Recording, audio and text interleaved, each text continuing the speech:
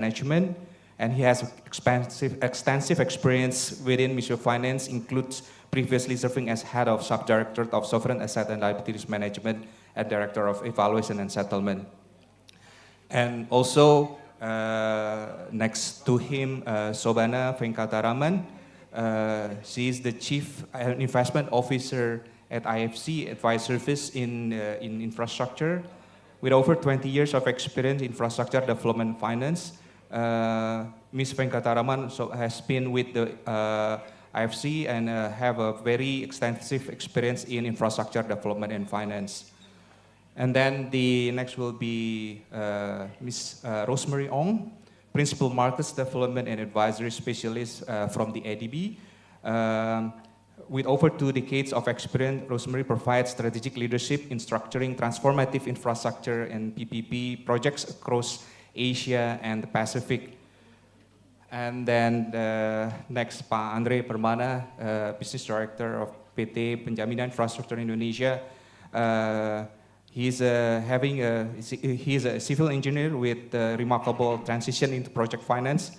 Pak Andre brings over 20 years of experience in construction infrastructure, project development, and also he is a key figure in ensuring the viability and success of the infrastructure project guarantee across Indonesia.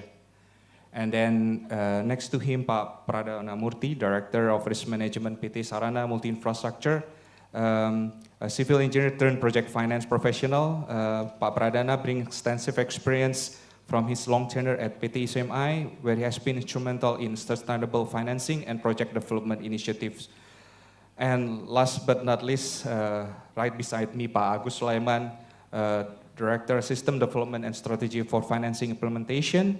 Pak Agus has a crucial role in shaping financing strategies for infrastructure, including the implementation of public-private partnership scheme and various housing initiatives.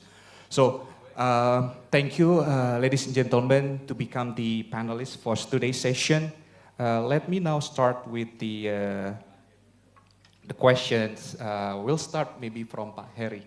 Start from the corner, Pak Heri, if you don't mind. Okay, Pak Heri, I think we discussed, I think PPP in particular, personally, PPP has been close to my heart. I've been witnessing also the journey, the process, the transformation of PPP in Indonesia.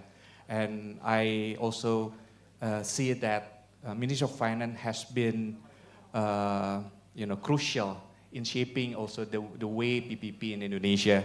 And I think a number of initiatives, I think Ministry of Finance still spearheading a number of several programs and initiatives to improve and also to shape up the way PPP in Indonesia. So I think I would like to start with the lens from the Ministry of Finance as the government. What the tools, because there has been a number of risk issues, risk allocation and mitigation that need to be considered during the process of developing the PPP. So from the Ministry of Finance perspective, what fiscal tools and risk mitigation instruments that available to support the PPP infrastructure development, Pak Heri? Thank you, Pak Agung. Good morning, everybody. Answering the question, I think, first of all, Ministry of Finance have founded PTSMI and IIGF PII as a special mission vehicle for development of PPP since more than 12 years ago, yeah? 15.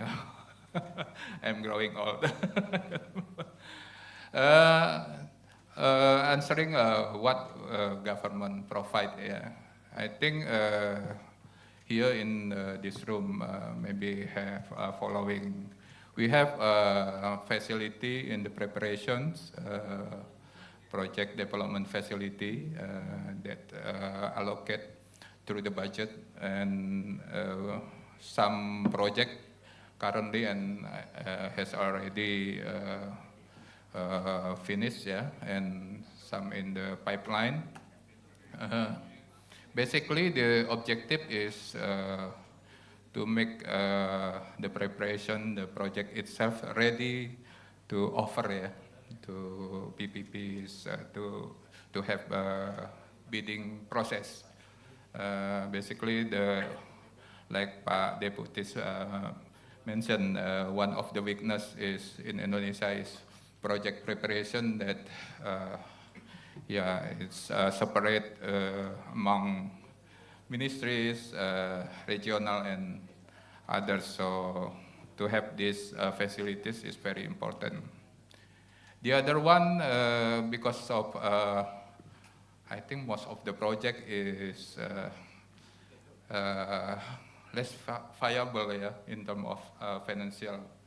So government provide viability gap fund to make the project feasible, yeah. And I think some of the project already provided with this VGF water project and some project, yeah. And I think in the futures, government will provide, still allocate this VGF to support PPP project. The other, I think, as a risk manager, as we know, most of the project have many kind of risks, yeah, political and financial and other risks, and we address different kind of risks that belong or the rightfully for government to shoulder. We provide the guarantees through IGF for PPPs. And I think other support maybe for fiscal, yeah, tax facility and custom, yeah, and others support as like if the project is in the list of strategic national project, a lot of support in that project, yeah, available. I think maybe that's in general what government provide for PPPs currently and in the futures, yeah, maybe more in the futures. Thank you. Thank you, Pak Heri, providing your insight. I think there has been a number of challenges that you also pointed out. One of them is about the project preparation and project development. But I think there's also a quite significant, I think at the moment there has been quite significant financing gap that cannot be met by public funding. I think that's why it's having the private sector participation is quite essential. That's why the PPP also something that need to be, I think need to be improved and also try to enhance. So I think with the current situation, I also still want to see to hear from the government point of view. Maybe I'm now going to Pak Agus Sulaiman, from the government or from in particular from Directorate of Infrastructure Financing, Pak Agus. What is the current strategy, government strategy to expand the use of public-private partnership (PPPs) across infrastructure sector under the public works mandate? Thank you for your question, Pak Agung, and let me try to address it from my perspective, Pak. Our current strategy in my ministry is driven by the need to close funding gap and to speed up the infrastructure development. And it is covered by several key initiatives in the areas of institutional and regulatory framework, government support, and project readiness. In institutional and regulatory framework, our current strategy including formulating, ministerial regulation for PPP procedure that align with national policies. This regulation define eligible infrastructure types, then project stage and output, role of PPP institution, and facilitation or assistance to local government. And then strengthening the PPP project pipeline, Pak, by preparing a general plan for PPP project. We serve as guidance for government agencies, private company, and the lender. In government support, our strategy including developing innovative process in public work sector, such as implementing the source to tap scheme to ensure the PPP project integrated from upstream to downstream. Currently, we are preparing a project of estuary dam in Batam and drinking water supply system. Then integrating dam with hydropower to support renewable energy goals, maximize dam utility, and help cover operating and maintenance costs. In this approach, we have several hydroelectric power plant projects, such as YS Kampung Mini Hydropower Plant, Tapin Mini Hydropower Plant, and so on. And we propose hybrid annuity model, combining government support and availability payment, and now formally regulated by Ministry of Finance. We provide government support for private sector in the form of construction support or FP scheme. However, our current policy in the content of PPP, the ministry will be prioritizing more on PPP project with user charge or tariff, and with minimum government construction support to improve efficiency.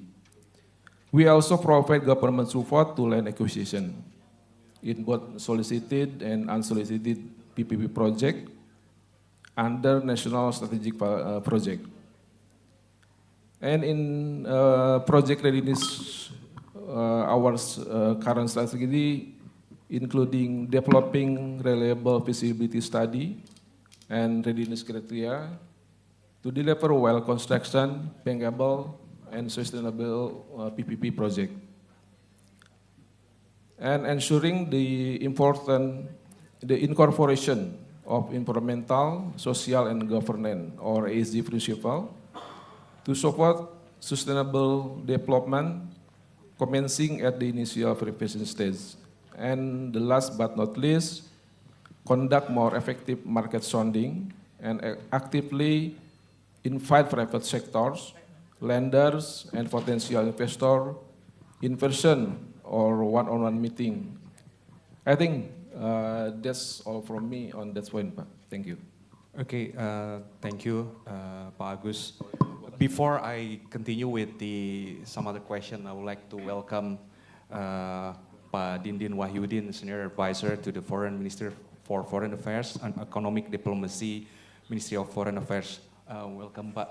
Okay, so Ijin allow us to have other question, and then later on, I understand that you have some keynotes that you want to deliver. Yeah, thank you, Pak. Okay, maybe I continue first with as we already now have the insight from both from the Ministry of Finance and also Ministry of Public Works. Both of them are two of the agency of ministerial that has been exposed quite a lot with the PPP. I think we are now also like to hear from, in particular, in terms of the project, project development side, because there's also project preparation element that also being mentioned. I would like to turn now to Pak Pradana from PT SMI, who has been, as part of the SMV of Ministry of Finance, has been involved in a number of projects, PPP in Indonesia. So Pak Pradana, if you can share the view of the SMI in terms of strengthening the bankability and structuring of PPP projects in Indonesia, Pak Pradana. Thank you, Pak Agung. Assalamualaikum warahmatullahi wabarakatuh. Um, I think I will start with PTSMI has some experience, yeah, being assigned by Pak Eri, by the Ministry of Finance, to help government contracting agencies to prepare their projects, yeah, to be able to be procured as a PPP. I think we've been involved for like around 30 projects since 2011. Some has been successfully delivered as a PPP and being constructed and operational. Some still under preparations. So during those 30 projects experience, I think what we can draw conclusions from is that the critical role of project preparation cannot be undermined. Yeah. So the quality of project preparations will lead to a quality PPP projects. I think certain criteria, I will highlight just three. The first is we need to have a very comprehensive as well as high quality project documentations, including feasibility studies, environmental and social analysis and mitigations. Those needs to be comprehensive enough, covering all aspects of projects, from financial, technical, legal, social, environmental, yeah. All aspects, yeah.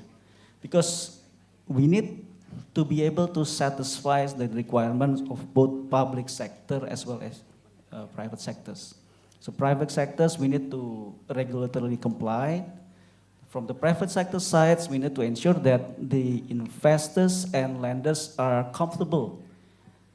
How they can be comfortable when all the risks are identified, measured, and mitigated. Investors and lenders will not enter into transaction if there's still a risk unmitigated. Yeah. So that's the key. So bring back to the second elements, which is risk allocation and mitigation. This is where Pak Andre will comes in. Yeah. Pak Andre will explain in detail, but essentially risk need to be allocated to the party best place to handle. Yeah. For example, in public sector, I think the kind of risk like land acquisitions, regulatory changes, political risks, yeah, even macroeconomic changes and force majeure. Those are the type of risks that private sector cannot fully absorb. If they can fully absorb, it will be very expensive. Yeah. So it needs to be treated carefully by the public sector. So it needs to be mitigated by public sector. While the private sector will generally accept design, constructions, and operational risks. Yeah. So that's the typical risk allocations that Pak Andre will explain further. And the third thing that I would like to raise is the fair and transparent manner of how the procurement is being conducted. So it needs to be, well, first the pipeline needs to be robust, yeah, because investors will not look into a country whereby the opportunity is limited. If it's only one tender, then private sector will, we need more pipelines if we want to enter into a country. So a robust pipeline, but the fair and transparent procurement needs to be ensured. So those are the three major elements that we see that is a recurring theme that we need to ensure that this needs to be a high quality. Thank you, Pak. Thank you, Pak Pradana. I think the other element that also quite important is, as part of the project development, is also to make sure the risks being properly allocated and also mitigated. And I think that's also bring us to how the role of PT Pembangunan Infrastruktur Indonesia, in particular in terms of guaranteeing the project and the mechanism to help to reduce the risk and improve the creditworthiness of the PPP projects. So I will let Pak Andre explain that. Okay. Thank you, Pak Agung, host moderators, dear panelists and speakers, ladies and gentlemen. Good morning. Assalamualaikum warahmatullahi wabarakatuh. So, thank you for the question, and I think if I may, we can start to understand before I answer how the guarantee actually can support on the project and the PPP implementation. I think has been rightly said by Pak Deputy of Bappenas, Pak Putut earlier, that we need to have so-called identification of what kind of role that it is needed to, let's say, making the projects going forward. In a context of individual project, I think we understand that IGF, as Minister of Finance, given us the mandate. I think if you can refer to the, to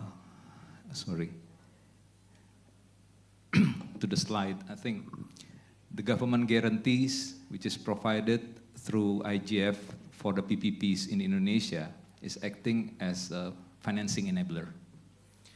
And this is really important. I think Pak Pradana from SMI has mentioned about how it is important for the risk management concern, how to make the project bankable.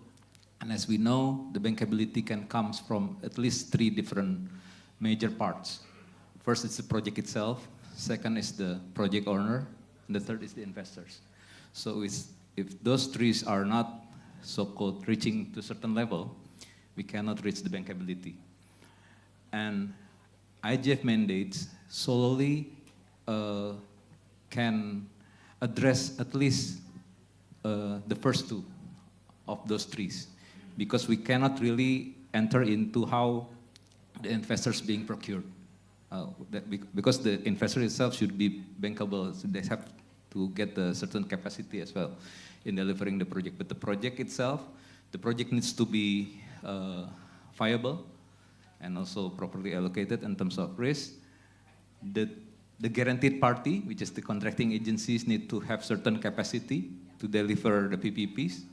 And with that, I think we come to the second role of IGF, or PT Penjaminan Infrastruktur Indonesia, which has actually become so-called like a project enabler. So in that sense, I think as Pak Harry mentioned, from Minister of Finance, we can be assigned also for the PDF as part of our project enabler role. And the third thing is that how we should also addressing the issue of capacity, as rightly mentioned by Pak Deputy, to become part of the ecosystem enabler. Because without having the right ecosystem who really aware and understand about how the PPP is going to be delivered and to be executed, especially not only for the public side, but also for the private side. We cannot really assume that all investors really savvy about project financing and so on, the PPPs. We need to get them certain capacity. So that's why we have our arm on research and capacity building. We have IGF Institute. And with that, I think when we deliver our financing enabler role, I think one key important thing is that we need to monitor the risk and the project itself, which comes on in the right-hand side on the project and risk monitoring. So this is something that I think very few of financing instruments, if I cannot say the risking instrument, that have this kind of role to maintain the project during implementation. Because most of the facilities are actually expired or finished before the project implementation, like the PDF and so on, only until financial close, for instance, but now can be extended, yeah, Pak Harry. But this is something that I think becomes one whole package that we need to be implemented in certain projects to ensure the successful of the implementation. Thank you. Thank you, Pak Andre. Now, still within the same theme about the risk, I would like to now to turn into more on from the international perspective. So, may I have Sobana to provide your view on how is IFC can support Indonesia in de-risking infrastructure projects and strengthening the investment climate here? Thank you for the question. Good morning, everyone. Now, IFC has 2 or 3 instruments in Indonesia which are intended to de-risk. So one is, of course, the long-term financing on limited recourse project finance basis. So tenors can sometimes even exceed 20 years. So this makes it very, very useful to bring down the cost of the service to the private sector. The second way is through blended finance, etc., for climate-friendly projects, which again brings down the cost of financing and therefore the overall risk of the project. There's also equity, green bonds, support to issuers to place international bonds, etc. Now on the advisory side, I would say there are two main ways that we are trying to engage. One is a policy advisory, where we advise mainly the ministries on how to overcome barriers to investment in certain sectors. So, for example, in Indonesia now we're working with one of the ministries on carbon capture and storage, which is of course very difficult. No country has got it exactly right. But I think if we start now, Indonesia can become a regional leader in say, 5 to 10 years.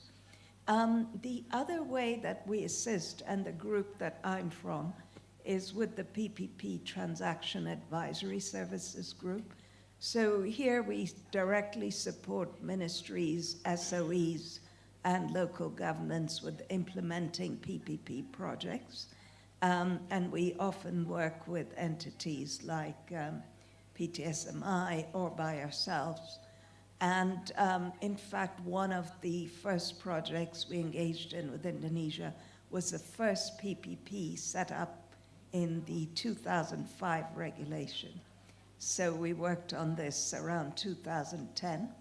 And we also worked with IIGF at the time. That was their first guarantee product. So now we are involved mainly in energy again and in urban services. Thank you. Thank you, Sobana. So I'm still from the international lens now. I'm going to Rosemary from ADB. So if you can provide, your observation and your thoughts about lessons from the other regional PPP success stories that can be applied to strengthen Indonesia PPP ecosystem. Thank you, Pak Agun, and good morning to all of you. So thank you for the question. I think there is a very comprehensive understanding and acknowledgement across Indonesian public sector about the key challenges and the shortcomings of the system. Now, that's a very good step of acknowledging that these things need to be fixed and need to be improved. Now, from that understanding, I think no country, safe to say no country has got it right the first time. There's always some room and some scope to improve. Now, certain countries in the region, for example, India, Philippines, and maybe if I take a step back, in the Philippines, for example, in Indonesia was in fact earlier to adopt PPP than Philippines. I remembered having been in an infrastructure conference like this when I was in Singapore. It was like early 2000s or mid 2000s, about 2006, yeah, 5 or 6. And at the time, the Philippines was not even looking at PPPs in particular. Come the Aquino administration 2010, they adopted PPPs. And the first thing the economic managers did was, just like yourselves, acknowledge that there have been some difficulties. They had a BOT law, which was not perfect in any way, but they needed to make this work, and they needed to test whether this was something implementable and bankable. So they first scoped and selected a group of projects that would be bankable as a demonstration. So usually that is probably a very good starting point for Indonesia when you look at or you consider projects out to market based on your current laws and pushing the limits to how we can make bankable projects based on current laws. Because if we wait for Parliament to amend and change certain laws and regulations, it might take ages, right? And the momentum disappears. So a good start would be look at a handful of projects, or you've talked about a robust pipeline. Let's start with something that we know from a demonstration standpoint will have higher chances of success. And these are usually brownfield operating projects. And we infuse another, it's not just about the government asking just for private sector capital, that is very important, mobilizing private sector capital, but also monetizing these assets in order for the government to be able to recycle the proceeds from upfront payments, for example, into other infrastructure projects. Now, a very recent success story was in Philippines for the Ninoy Aquino International Airport, or the Manila Airport. So for some of you who may have been to Philippines, the Philippine government continued to operate the Manila International Airport, or the Ninoy Aquino International Airport. And unfortunately, it has been there have been underspending or under development because government needed the funding. So government then embarked on a PPP. We have been privileged to advise on the project. And what we saw was that first we defined what was the potential of the project.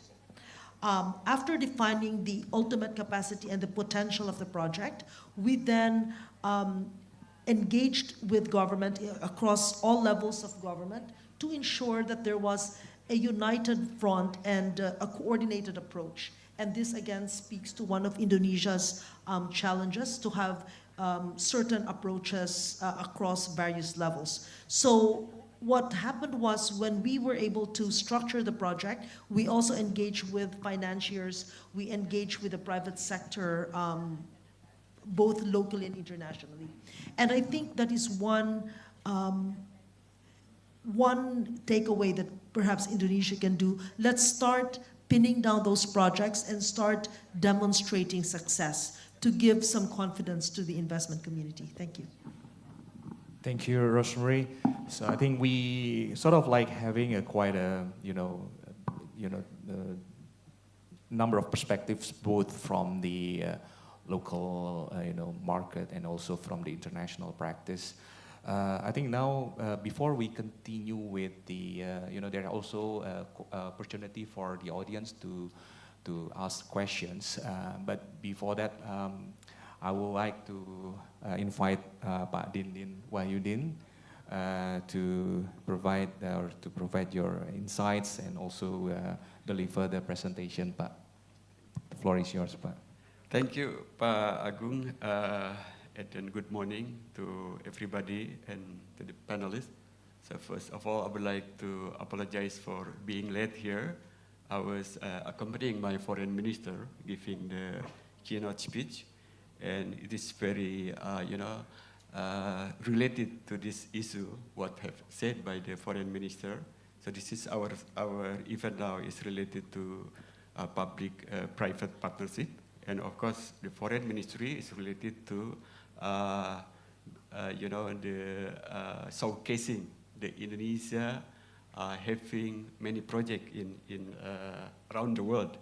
So I have prepared some presentation. Could you please help to on the screen? So the foreign minister, I would like to reiterate what have said by foreign minister, that Indonesia is a reliable partner, both domestic and overseas. That's the key, what the foreign minister said, and I would like to, more give the explanation. Domestically, we have, the manpower. It's very reliable, and of course, the natural resources also. We have so many abundant national resources for this, what we call it, Indonesia Go Global. So this, what I would like to share to you, that Indonesia currently having many, activities.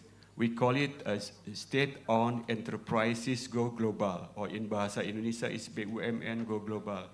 This is a long project during the previous foreign minister with the Minister of State-owned Enterprises.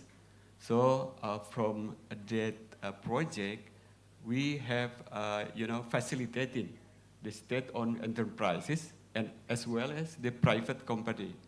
So if you see the slide, next slide, we see this is the major player who already, on the international stage. We have Hutama Karya, Adi, Wika, Abipraya, and PP. This is the state-owned enterprises. And of course, the private company also, like, CMNP or Citra, Nusapala, yeah, and then IP Terma also. So this is the private company who already go global. So what they do? So in the next slide, we would like to show the, for instance, could you please next slide, please? And the next slide, I think directly to the showcase abroad, yeah? There are many showcase. The first one here in Niger, this is a Wika project in Niger. This is the project of, next slide, please. So this is the Wika project. This is, the presidential place in Niger. It's quite a long-term project also, because not only build the palace, but also, the maintenance. And then the next one is this in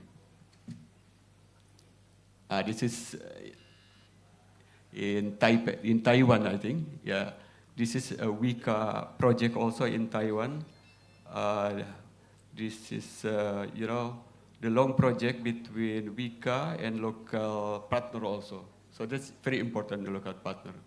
The next project. Next slide, please.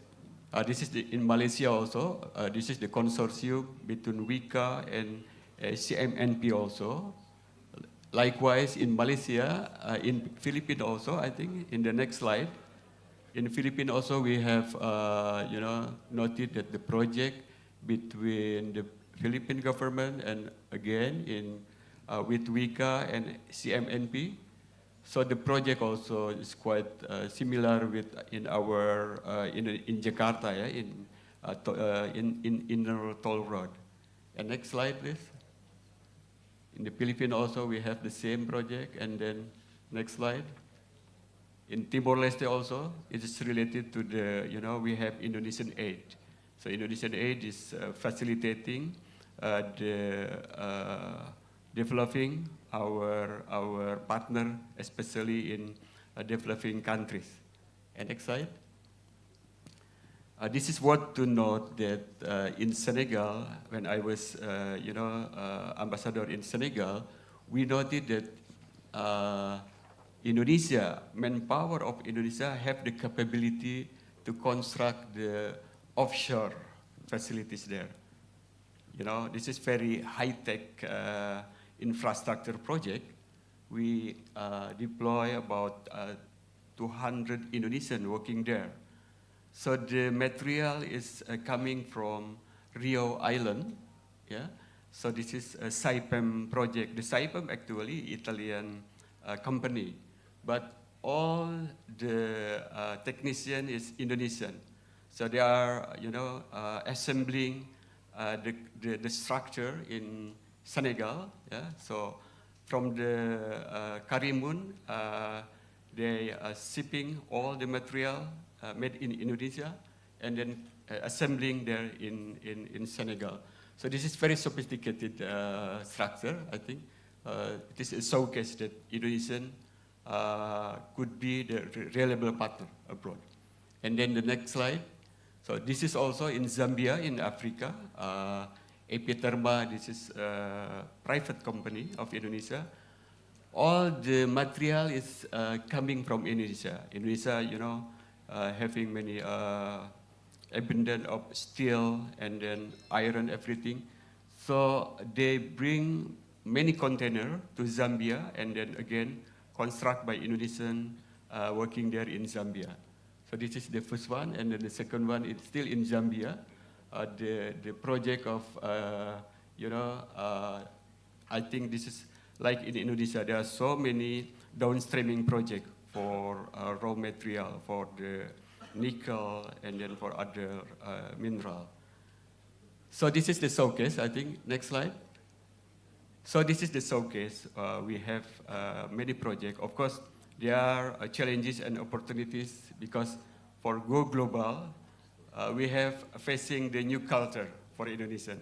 And we have also the new, the situation there, the geopolitics, the government. Sometime in Africa, they have, the coup d'etat is still there.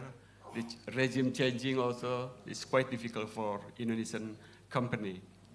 So, but behind the challenges, of course, there are always, the next slide, this is the opportunities. There are so many opportunities. Once again, the government of Indonesia, especially the foreign ministry, always facilitating the state-owned company or the private company to be, exist in Indonesia, in global era, in global arena.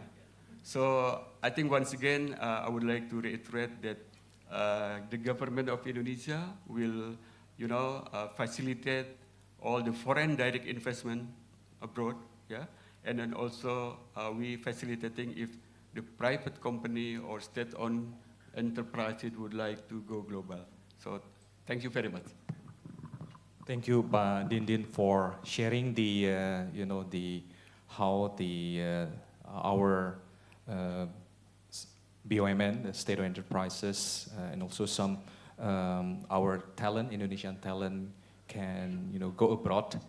So it's not only for Indonesia inviting foreign investors, but how also we can also play a role in the global context. Yeah. So thank you, Pak. So now I would like to start with the Q&A session. Let me start with the first batch. I would like to invite, I think three people maybe from Baba can introduce yourself and you can also address the to whom from the panelists. Assalamualaikum warahmatullahi wabarakatuh. Let me introduce myself. My name Erwin Kasing from Masyarakat Konservasi and Energy Efficiency Indonesia. My question direct to Pak Pradana from PT SMI and also to Pak PI, saya lupa namanya. Especially for the waste management project. Maybe you have been heard that the government of Indonesia had issued the regulation Perpres 35 tahun 2018 for 12 city how they will get support from the government. Diving pilih Rp500.000 tarif listriknya kalau bisa di-generate dibeli wajib oleh PLN 13,3%. But sampai detik ini since 2018 now is 2025, 7 years ago, still mangkrak. Only few city like Solo not so good. I heard there's some problem. Surabaya, yeah, before Perpres already signed. Based on your observation, your assessment, what is the main challenge that this regulation doesn't work? I heard from rumor Prabowo is still reviewing again to issue the revision of the regulation. So I hope, so the community hope the project can fly for the future. You know the Jakarta plan to build 4 ITF like the PLTSA, waste to energy, or integrated plan, whatever the name. So they burn the waste, become the energy. So waste becomes zero, good for the environment. But in fact, until today, none in Jakarta. That's I want to hear from you guys. You expert, you dealing with the vendor, dealing with the contractor, dealing with the investor, so many people coming to your office. So what is their challenge? What is their keluh kesah? Thank you. Thank you, Pak. Maybe Pak Pradana and Pak Andre. Thank you, Pak Erwin. Yes, what we've heard, Perpres 35 is under revision at the moment. We still wait and see what the government will decide, what to improve from the previous Perpres, and whether to expand the number of cities and to expand or change the nature of government support. Yeah, we still don't know. We'll wait and see. But what we've seen from our limited exposure in waste management, we have some exposure in the project preparation as well as in public financing in waste management, but still limited. So what we've seen is that I think the government, of course, would like to solve the waste issue, and the government would like to invite private sector investment and expertise. So that's for sure. But we need to remember that private investor is not Santa Claus. They cannot solve everything. They cannot solve every problem. So in order to clearly define the right scope of private sectors, I think we need to make sure that we have the correct mapping of issues from upstream to downstream of waste management, because it started from collection. It started from collections and then transportations and segregations of waste and then processing of waste. So there's a lot of whole value chains in waste management, and a lot of issues is not just on the downstream side, how to actually get rid of the waste in TPA or the landfill, but it's starting from the upstream, whether we have an efficient collecting system, transportations as well as segregation of waste. So those are quite heavy. If these are being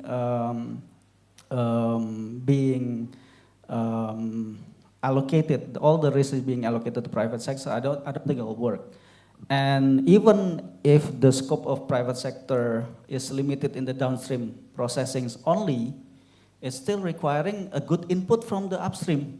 So if the waste is not up to the standard or up to the requirement criteria that the downstream can accept, because the downstream will have a certain technology, whether it's incinerator, whether it's biogas, whatever, it needs a certain input and certain volume and certain quality of waste to go to the processing.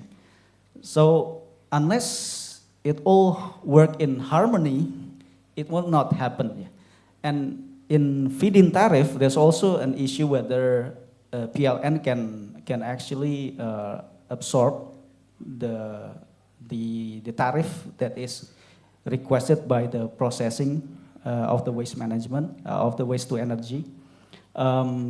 If the tariff required is higher than the cost of production of PLN, then of course PLN will require a subsidy and it will go to Pak Heri's office to ask for subsidy. And this whole calculations need to be transparent and properly bid for in the tender process. Then it can happen if that process is happening.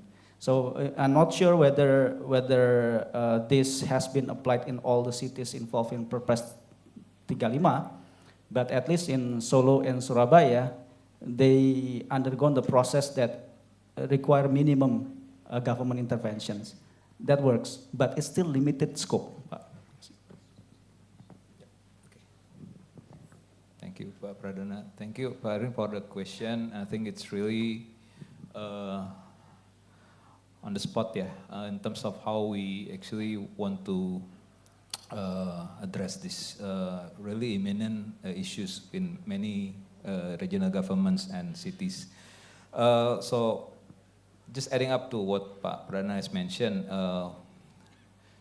currently we are assisting or preparing the guarantee structure for several projects. The current one would be on the Legok Nangka, the regional facilities belong to Central West Java province. And I think some other projects are also coming to our pipeline. And I think in most of those projects, as we learn from also the previous ones, first, the issue on how it's quite difficult to implement this waste management project is that we need to align first on the objective. Is it waste management or or energy project? So this, because sometimes we combine these two and becomes more complicated. If we focus on the waste management, then we try to come up with some other supporting features that can support this objective. So if we have clear with the objective, and second one would be on the project itself. The complexity of the project structure in terms of first the issues, let's say if we have decide on so-called how to utilize the energy coming from the waste management, then we come up with the two main sources of revenue, the tipping fee and the feed-in tariff. And it's really complex in terms of how the project structure can come up, especially with the risk allocation. So with regards to the regional governments, especially with the provincial ones, like in Legok Nangka, we have to deal with the complex coordination itself as the third factor. It's become more difficult because not only central government with the regional governments, but in the regional government itself, the governor has to have a consensus with the, let's say, 5 or 6 different municipalities and cities in terms, not only in terms of how they can supply the waste and so on, how to transport, and also in terms of how to share the cost, in terms of handling, in terms of managing transportation and so on between these regional governments. And once it becomes a deal, for instance, like in Legok Nangka, it takes more than 3 years to come up with the consensus, and it becomes a certain factor itself in terms of how we implement the PPP. So it's even before the PPP. And probably the latest factor is more on how we can build the capacity and the coordination between the institution related, not only between central government and regional governments, but also between the sectoral institutions, and also with the so-called like Minister of Finance and some other related institutions like the PLN in our case, because it relates to certain fiscal costs that should be allocated and should be managed in terms of how we deliver this kind of project. Because in Indonesia, unfortunately, if we deal with the waste management, we're only focusing mostly on the downstream. We're not really addressing on the upstream side, how the waste being separated and so on. It will reduce much of the cost because we're not really handling everything in the downstream. And this creates certain fiscal costs. So this is something that needs everybody to sit down, and that's why the revised or the updated regulation is much expected to address this issue. Thank you. Thank you, Pak Andre, Pak Pradana. Hope that answers your questions, Pak Erwin. Now, anyone want to ask? Yes.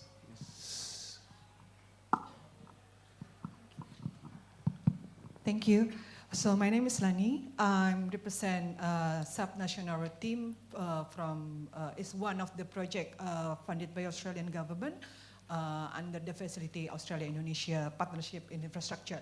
So basically, I'm really interested about the PPP scheme, especially for the subnational, as we know that we might have very little success story if we want to say that there's no such thing yet. However, this will be one of the modality that pointing out by the Bappenas and then the ministry that related or responsible for the subnational route, because the subnational route itself is not only a responsibility of the local government, but it's as well, but it's also responsibility of the Minister of Public Works, for example. So in this case, I would like to hear your perspective from the policy implementation experience, for example, regarding how we create an enabling environment and, you know, including the strategy that might interact the private sector to taking what you call it, more initiative in subnational road sector. Because on the road sector for national road, like for Jalan Tol and everything, so it's already been create some successful story, right? But not for the subnational road. So that's now we really depend on the intergovernmental transfer, which now been you know, influenced by the budget cut by the central government. So that's, I would like to hear from distinguished panelists regarding that part. Thank you. Yeah, thank you, Ibu Rani. I think this is also related to some of the questions that related to the project structuring and project development. So if I may invite again Pak Andre or Pak Pradana to provide your thoughts on this one. Okay, thank you, Pak Agung, Bu Nani from Kiat, I assume, produce. Thank you for the question, and I think if I may get a supporting slide for my answer, I think it will be really nice. I think you are rightly pointing that we have less subnational PPPs other than central government ones, and I think it's also reflected in our pipeline. If I can share the slides, yeah.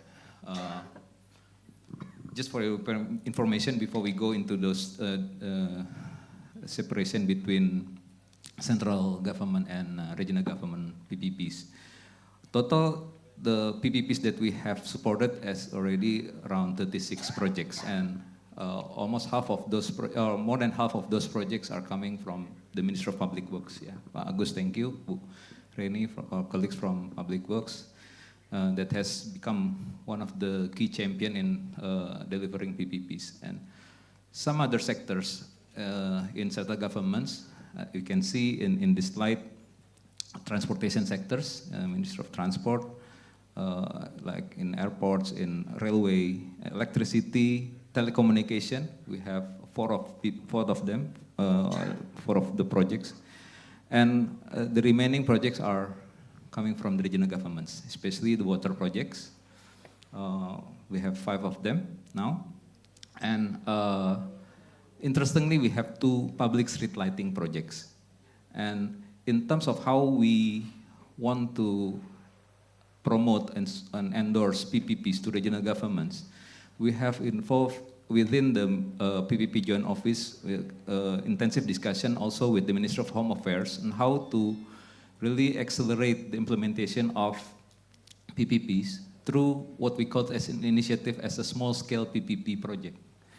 So with this small scale, I think it's only around 100 to 300 billion rupiahs project costs in terms of that's in terms of the investment value or the capex, and we try to implement for those simple project structures like using AP and so on, and we come up with the public street lightings, and this has been quite booming somehow in our pipeline. We have more than 10 or up to 15 to 20 regional governments trying to promote this PPPs in these sectors. And based on our experience and lessons learned, because in public street lighting, we see that, let's say, the source of revenue to be paid to the investors is coming from the so-called more already allocated tax in the regional government. So it's somehow it's secured because it's coming from the public street lighting tax, yeah, which already they have in every year. So we just convert the allocation to PPP AP, and then with the project that has no land acquisition risk, so most of no demand risk as well. So this kind of simple structure we try to implement for the first or the pilot program of PPP. So we have experienced this. First of our project is in Madiun Regency in East Java, and they are now trying to implement the second PPP.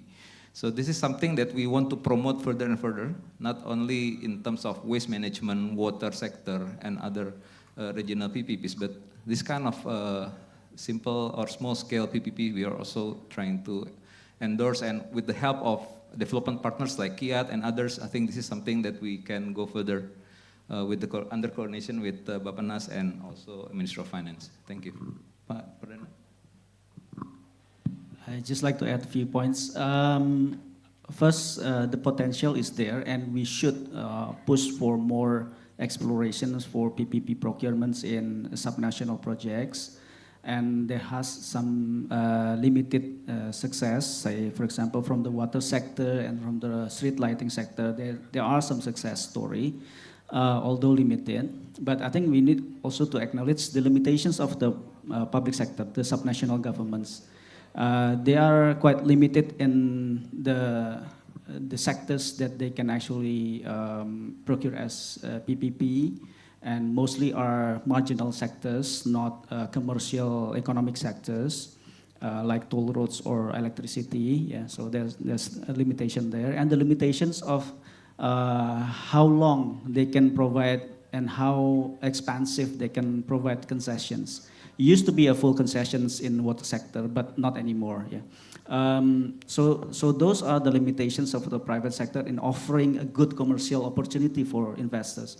But there are also limitations of exploring user pay types of PPP, because it will involve tariff. Yeah? And when they are applying tariff, means that the local government will be exposed to political risk, because it's going to be not popular to impose tariff, a high tariff to their local populations. It's not going to be popular for them. So there's some limitations that they can take and do on the commercial aspects, but it doesn't mean that it cannot be done. It can be done, and although some limited success, but we just need to explore more on that. Yeah. Thank you, Pak Andre, Pak Pradana, and hope that answer your questions, Ibu Rani, Pak Pratius. I apologize that I cannot have another question because it's now already in injury time. So the referee already warned me that it's already time is up. So I would like to wrap up by saying that thank you so much for the valuable insights and also thoughts from our distinguished panelists here.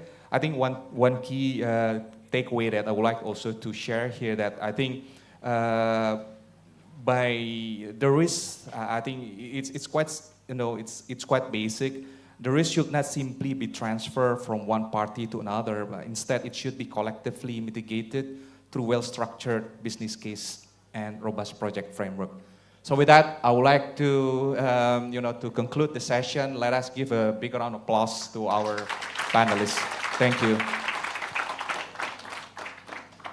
Thank you, Pak Dindin, our panelists and our moderator. Please remain on stage, because now we will continue to the photo session, and we would like to invite Pak Putut Harisatiaka to come up on stage and join the group photo.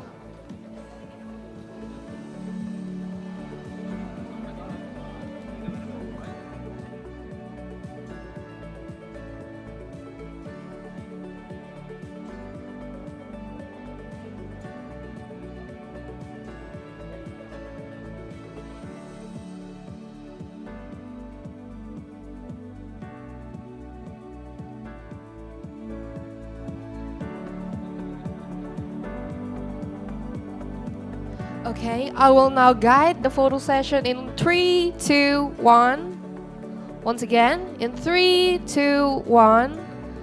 Okay, thank you so much, Pak Dindin Wahyudin and Pak Putut Harisatiaka. Also, thank you to all panelists and our moderator, Bapak Agung Wiryawan, for the insightful discussion in this first thematic session, Partnering for Progress, Trending, Public-Private Collaboration in Infrastructure.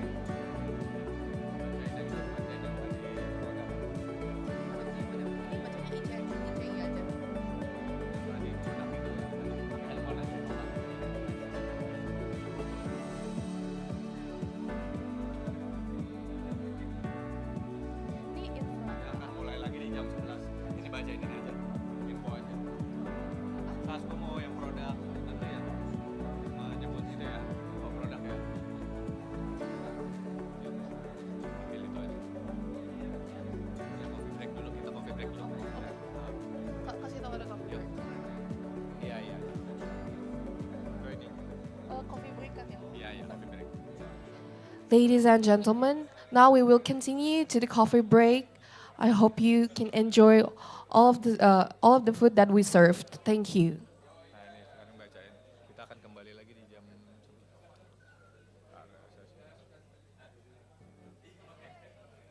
Sambil ini aja info produk ya, sambil biar nggak kosong banget. Kita aja. Ladies and gentlemen, the International Conference on Infrastructure 2025 Project Catalog provides a comprehensive overview of infrastructure projects proposed by land ministries, state-owned enterprises, and government institutions. You can access the full catalog at our website. Each project listing includes a contact person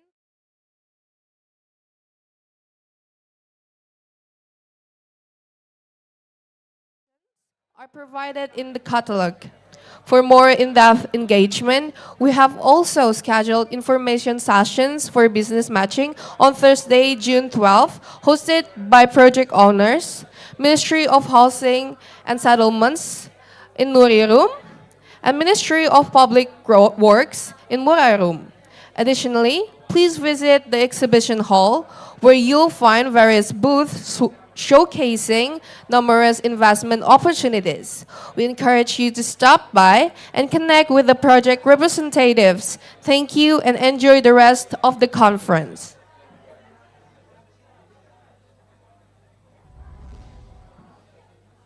We, Hutama Karya, present our innovations in the construction industry with every changing era. Supported by the professionals in their fields, the latest construction technology operation techniques. We commit to generate best outcomes, aiming to deliver an equitable distribution of beneficial infrastructure for the entire country and build a bright future for our civilization.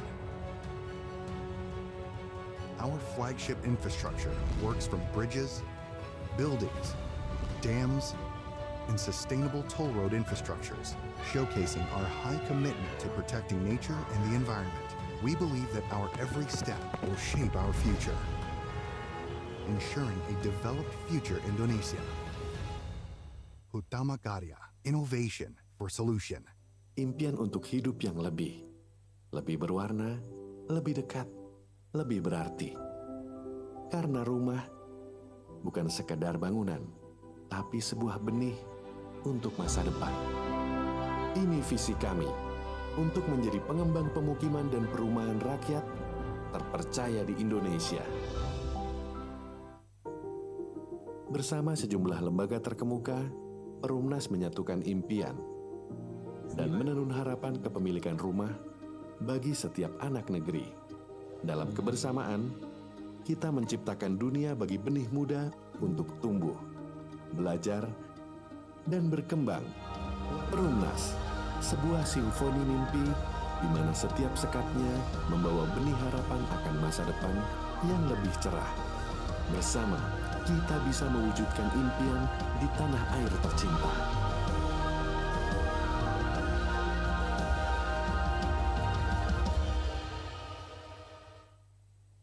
For more than 7 decades, PLN has carried out the state's mandate to electrify the whole Indonesian archipelago.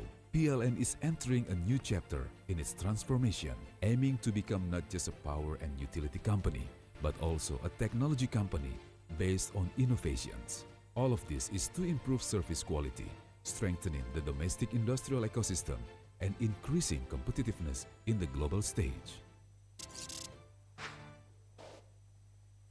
Ini cerita akselerasi kita yang selalu aja ada tantangan pas kita lagi melesat. Berat banget ya. Mau nyerah aja, enggak kan? No lah, big no. Bagus, ini waktunya akselerasi. Makin banyak tantangan, makin banyak jalan. Ya nggak sih? Yoi! Asal... Niat! Nah gitu. Kalau mau berakselerasi itu harus rame-rame. Rame ini? Yes! Mantap! Menyala bangku! Yeah! Gak cuma sekedar wujudin mimpi, tapi ciptain inovasi. Semangat akselerasi ngedorong kita untuk terus berkolaborasi. Biar ngasih impact positif buat bangsa Indonesia. Ayo, wujudin swasembada energi dengan terus berakselerasi tanpa henti. Pertamina, energizing the acceleration, energizing you. Perubahan pasti terjadi. Tak bisa dihindari, taklukkan semua ambisi. Berjalan seiring perubahan, jelajahi semua kemajuan zaman.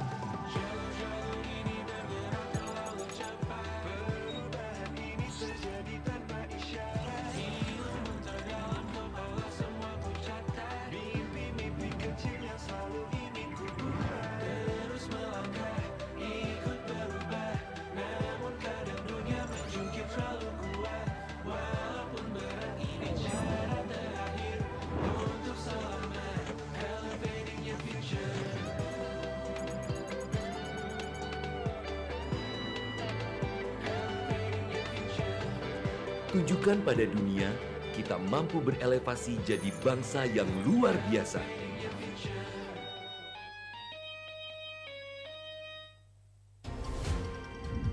Tumbuh kembang kami juga memberikan makna dan arti. Betapa pentingnya peran kami yang tak pernah lepas dalam hadirkan konektivitas.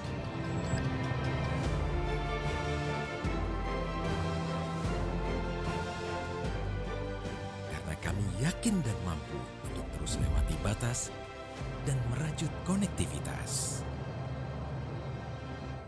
Indonesia.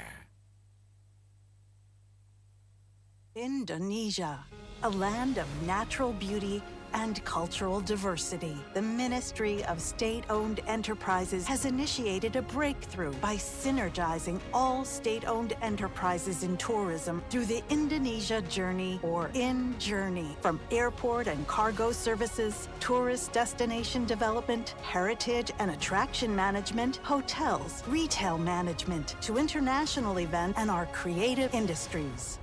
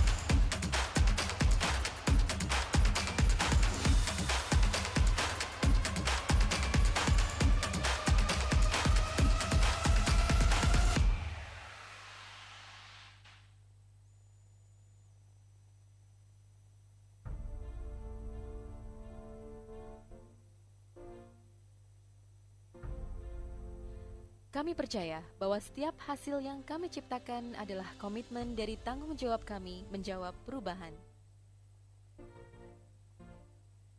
Perubahan menuju masa depan yang lebih baik, menciptakan mimpi menjadi kenyataan, mimpi bagi banyak orang, dan memberikan solusi untuk kemudahan.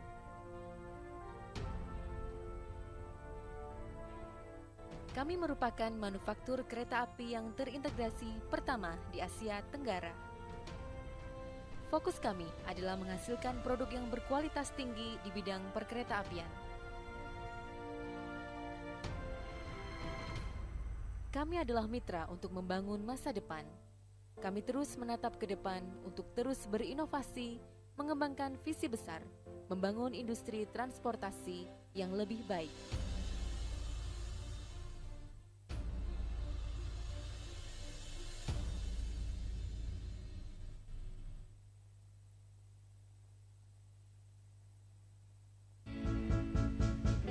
When convenience is out of reach, only limitations remain. Constrained business navigation limits the potential growth. In business, flexibility is everything. It's time to unleash your business potential beyond limitation. BNI Direct is here to provide solutions. One unified digital platform with a diverse financial solutions to elevate your business to a whole new level.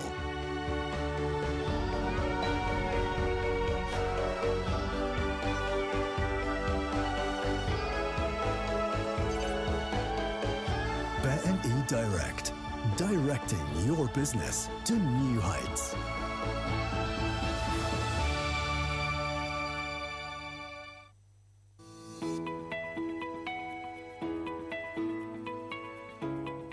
Indonesia is the world's largest island country, consisting of over 17,000 islands.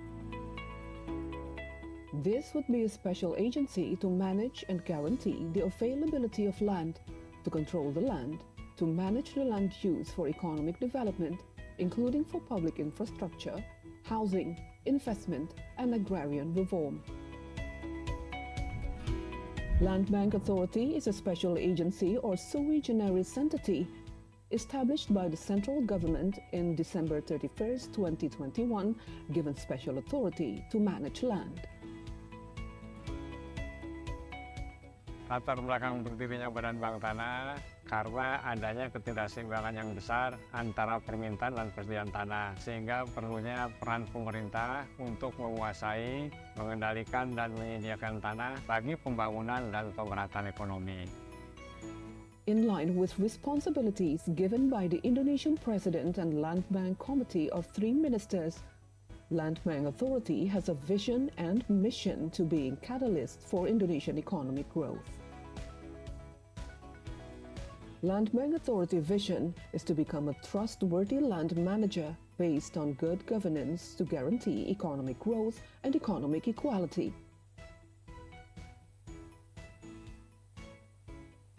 Land Bank Authority mission is to carry out various efforts related to land bank operational for public interest, social interest, national development interest, economic equality, land consolidation, and agrarian reforms, as well as improving community welfare to provide employment.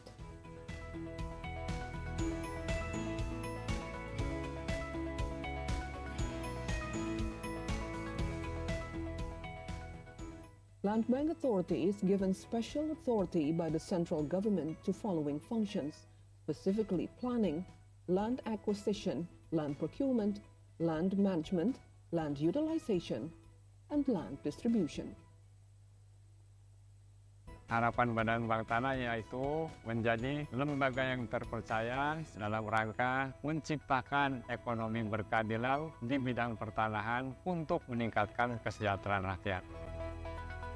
With the responsibilities given to Land Bank Authority, we are confident we can increase the economic growth and justice for Indonesian citizens.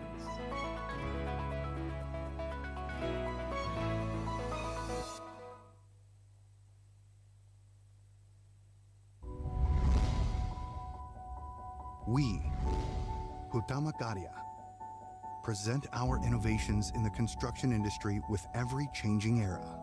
Supported by the professionals in their fields, the latest construction technology operation techniques. We commit to generate best outcomes, aiming to deliver an equitable distribution of beneficial infrastructure for the entire country and build a bright future for our civilization. Our flagship infrastructure works from bridges, buildings, dams, and sustainable toll road infrastructures, showcasing our high commitment to protecting nature and the environment. We believe that our every step will shape our future, ensuring a developed future Indonesia. Hutama Karya, innovation for solution. Impian untuk hidup yang lebih berwarna, lebih dekat, lebih berarti. Karena rumah bukan sekedar bangunan, tapi sebuah benih untuk masa depan. Ini visi kami untuk menjadi pengembang pemukiman dan perumahan rakyat terpercaya di Indonesia. Bersama sejumlah lembaga terkemuka, Perumnas menyatukan impian dan menenun harapan kepemilikan rumah bagi setiap anak negeri. Dalam kebersamaan, kita menciptakan dunia bagi benih muda untuk tumbuh, belajar, dan berkembang. Perumnas, sebuah simfoni mimpi di mana setiap sekatnya membawa benih harapan akan masa depan yang lebih cerah. Bersama, kita bisa mewujudkan impian di tanah air tercinta.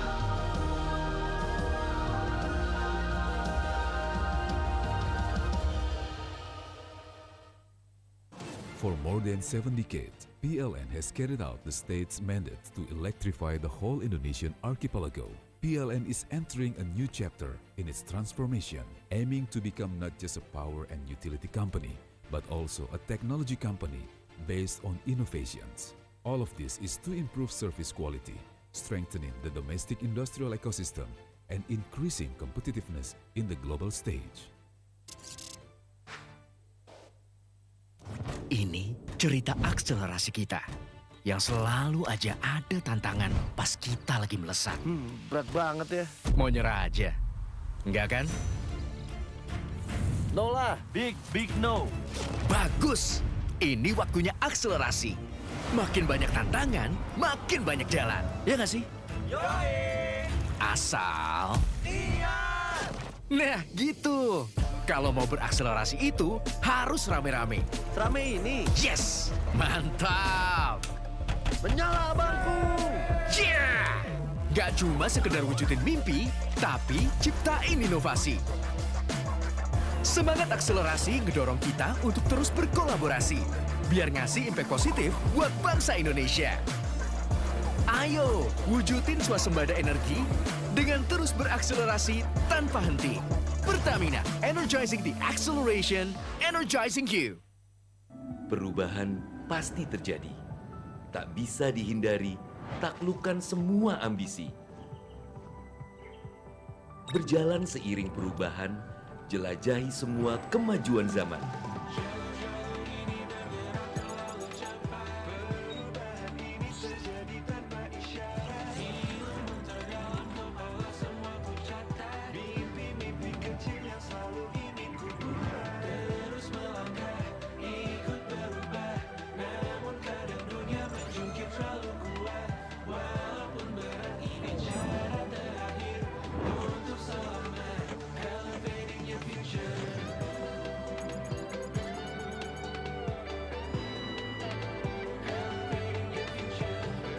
Tunjukkan pada dunia, kita mampu berelevasi jadi bangsa yang luar biasa.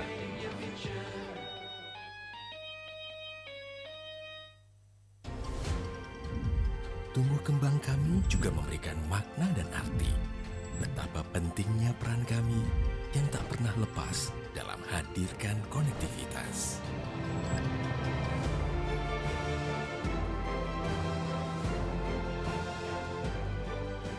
Kami yakin dan mampu untuk terus lewati batas dan merajut konektivitas. Indonesia.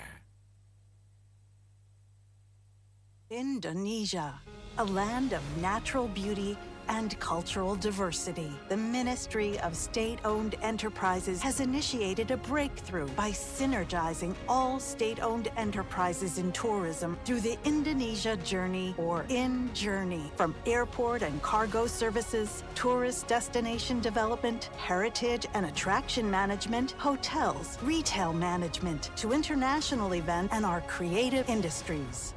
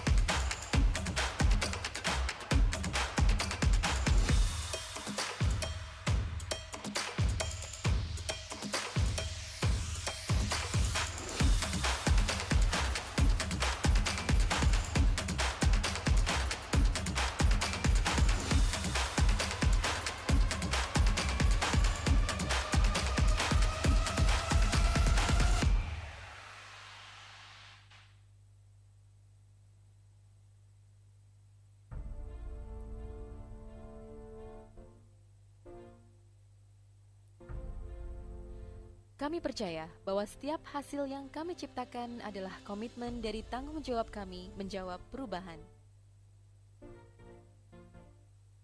Perubahan menuju masa depan yang lebih baik, menciptakan mimpi menjadi kenyataan, mimpi bagi banyak orang, dan memberikan solusi untuk kemudahan. Kami merupakan manufaktur kereta api yang terintegrasi pertama di Asia Tenggara. Fokus kami adalah menghasilkan produk yang berkualitas tinggi di bidang perkeretaapian. Kami adalah mitra untuk membangun masa depan. Kami terus menatap ke depan untuk terus berinovasi, mengembangkan visi besar, membangun industri transportasi yang lebih baik.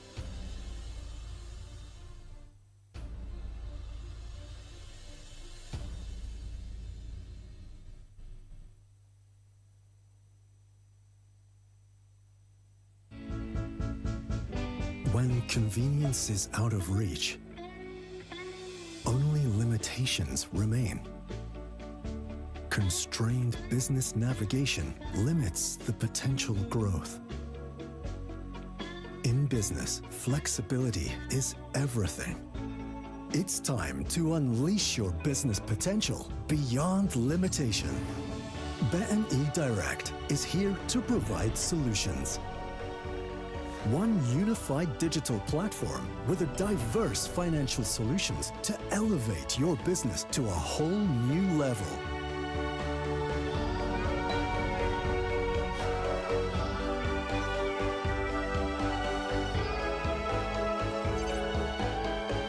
BNI Direct, directing your business to new heights.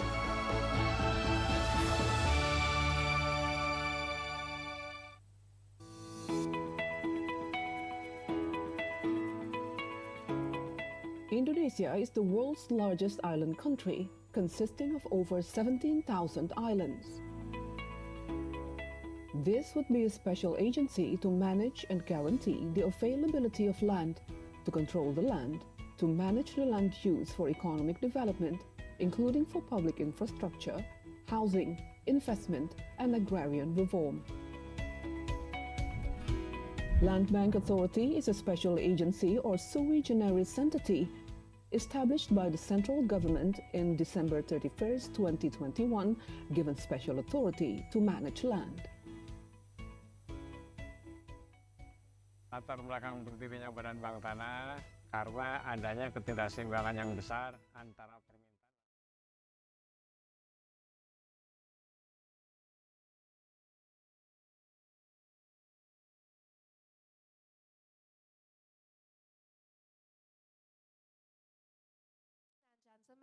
Welcome to the thematic session of the International Conference on Infrastructure.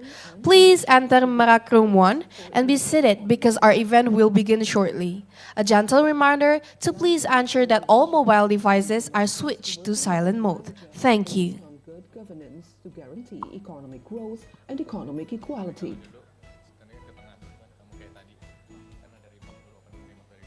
Land Bank Authority mission is to carry out various efforts related to land bank operational for public interest, social interest, national development interest, economic equality, land consolidation, and agrarian reforms, as well as improving community welfare to provide employment.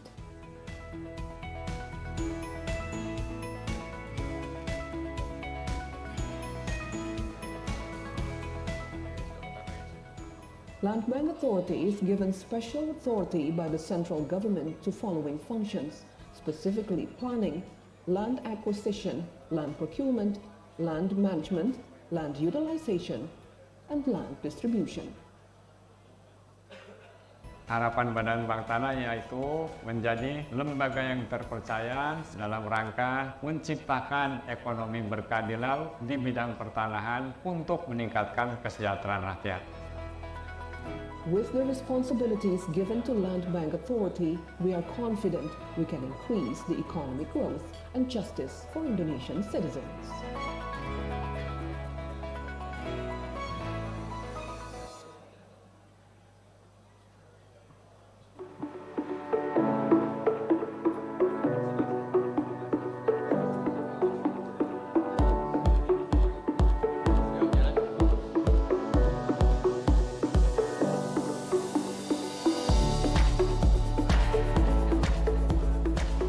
Distinguished guests, ladies and gentlemen, welcome back to Merak Room 1. I sincerely hope you had a pleasant coffee break. Distinguished guests, ladies and gentlemen, as we begin our next session, we will now hear the remarks from the Director General of Water Resources, Ministry of Public Works, Ibu Lili Retno Cahyadiningsi. Ibu Lili, the stage is yours.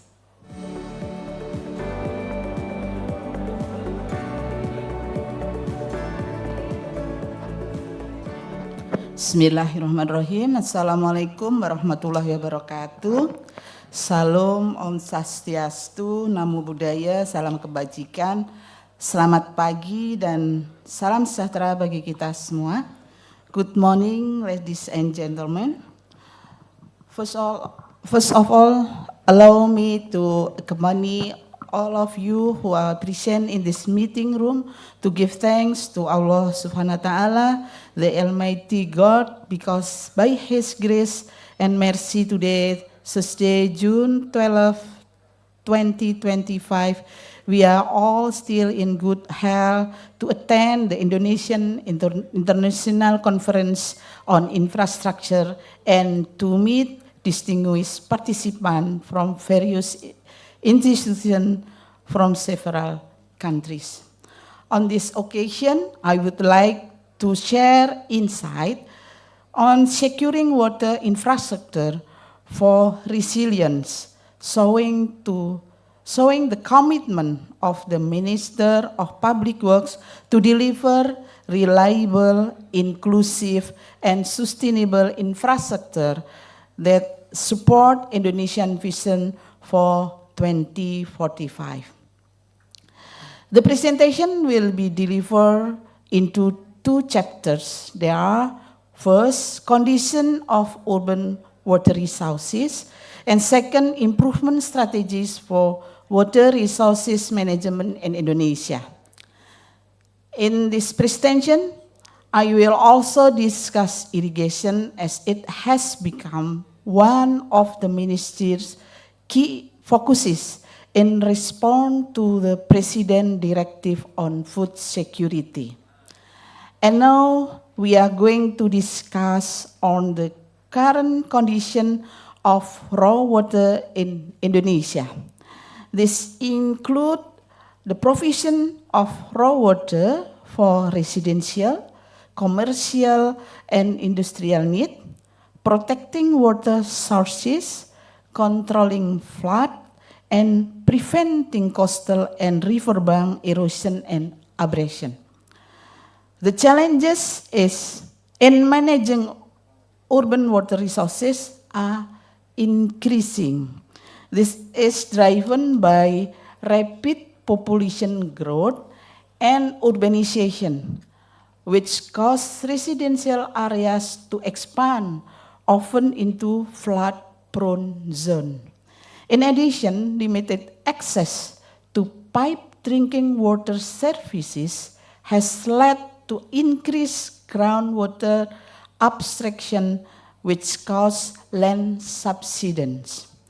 Urban flooding is also worsening due to watershed degradation, which result in heavy sedimentation in rivers flowing through cities. The availability of raw waters serve as the foundation for providing safe drinking water to the population. This raw water from DG of Water Resources then being processed by Directorate General of Human Settlement into clean and safe water, and being distributed by regional drinking water companies to residential areas. So here I want to talk that for water cleaning to population, there are many institutions involved in. Maintaining this water supply cycle is essential for urban sustainability. In addition, our effort in solving three major urban challenges are: first, groundwater abstraction control to prevent land subsidence, especially in densely populated area where excessive groundwater use can cause land subsidence. Second, flood control. Many urban residents live along riverbanks or in flood-prone zones, requiring effective surface water management and flood protection system. And the third, coastal defense. Most cities are often located near the sea and are highly vulnerable to coastal erosion and sea level rise. Therefore, strong cross-sectoral coordination is essential to ensure reliable water supply and urban resilience against environmental risks. This slide summarizes key achievements of water infrastructure development until the year of 2024. In Indonesia, dam and small reservoirs play a crucial role in water resources management by providing a reliable supply of raw water while supporting effective flood control, especially in urban areas. So we build infrastructure for water storage. However, we continue to face challenges in securing adequate funding for the operation and maintenance of existing infrastructure. Now we are going to discuss raw water infrastructure. There are 9,500 for groundwater wells with a total capacity of 106.95 meter cubic per second being used for raw water and irrigation, while raw water supply system or sistem penyediaan air baku have capacity 252.62 meter cubic per second. Indonesia currently has 3,799 small reservoirs with a total capacity of over 262 million meter cubic. Additionally, there are 1,034 units of APSA, aquifer buatan simpanan air hujan, artificial recharge of rainwater aquifer with a total capacity 103,400 meter cubic. This section outlines the target and improvement strategy for water resources management. The strategies being implemented include integrated water resources management, achieving the Minister of Public Works vision target, deregulation, and creative financing. Based on law and government regulation, so I want to say about our strategy. Based on law and government regulation, our focus on integrated and sustainable water resources management, which consists on conservation of water resources, utilization of water, mitigation of water-related disaster. Why I said this three of main component in water resources, because it's very related each other, yes, and we should manage in integrated way. Institutionally, 4 key roles are involved. Yeah, because in water resources we can do alone, but we should invite all stakeholders, many stakeholders. And the first regulators, national and regional policymakers, operators, executing agency and state-owned enterprises, developers, local government and private sector players, users, the community, farmers, industry, and other sectors. All stakeholders are coordinated to ensure integrated and accountable water governance among all stakeholders. The Ministry of Public Works of Indonesia has outlined a transformative agenda for 2025 to 2029, aiming to build reliable, inclusive, and sustainable infrastructure. Central to this vision is the strengthening of the agricultural sector through irrigation intensification, modernization existing system to use water effective and efficiently, extensification to open new productive areas. This effort align with the PU 608 framework, which emphasizes efficient infrastructure investment, or I call below 6, poverty eradication to 0%, and driving economic growth toward 8% GDP. The 2025 strategic target, including water storage capacity 60.16 meter cubic per capita for improved water security, raw water coverage 53.2% population served, irrigated rice feed functionality 61.73% to ensure food stability, irrigation efficiency $0.36 per meter cubic of water use, flood protection 29% coverage of priority areas, dam service area 15.83% coverage for reliable water supply. This concise framework positions the Ministry of Public Works of Indonesia as the cornerstone for Indonesia's sustainability and inclusive growth toward 2045. The provision of water resources infrastructure may be carried out through financing cooperation with private entities, referred to as public-private partnership. This financing scheme is a breakthrough to accelerate infrastructure development aim budget limitation. The scheme offers benefit for all parties. The government can fulfill water infrastructure need, the community gain access to clean water and increase agriculture for productivity, the private sector receive promising business opportunity supported by government guarantee.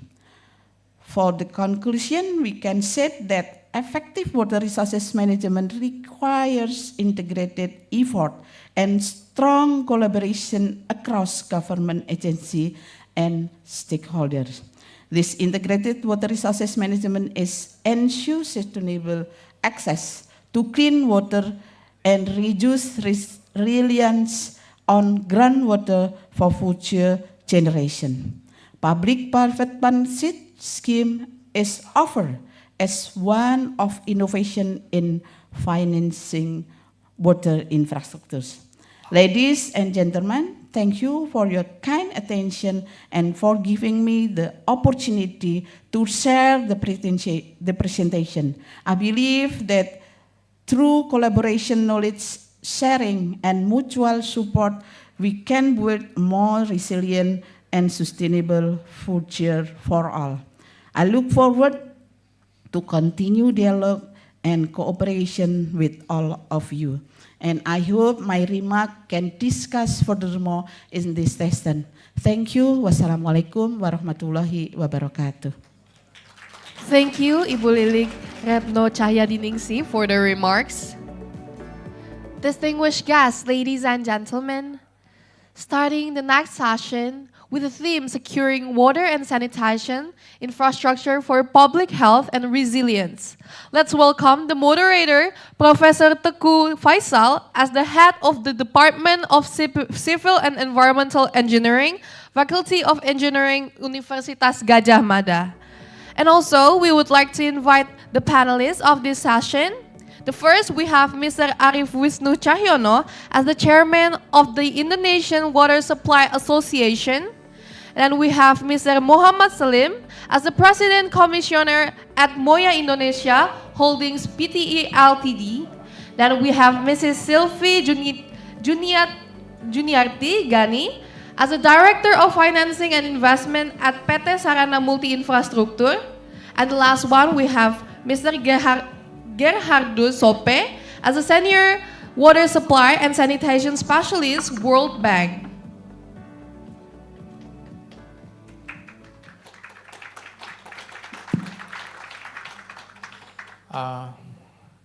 First of all, I would like to thanks to Bu Lili, the Director General of Water Resources from Kementerian PU, for your valuable opening remark. So just now Bu Lili has present about the condition of urban water resources and also the improvement strategy. It's very interesting when you explain about the integrated water resources management, and we have the 4 quadrant there, regulator, and then developer, operator, and also the user.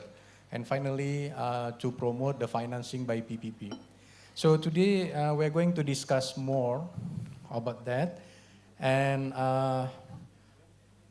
to sort out the time, I would like to invite first Pak Arif, Pak Arif, as the chairman of Parpamsi. So how can local water utilize overcome operational and financial challenges to expand pipes water access in undeserved urban areas, Pak? Please, Pak Arif. Thank you, Pak Teguh. Correct. Pak Faisal, mohon maaf. Okay, I'm representing of Perpamsi, but day by day I'm as President Director of Perumda Air Minum Sembada Kota Surabaya, or it's common to many people more easier to call PIDAM, PDAM Surabaya. As your information that the Perpamsi right now has 445 members. Yeah, most of them is water utility in the cities or region, but and then only 24 of them is government agency, or we call it UPT. Yeah, but unfortunately, from 445 members, only 64. Yeah, only 64 can make a good profit. And then, 64, they serve more than 50,000 connection. Yeah, but I think less than 50, they can, 50%, yeah, they can make a good profit because they already apply full cost recovery. Yeah. To expanding the capacity of the production capacity and also the network of its PIDAM in Indonesia, of course, this should be government subsidized. Yeah? Because right now we implement that in every PIDAM, the regime of the implement PIDAM is cross subsidized from the rich people to the low income people. Yeah? Like in Surabaya, our average tariff right now is around 4,000 rupiah, yeah. But we subsidize around 135,000 connection, yeah, with the price less than 1,000 rupiah. So we have to subsidize. It means cross subsidize from the rich people, yeah, is around 2,600 rupiah per cubic. Totally in a year, yeah, we have to subsidize 170 billion, yeah. Before we increase the price, after 17 years we cannot increase the price, yeah. Before the subsidize only 150, but right now, yeah, the subsidize reach 170 billion. Why? Because our measure, he want that some house get free of charge 30 cubic, yeah, but not too much. It's around 1,500 connection. But we call it in block 1.3, we provide the first 10 cubic, yeah, free. So totally is 135,000. Yeah, that's why the subsidies is increasing significantly. And then second thing, we have our members, yeah, right now access to PPP, yeah, like with Moya. I think Moya can be informed a lot that so many members, like in Semarang Barat, and then in Tangerang, yeah, they already have B2B with Moya, yeah. Then the result is quite good, like in Semarang Barat, yeah, they increase the coverage, yeah. I don't know Pak Slim, from what number to Semarang Barat berapa Pak coverage-nya? There's no idea, yeah. Okay, but like in Dumai, yeah, they also have a B2B partnership, and then also they have a KBA, performance-based contract. Then also the local government subsidize the PIDAM to invest the infrastructure. Thank you, Pak Arif. It's very clear on how the operational and financial challenges that you have problem, especially in Surabaya. Yeah. So I come with Pak Selim from Moya Indonesia about the private sector involvement, Pak. So what are the key risks and opportunity for private sector in Indonesia's water and sanitation infrastructure projects? Thank you, Pak. Assalamualaikum warahmatullahi wabarakatuh. Waalaikumsalam warahmatullahi wabarakatuh. My name Muhammad Slim from Moya Indonesia Holding. Right now we have around 12 PPP in Indonesia.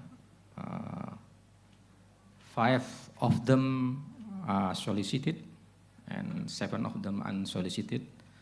So the capacity of we are managed now is around 35,000 liters per second.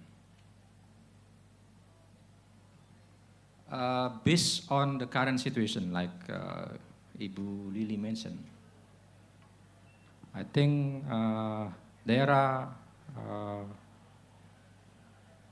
much opportunities for any institution, either private or public.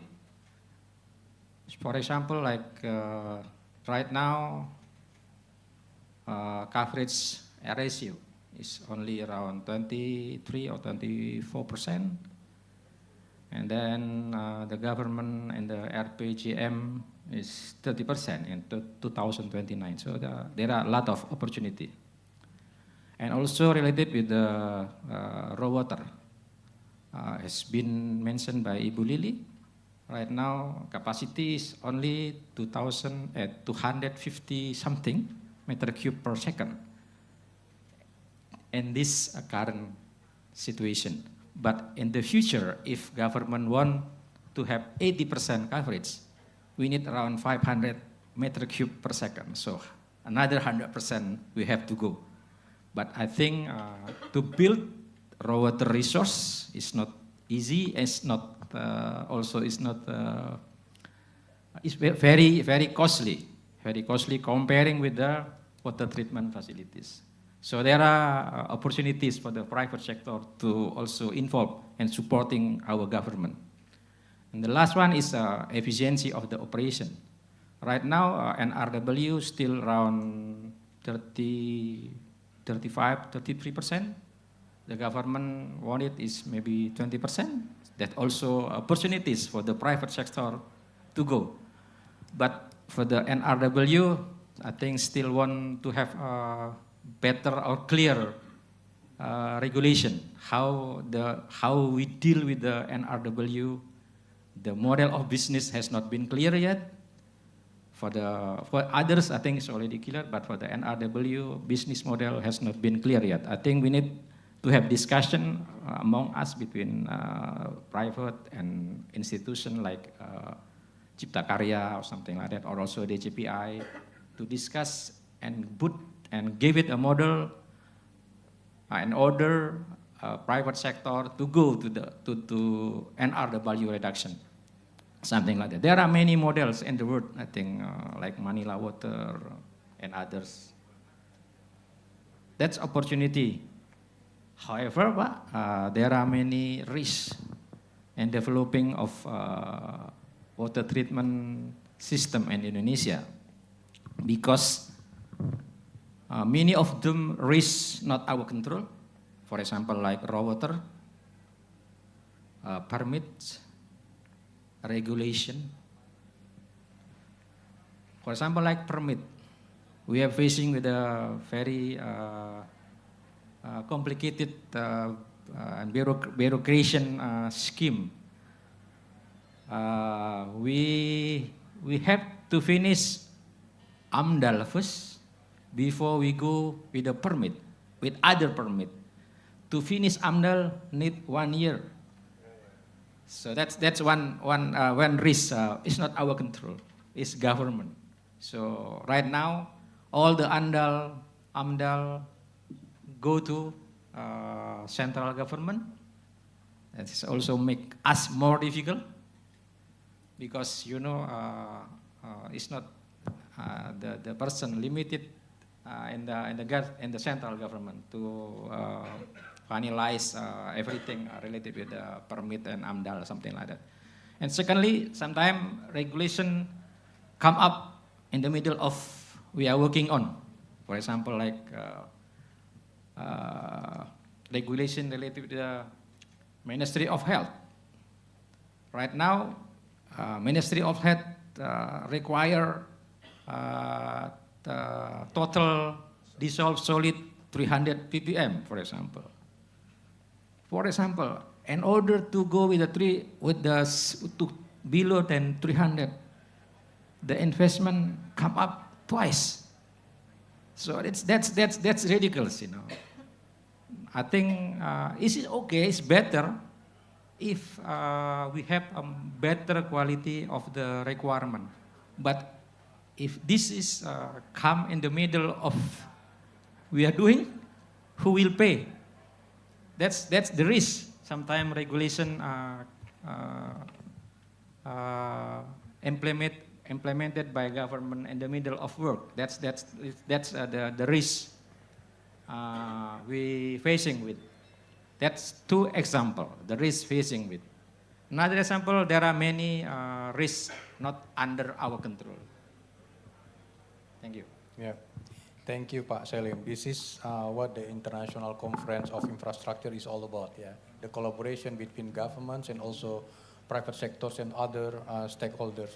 I think you also answered the important question also on what policy or regulatory adjustment are needed. Yeah, just now you explained that the AMDAL process, and then, but if it is the project strategic national or national strategic project, it can be shortened, not maybe less than 6 months. Yeah, but if we put as this water and sanitation development project as the national strategic program, and then now we move to financings. Yeah, I would like to invite Bu Sylvie J. Gani, the Director of Funding and Investment of PT SMI.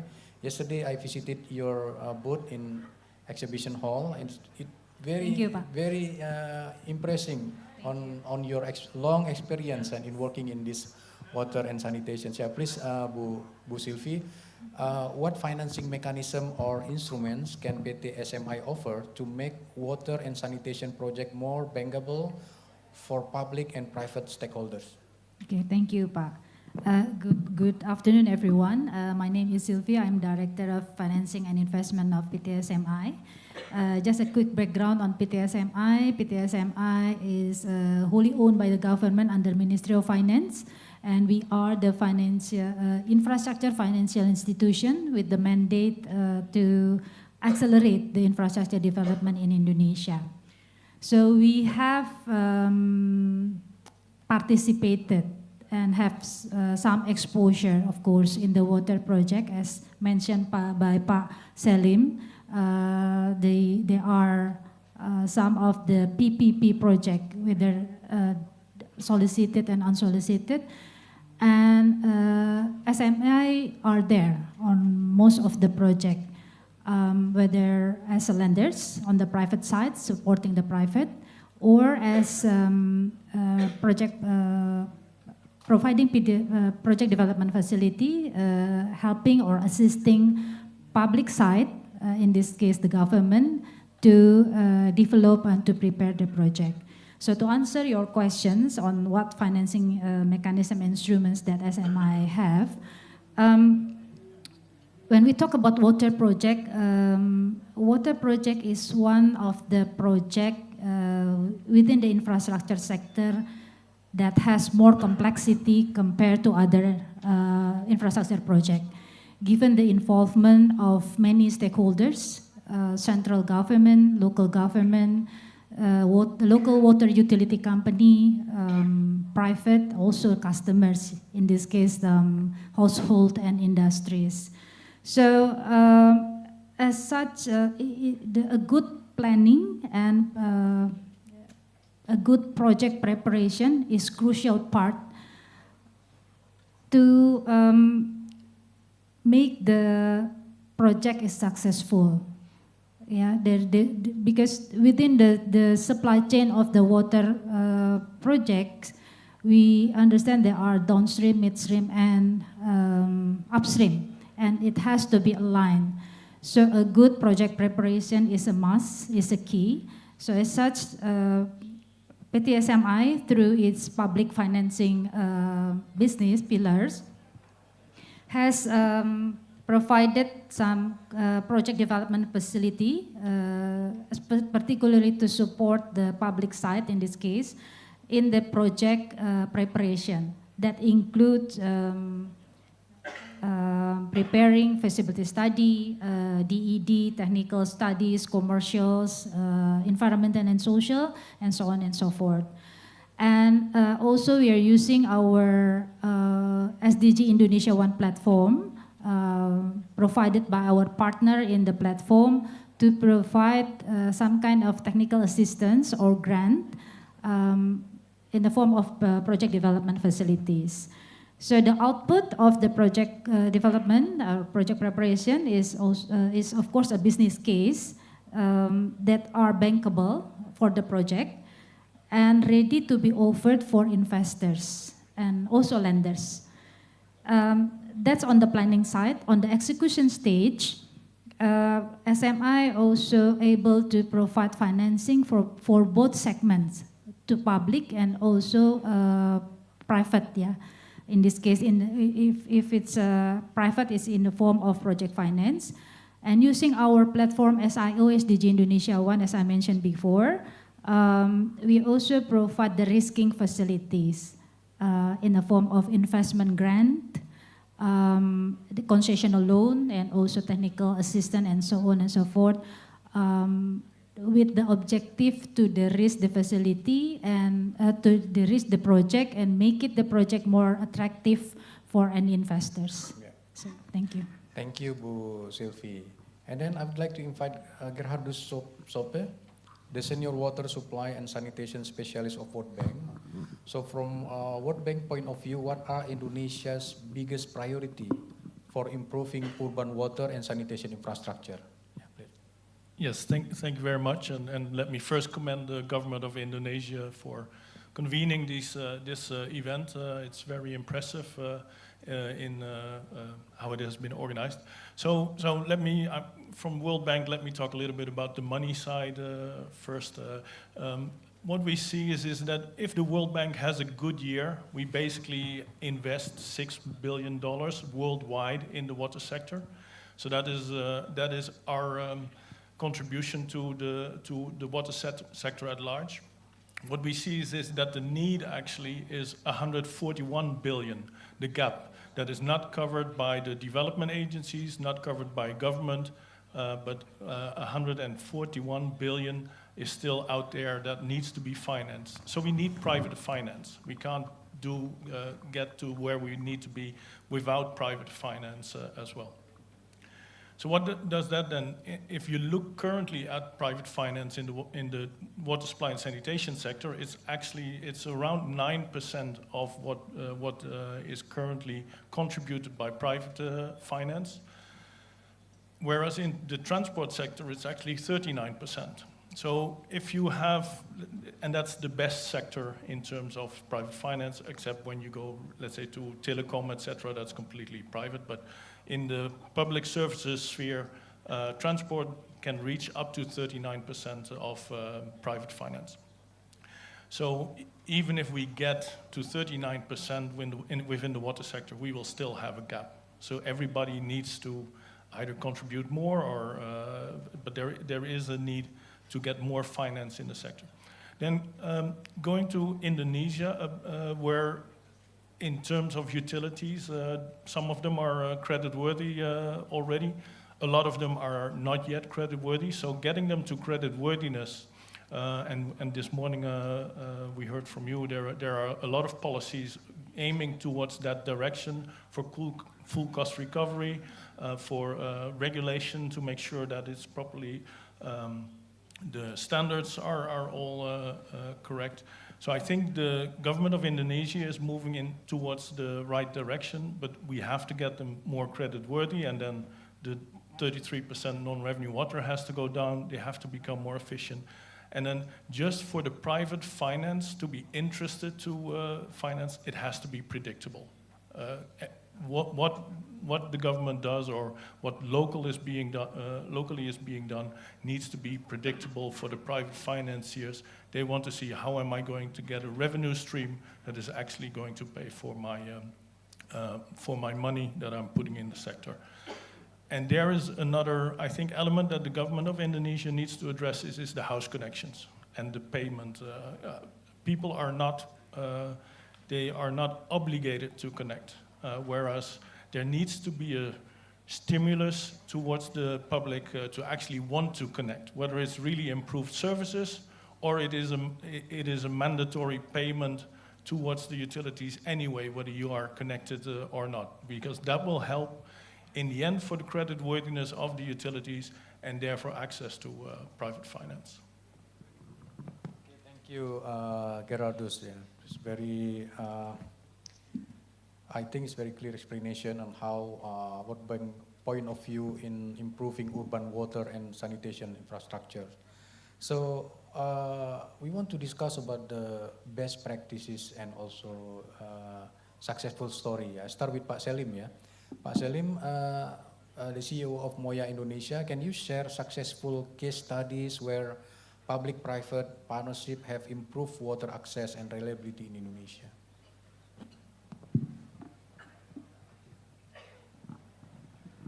Okay, thank you. I think I can give an example. Two things. One is PPP solicited, and the other one is PPP unsolicited. So we have PPP solicited in Semarang Barat, blended financing from central government and local government and also private sector. All of them are very committed, and that's becoming that project run very well.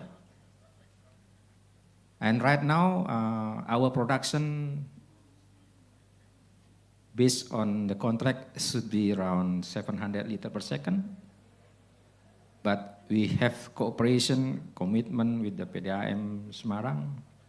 Our production now is already 750 liters per second. And no VGF? Without VGF, yes, without VGF, yes. So we refused at that time VGF because we don't know exactly how to manage the VGF. We don't know exactly how we are facing with the auditor, so we refused that VGF. But maybe in the future we learn how VGF should be managed. We also can accept VGF. But that's I think that one is based on the very good preparation done by SMI. So I think this good, appreciate the Ibu SMI doing preparation work very well at that time, including the payment scheme also very good. Learning from failure project if this one, and come up with a good model of the payment scheme in Semarang Barat, and that Semarang Barat PPP solicited run very well. That's one thing. The other thing is example is unsolicited. We have unsolicited project in Tangerang Kota. When we go in that project, 400 liters per second. And housing connection is around 20,000. And now, the capacity already 2,250 liters per second.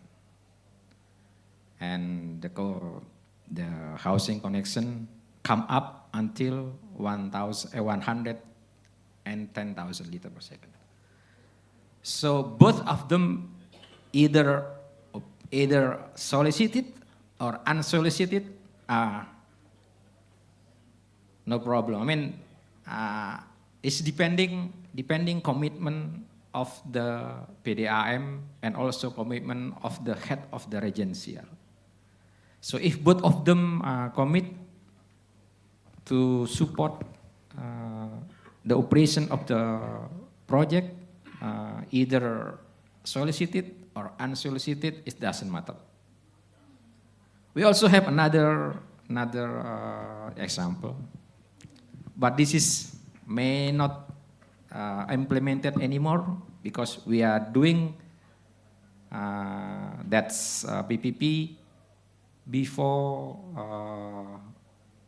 government regulation 122. Yeah, 122.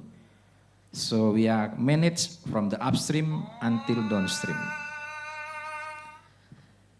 And the contract was 900 liters per second with 75,000 customers. So I manage from upstream to downstream, and right now the capacity already 1,200. And the amazing one is the NRW. We can manage NRW right now is only around 6 to 7%. So within around 12 years, the NRW is just 5, 7, 6, something like that. So this is related with I also want to mention about the regulation. Right now regulation, we cannot go like that. They cannot manage from upstream to downstream. But it does mean that managing upstream and downstream for private sector will not good at all. So we may think again. We may think again to look and review again the regulation that private sector cannot manage from upstream to downstream. Thank you. Thank you, Pak Selim, for sharing these two successful case studies. Yeah. The same question, Pak Arif, Pak. About best practices also, and what role does Perpamsi see in facilitating capacity building and innovation among its member to improve water service quality and efficiency, Pak? Okay. Before I answer that question, but I want to emphasize, I want to highlight regarding the current condition in most of PDAM in Indonesia. Yeah, not all of them, could in financially feasible. Yeah, I think because only less than 50% already implemented full cost recovery. It means all total of cost of goods sold plus 10%. Yeah, it means full cost recovery. But in the other hand, that water supply should be a public service obligation. Yeah, we know, all of us know that. Yeah.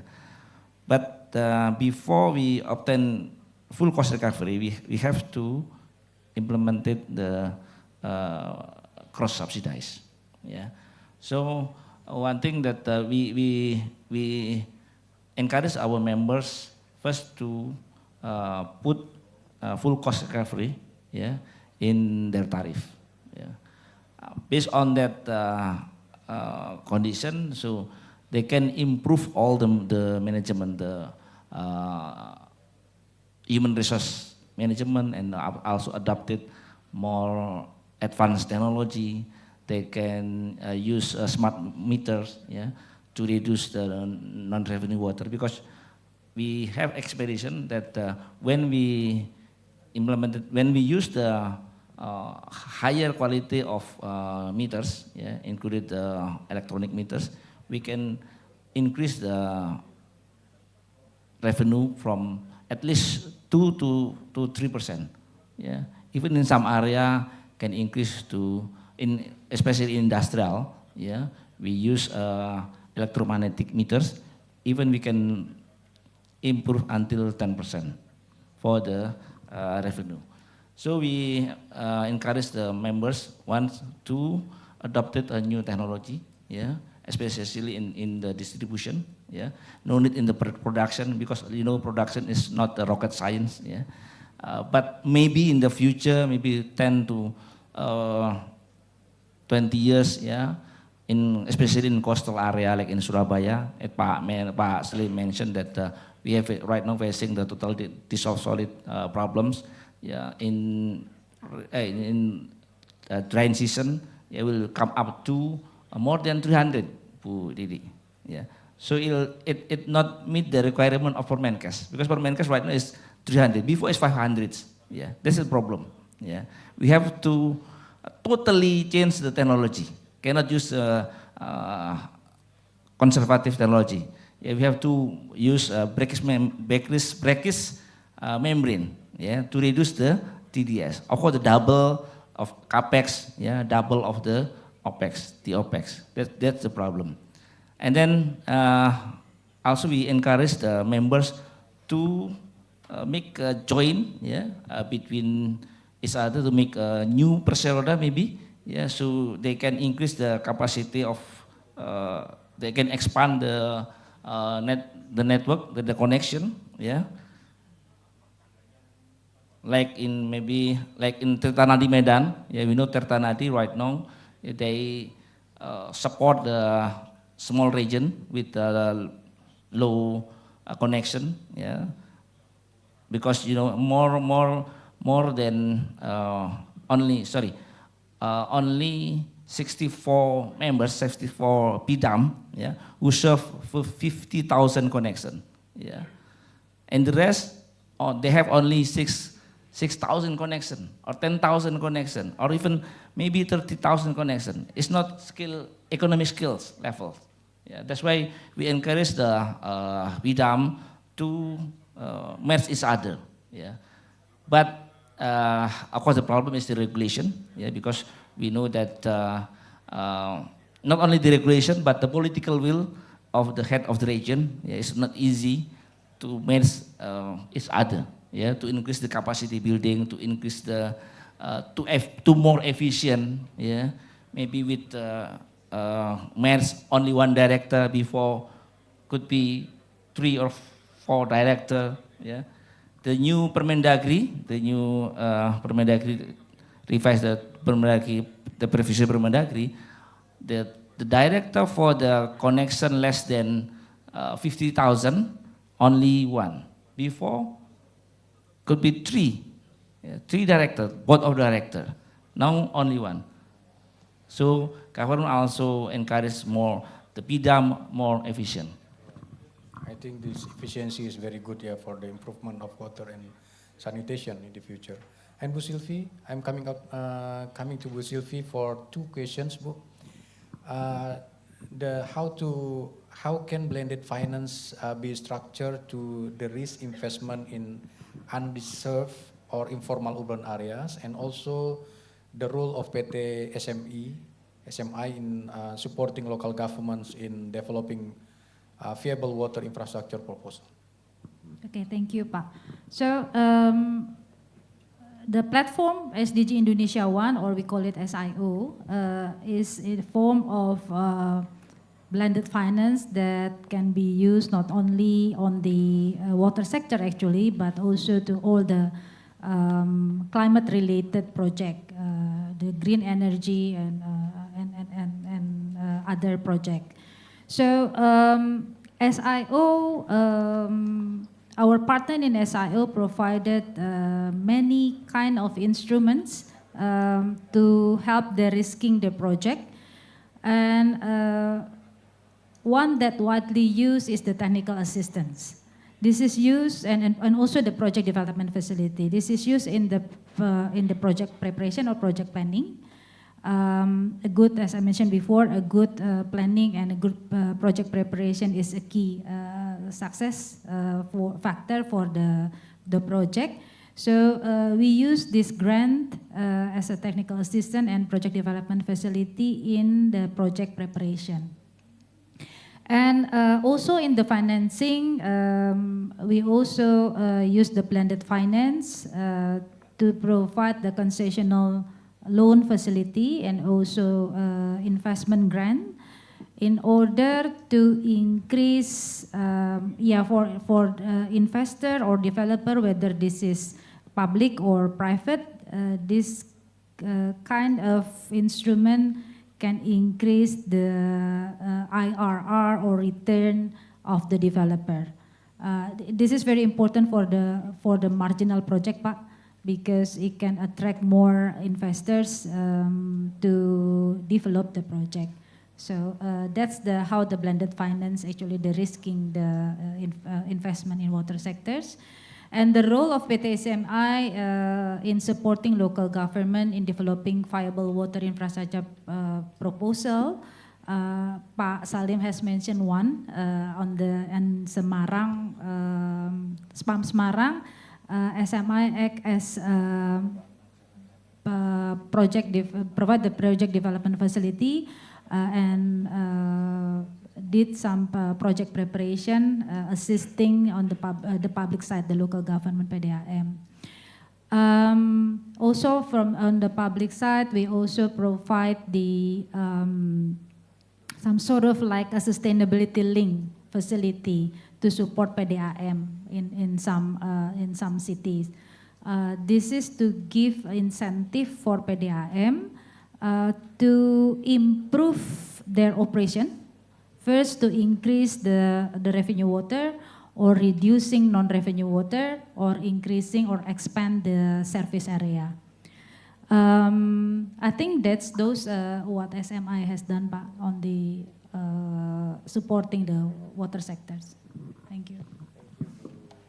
Thank you, Bu Sylvie. Yeah, and then Gerhardus. Yeah, just now you explained a little bit about the World Bank roles in supporting sustainable water solution in growing cities. Yeah, maybe you can explain more about that, and also how can innovation and partnership accelerate access to safe water in urban areas?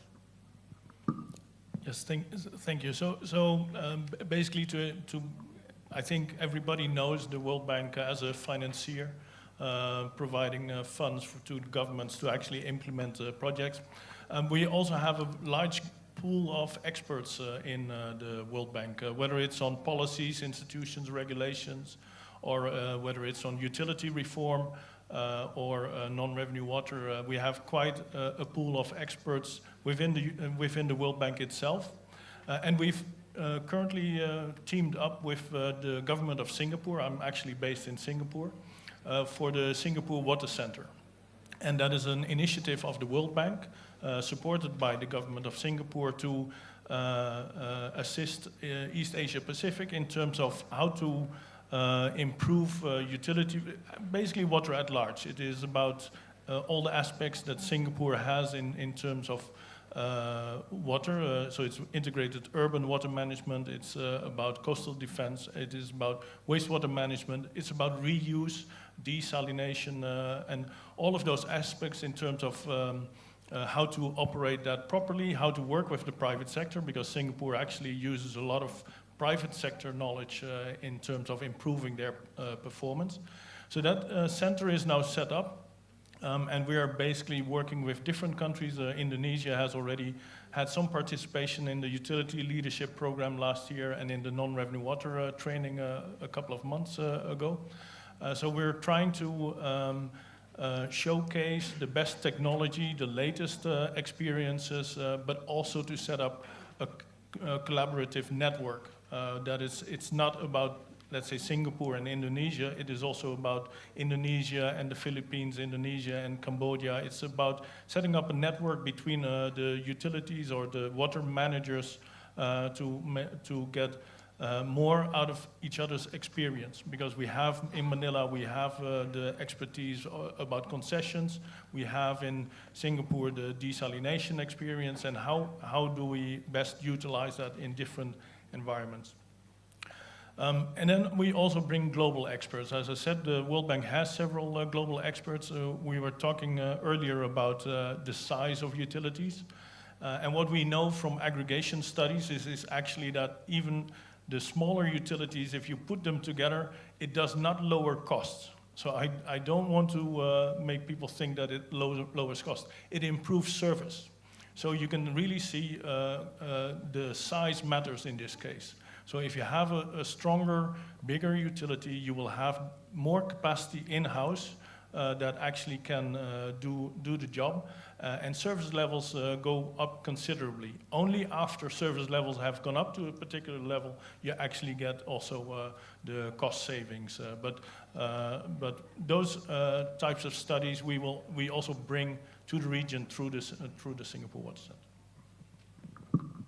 Yeah, thank you, Gerardus. I think all of the speakers has shared their experience, insight, and also some recommendations, yeah, on how we work on the water and sanitation infrastructure for resilience.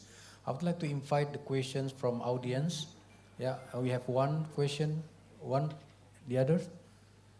Yeah, please give the mic. And please describe your questions in brief, and also to whom you address the question. Yeah, thank you. Thank you very much. My name is Zinda Ginting. From a private company. We're investing in Indonesia. As part of our operations, we will build a desal plant. And we're happy to provide fresh water for a group of villages in a remote island.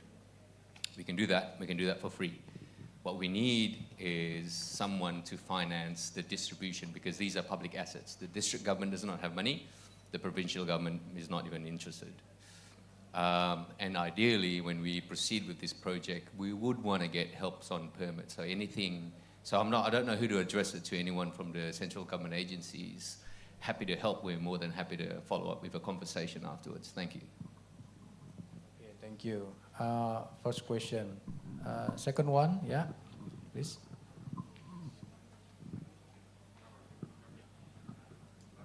I appreciate to give me a chance to ask this question. I'm from South Korea, Samsung ENA. So when I studied the water and sanitation infrastructure in Indonesia, the water supply project and the water supply coverage rate is around 20 and 30% rate, but sanitation, especially sewage coverage rate, is around 5 to 7%. Very, in my opinion, it is very more urgent to implement this sanitation infrastructure.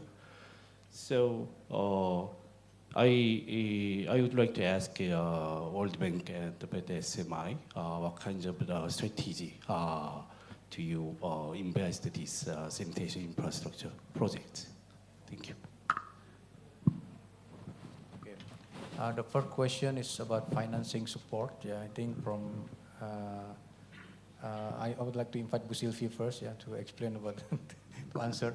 And the second question also regarding the investment in, especially for sanitation, yeah.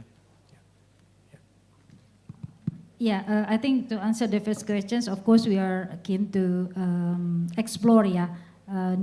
First, that we need to understand the project is and how we can actually support the project. And second, on the sanitation, unfortunately, SMI doesn't have any experience on the sanitation, given the numbers of project in sanitation Indonesia is a bit rare, yeah. So we don't have sanitation project experience, but as part of the water and sanitation sector is part of our priority sectors. We are keen to explore also the sanitation project and of course to look at whether the project is viable and also bankable if it needs the financing, and how we actually can support that. Thank you, Pak. Thank you, Bu Sylvie. So we want to hear from World Bank point of view. Yes, yes. So actually we have been, also with Surabaya, have been preparing a sanitation project. Just as reference, worldwide, only like 10% of sewage is actually treated. So there's still a lot of work to be done worldwide anyway, but also in Indonesia there's still work. We are preparing a project and we hope that we can start implementation on that. But it will be also our first engagement in sanitation in Indonesia, and for that, you see, water supply is usually easier, or it's clean water. Sanitation is a bit more complicated, but we do have also newer technologies for reuse, for how can we utilize it. So there is a lot to be done in that space, and we are actually also in September will organize a training on how can we best treat wastewater, but also make sure that we use the latest technology to have reuse and make sure that we capture nutrients, captures the gases, and we can actually use the water again. So I think it is going to come in the coming year on that, and hopefully we will build on that.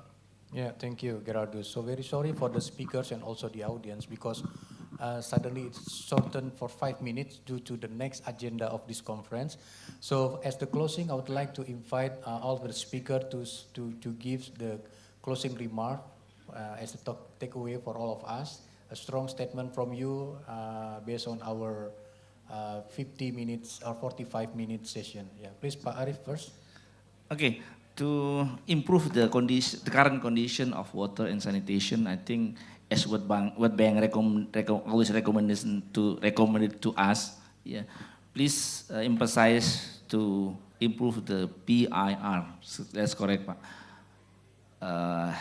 P is policies, I is institution, and R is regulation. That's our big problem right now. Thank you, Pak Arif. Yeah, PIR. Yeah. And then Pak Selim, 30-second strong remark for takeaway for all of us. Thank you, Pak. I think I have to speak on behalf of private sector. In order to attract many private sector involved in the development of SPAM in Indonesia, I think I have 3 things. I think we need to enhance PPP framework. And also we need to have tax incentive. Right now we have so many tax in ours. For example, like the raw water is cannot managed by us, is managed by PDAM. The name of raw water permit is PDAM. The process in us and ours. So if we go with the tax officer, we get 10% additional tax. Who will pay? We don't know yet. Because this like mark loan processing. So I think this is, we need to come up with a good regulation on the tax for the for the private sector. And the third, I think, tariff. This is, yeah, of course, is also some political willingness, but I think this is should be managed from the central government, has a good regulation on this. For example, like maybe centralized tariff system or automatic tariff adjustment or something like that. I think that's three things from private sector message to government and order private sector more attract in the development of water supply. Thank you. Thank you, Pak Salim. PPP with tax incentive, yeah, and also the tariff, yeah, integrated tariff. Yeah. Thank you, Pak Salim. And then Bu Sylvie, 30 seconds closing remark. Yeah, providing clean water access to people is household and industrial is very important. And so water is actually one of our priority sector as a special mission vehicles of the government, and because this is also the priority sector from the government. However, as I mentioned before, that there is a complexity in the water project, given the many stakeholders involved.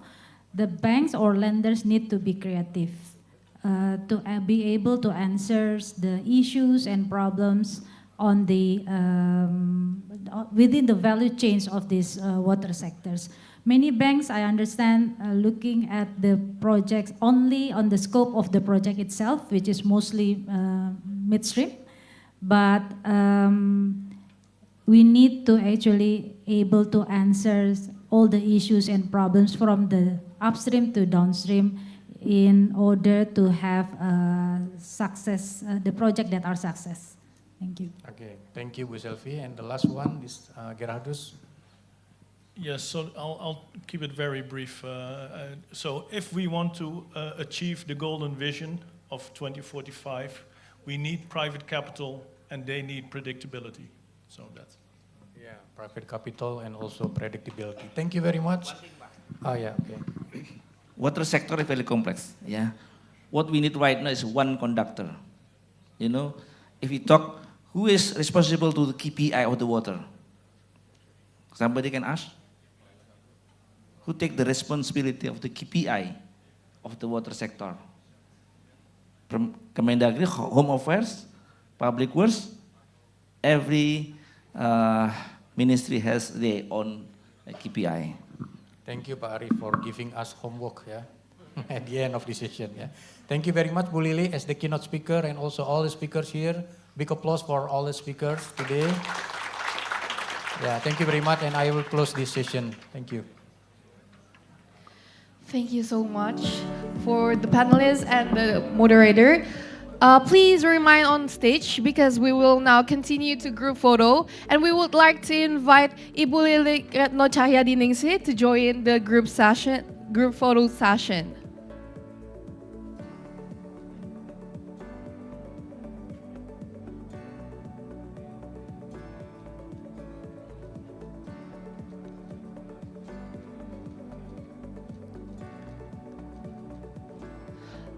Okay, thank you so much for all the panelists and the moderator for the fruitful session. We are now moving on to the lunch break. I hope you enjoy all the dishes that has been prepared. Thank you.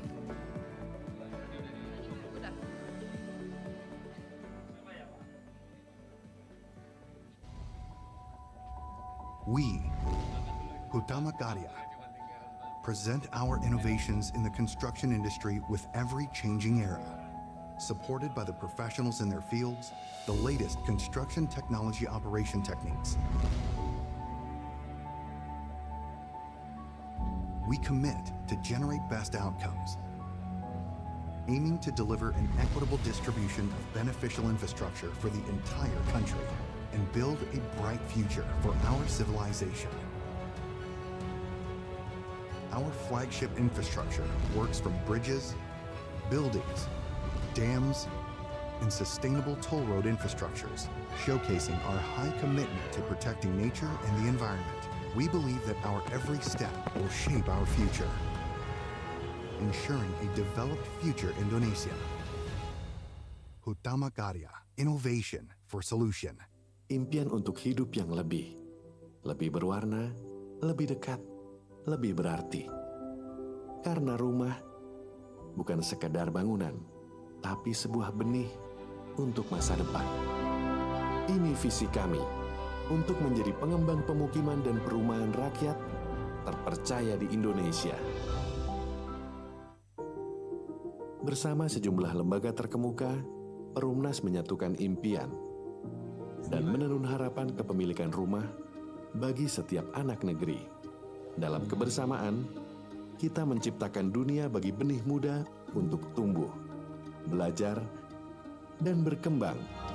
Perumnas, sebuah simfoni mimpi di mana setiap sekatnya membawa benih harapan akan masa depan yang lebih cerah. Bersama, kita bisa mewujudkan impian di tanah air tercinta.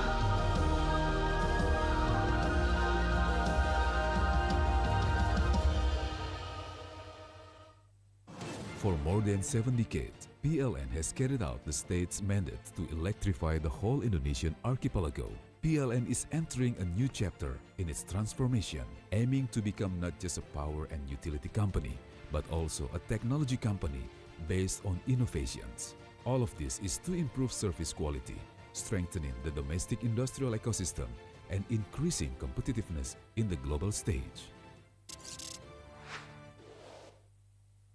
Ini cerita akselerasi kita yang selalu aja ada tantangan pas kita lagi melesat. Berat banget ya. Mau nyerah aja, enggak kan? No lah, big no. Bagus, ini waktunya akselerasi. Makin banyak tantangan, makin banyak jalan. Ya nggak sih? Yoi! Asal... Niat! Nah, gitu. Kalau mau berakselerasi itu harus rame-rame.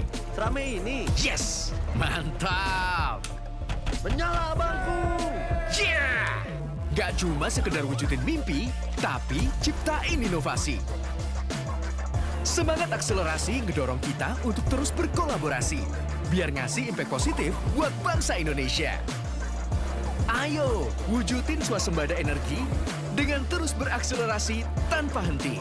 Pertamina, energizing the acceleration, energizing you. Perubahan pasti terjadi. Tak bisa dihindari, taklukkan semua ambisi. Berjalan seiring perubahan, jelajahi semua kemajuan zaman.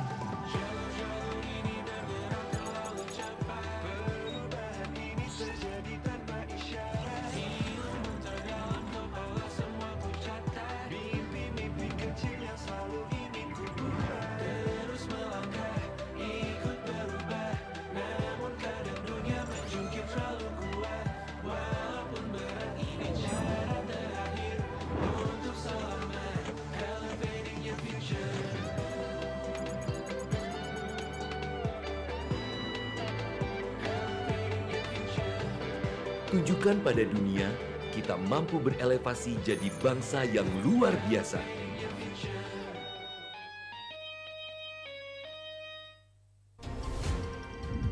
Tumbuh kembang kami juga memberikan makna dan arti. Betapa pentingnya peran kami yang tak pernah lepas dalam hadirkan konektivitas.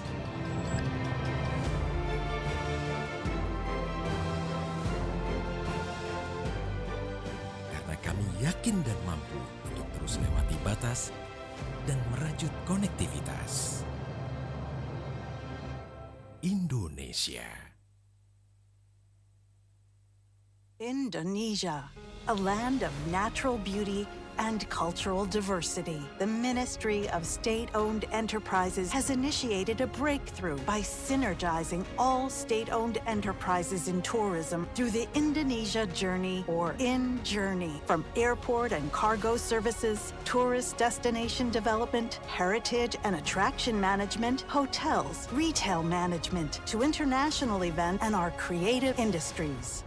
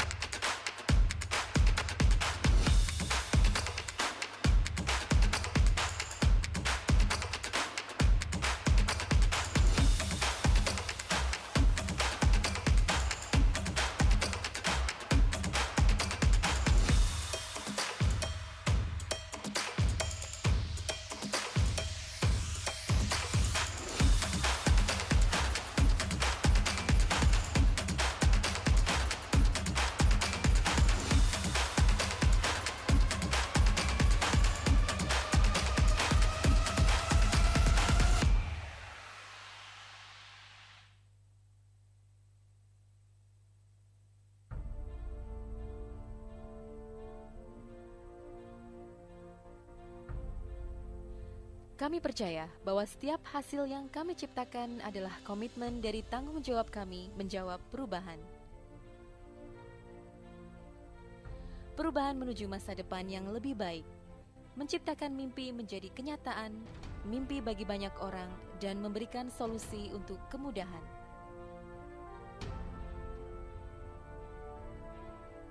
Kami merupakan manufaktur kereta api yang terintegrasi pertama di Asia Tenggara. Fokus kami adalah menghasilkan produk yang berkualitas tinggi di bidang perkeretaapian. Kami adalah mitra untuk membangun masa depan. Kami terus menatap ke depan untuk terus berinovasi, mengembangkan visi besar, membangun industri transportasi yang lebih baik.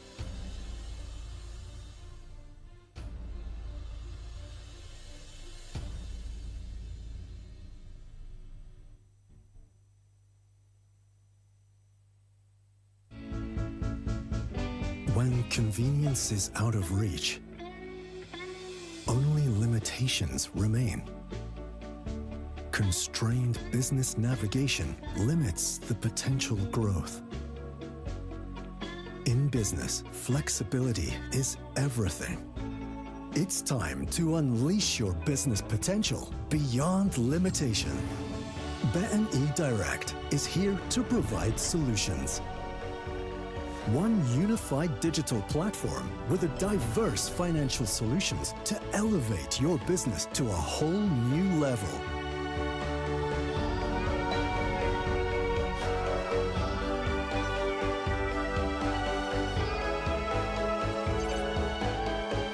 BNI Direct, directing your business to new heights.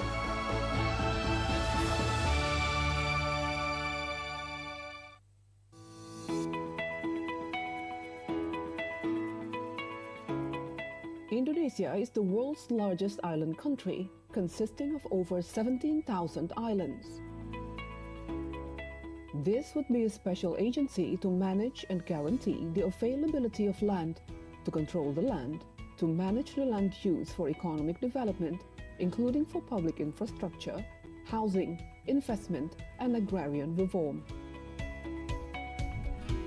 Land Bank Authority is a special agency or sui generis entity established by the central government in December 31st, 2021, given special authority to manage land. Latar belakang berdirinya Badan Bank Tanah karena adanya ketidakseimbangan yang besar antara permintaan dan persediaan tanah, sehingga perlunya peran pemerintah untuk menguasai, mengendalikan, dan menyediakan tanah bagi pembangunan dan pemerataan ekonomi. In line with responsibilities given by the Indonesian President and Land Bank Committee of 3 ministers, Land Bank Authority has a vision and mission to be a catalyst for Indonesian economic growth. Land Bank Authority vision is to become a trustworthy land manager based on good governance to guarantee economic growth and economic equality.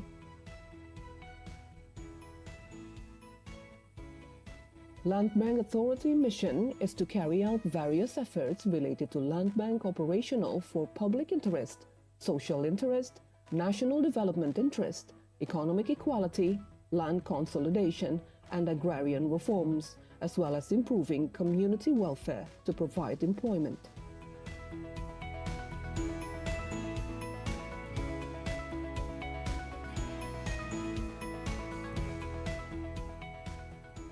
Land Bank Authority is given special authority by the central government to following functions, specifically planning, land acquisition, land procurement, land management, land utilization, and land distribution. Harapan Badan Bank Tanah yaitu menjadi lembaga yang terpercaya dalam rangka menciptakan ekonomi berkeadilan di bidang pertanahan untuk meningkatkan kesejahteraan rakyat. With the responsibilities given to Land Bank Authority, we are confident we can increase the economic growth and justice for Indonesian citizens.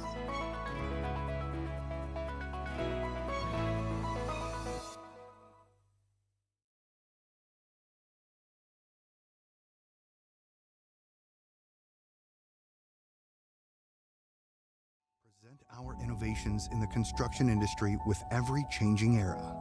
Supported by the professionals in their fields, the latest construction technology operation techniques. We commit to generate best outcomes, aiming to deliver an equitable distribution of beneficial infrastructure for the entire country and build a bright future for our civilization. Our flagship infrastructure works from bridges, buildings, dams, and sustainable toll road infrastructures, showcasing our high commitment to protecting nature and the environment. We believe that our every step will shape our future, ensuring a developed future Indonesia. Thematic, innovation for solution. Impian untuk hidup yang lebih berwarna, lebih dekat, lebih berarti. Karena rumah bukan sekedar bangunan, tapi sebuah benih untuk masa depan. Ini visi kami untuk menjadi pengembang pemukiman dan perumahan rakyat terpercaya di Indonesia. Bersama sejumlah lembaga terkemuka, Perumnas menyatukan impian dan menenun harapan kepemilikan rumah bagi setiap anak negeri. Dalam kebersamaan, kita menciptakan dunia bagi benih muda untuk tumbuh, belajar, dan berkembang. Perumnas, sebuah simfoni mimpi di mana setiap sekatnya membawa benih harapan akan masa depan yang lebih cerah. Bersama, kita bisa mewujudkan impian di tanah air tercinta.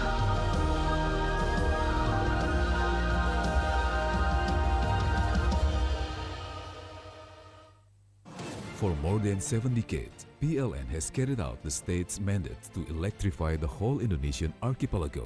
PLN is entering a new chapter in its transformation, aiming to become not just a power and utility company, but also a technology company based on innovations. All of this is to improve service quality, strengthening the domestic industrial ecosystem, and increasing competitiveness in the global stage.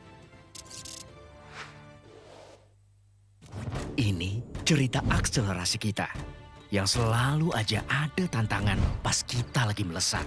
Berat banget ya. Mau nyerah aja, enggak kan? No lah, big no. Bagus, ini waktunya akselerasi. Makin banyak tantangan, makin banyak jalan. Ya nggak sih? Yoi! Asal... Niat! Nah gitu. Kalau mau berakselerasi itu harus rame-rame. Serame ini. Yes, mantap. Menyala bangku. Yeah! Gak cuma sekedar wujudin mimpi, tapi ciptain inovasi.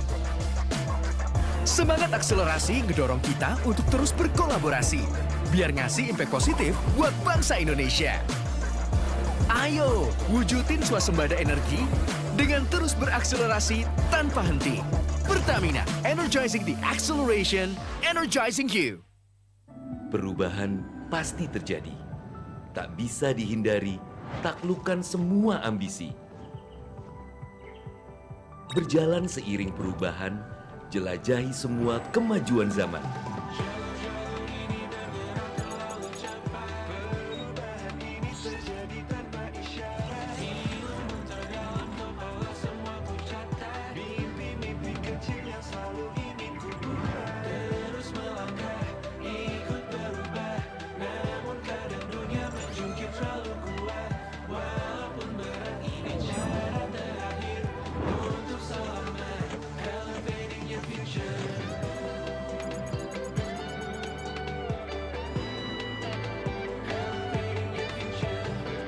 Tunjukkan pada dunia, kita mampu berelevasi jadi bangsa yang luar biasa.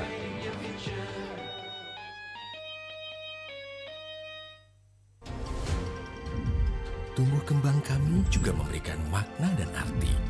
Betapa pentingnya peran kami yang tak pernah lepas dalam hadirkan konektivitas.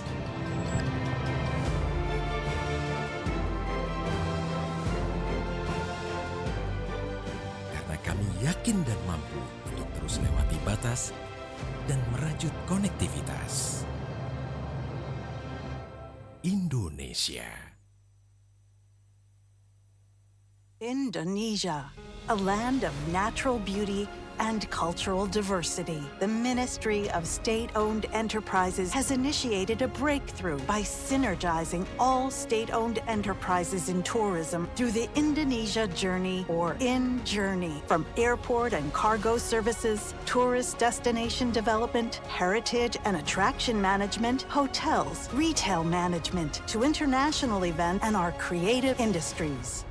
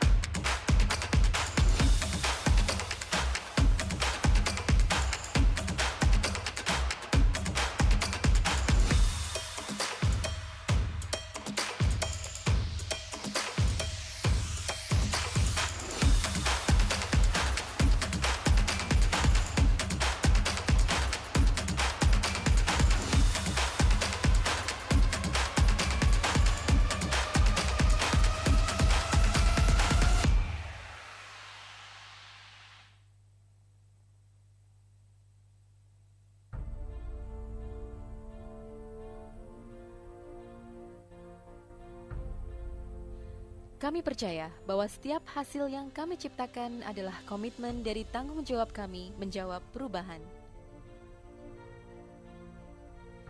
Perubahan menuju masa depan yang lebih baik, menciptakan mimpi menjadi kenyataan, mimpi bagi banyak orang, dan memberikan solusi untuk kemudahan.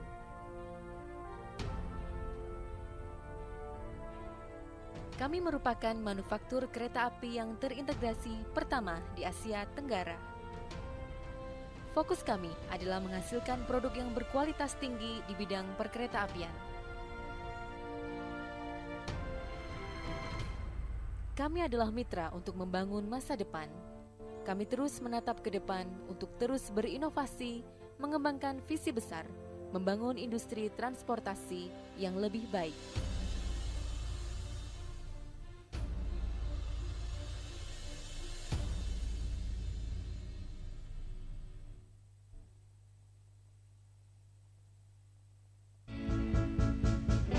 When convenience is out of reach, only limitations remain. Constrained business navigation limits the potential growth. In business, flexibility is everything. It's time to unleash your business potential beyond limitation. BNI Direct is here to provide solutions. One unified digital platform with a diverse financial solutions to elevate your business to a whole new level.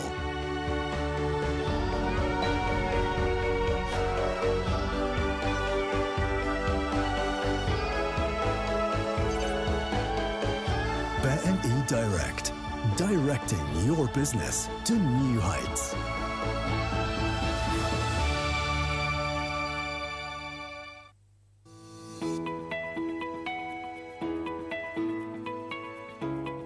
Indonesia is the world's largest island country, consisting of over 17,000 islands. This would be a special agency to manage and guarantee the availability of land, to control the land, to manage the land use for economic development, including for public infrastructure, housing, investment, and agrarian reform.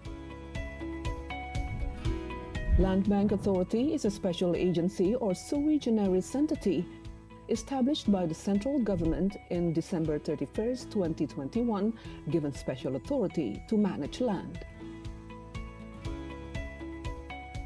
Latar belakang berdirinya Badan Bank Tanah karena adanya ketidakseimbangan yang besar antara permintaan dan persediaan tanah, sehingga perlunya peran pemerintah untuk menguasai, mengendalikan, dan menyediakan tanah bagi pembangunan dan pemerataan ekonomi.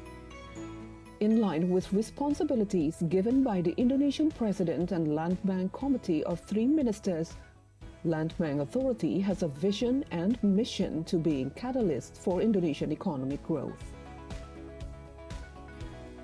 Land Bank Authority vision is to become a trustworthy land manager based on good governance to guarantee economic growth and economic equality.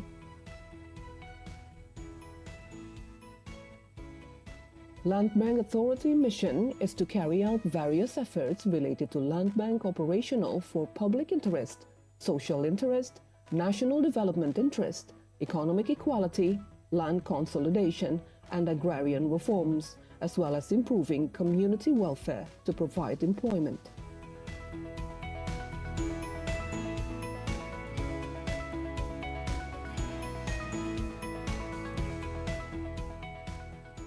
Land Bank Authority is given special authority by the central government to following functions, specifically planning, land acquisition, land procurement, land management, land utilization, and land distribution. Harapan Badan Bank Tanah yaitu menjadi lembaga yang terpercaya dalam rangka menciptakan ekonomi berkeadilan di bidang pertanahan untuk meningkatkan kesejahteraan rakyat. With the responsibilities given to Land Bank Authority, we are confident we can increase the economic growth and justice for Indonesian citizens.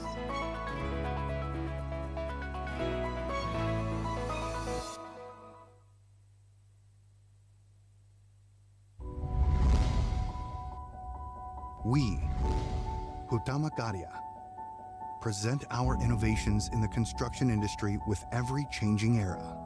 Supported by the professionals in their fields, the latest construction technology operation techniques. We commit to generate best outcomes aiming to deliver an equitable distribution of beneficial infrastructure for the entire country and build a bright future for our civilization. Our flagship infrastructure works from bridges, buildings, dams, and sustainable toll road infrastructures, showcasing our high commitment to protecting nature and the environment. We believe that our every step will shape our future, ensuring a developed future Indonesia. Hutama Karya, innovation for solution. Impian untuk hidup yang lebih berwarna, lebih dekat, lebih berarti. Karena rumah bukan sekadar bangunan, tapi sebuah benih untuk masa depan. Ini visi kami untuk menjadi pengembang pemukiman dan perumahan rakyat terpercaya di Indonesia. Bersama sejumlah lembaga terkemuka, Perumnas menyatukan impian dan menenun harapan kepemilikan rumah bagi setiap anak negeri. Dalam kebersamaan, kita menciptakan dunia bagi benih muda untuk tumbuh, belajar, dan berkembang. Perumnas, sebuah simfoni mimpi di mana setiap sekatnya membawa benih harapan akan masa depan yang lebih cerah. Bersama, kita bisa mewujudkan impian di tanah air tercinta.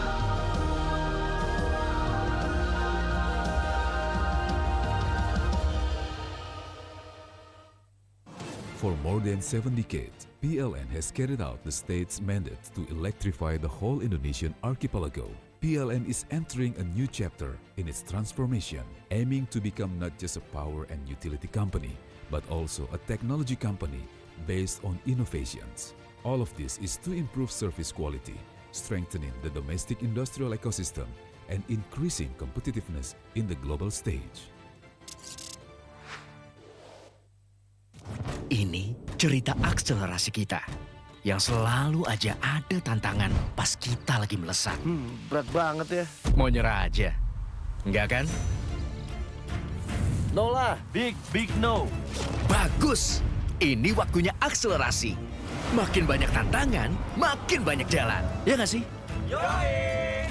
Asal... Niat! Nah, gitu. Kalau mau berakselerasi itu harus rame-rame. Serame ini. Yes! Mantap! Menyala bangku! Yeah! Gak cuma sekedar wujudin mimpi, tapi ciptain inovasi. Semangat akselerasi ngedorong kita untuk terus berkolaborasi, biar ngasih impact positif buat bangsa Indonesia. Ayo, wujudin swasembada energi dengan terus berakselerasi tanpa henti. Pertamina, energizing the acceleration, energizing you. Perubahan pasti terjadi. Tak bisa dihindari, taklukkan semua ambisi. Berjalan seiring perubahan, jelajahi semua kemajuan zaman.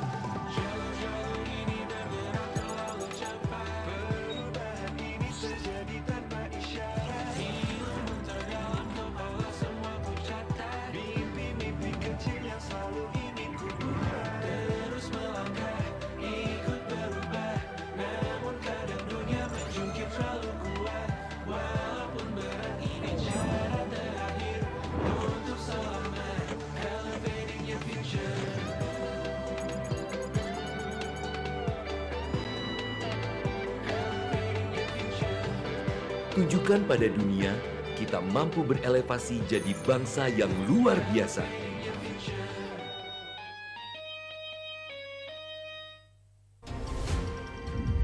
Tumbuh kembang kami juga memberikan makna dan arti. Betapa pentingnya peran kami yang tak pernah lepas dalam hadirkan konektivitas.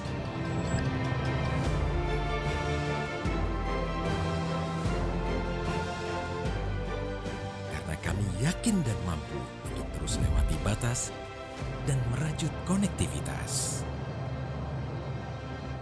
Indonesia. Indonesia, a land of natural beauty and cultural diversity. The Ministry of State-Owned Enterprises has initiated a breakthrough by synergizing all state-owned enterprises in tourism through the Indonesia Journey, or InJourney. From airport and cargo services, tourist destination development, heritage and attraction management, hotels, retail management, to international events and our creative industries.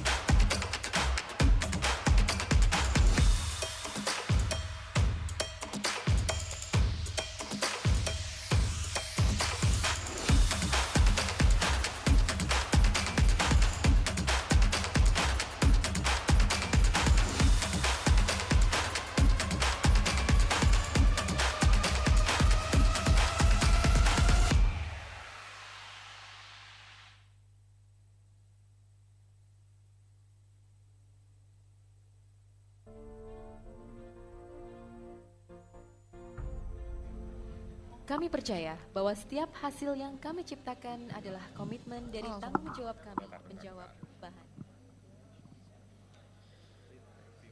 Di sini. Good afternoon, distinguished guests, ladies and gentlemen. Welcome to the thematic session of the International Conference on Infrastructure. please enter Merak Room 1 and be seated because our event will begin shortly. A gentle reminder to please ensure that all mobile devices are switched to silent mode. Thank you.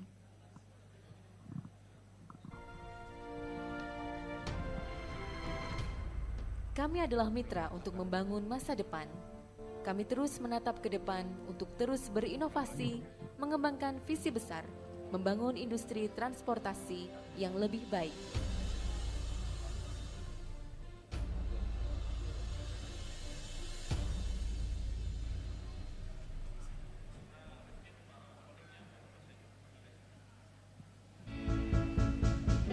When convenience is out of reach, only limitations remain. Constrained business navigation limits the potential growth. In business, flexibility is everything. It's time to unleash your business potential beyond limitation. BNI Direct is here to provide solutions. One unified digital platform with a diverse financial solutions to elevate your business to a whole new level.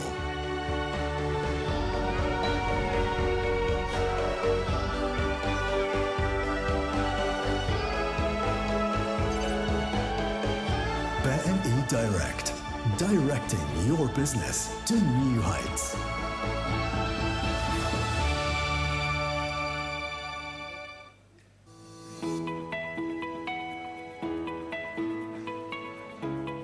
Indonesia is the world's largest island country, consisting of over 17,000 islands. This would be a special agency to manage and guarantee the availability of land, to control the land, to manage the land use for economic development, including for public infrastructure, housing, investment, and agrarian reform. Land Bank Authority is a special agency or sui generis entity established by the central government in December 31st, 2021, given special authority to manage land. Latar belakang berdirinya Badan Bank Tanah karena adanya ketidakseimbangan yang besar antara permintaan dan persediaan tanah, sehingga perlunya peran pemerintah untuk menguasai, mengendalikan, dan menyediakan tanah bagi pembangunan dan pemerataan ekonomi. In line with responsibilities given by the Indonesian President and Land Bank Committee of 3 ministers, Land Bank Authority has a vision and mission to be a catalyst for Indonesian economic growth. Land Bank Authority vision is to become a trustworthy land manager based on good governance to guarantee economic growth and economic equality.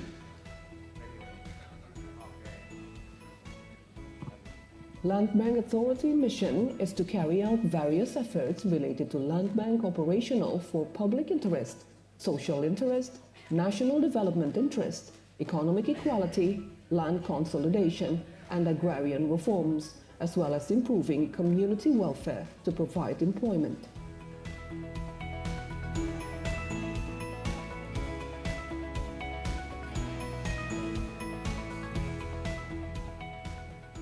Land Bank Authority is given special authority by the central government to following functions, specifically planning, land acquisition, land procurement, land management, land utilization, and land distribution.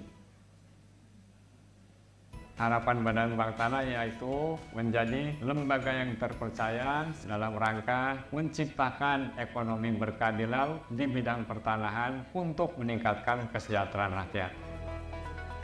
With the responsibilities given to Land Bank Authority, we are confident we can increase the economic growth and justice for Indonesian citizens.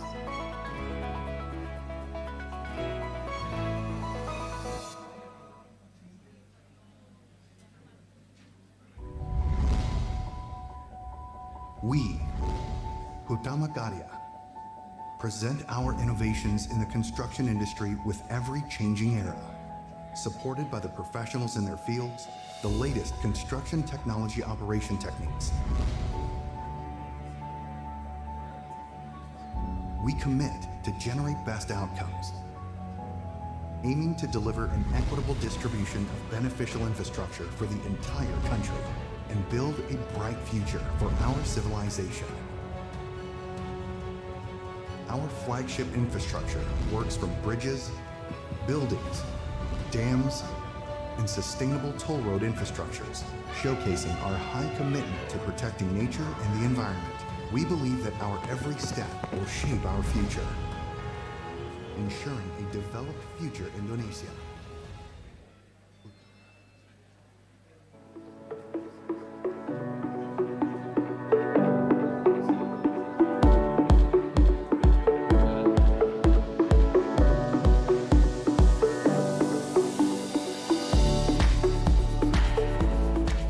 Distinguished guests, ladies and gentlemen, welcome back to Merakromuan. How was the lunch?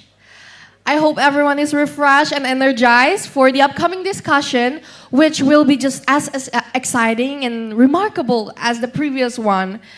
And distinguished guests, ladies and gentlemen, as we begin our last session of the day, we will now hear the keynote speech from the Deputy Coordinating Minister for Regional Development Equity, Agrarian and Spatial Planning, Coordinating Ministry of Infrastructure and Regional Development, Bapak Najib Faisal. Bapak Najib Faisal, the stage is yours.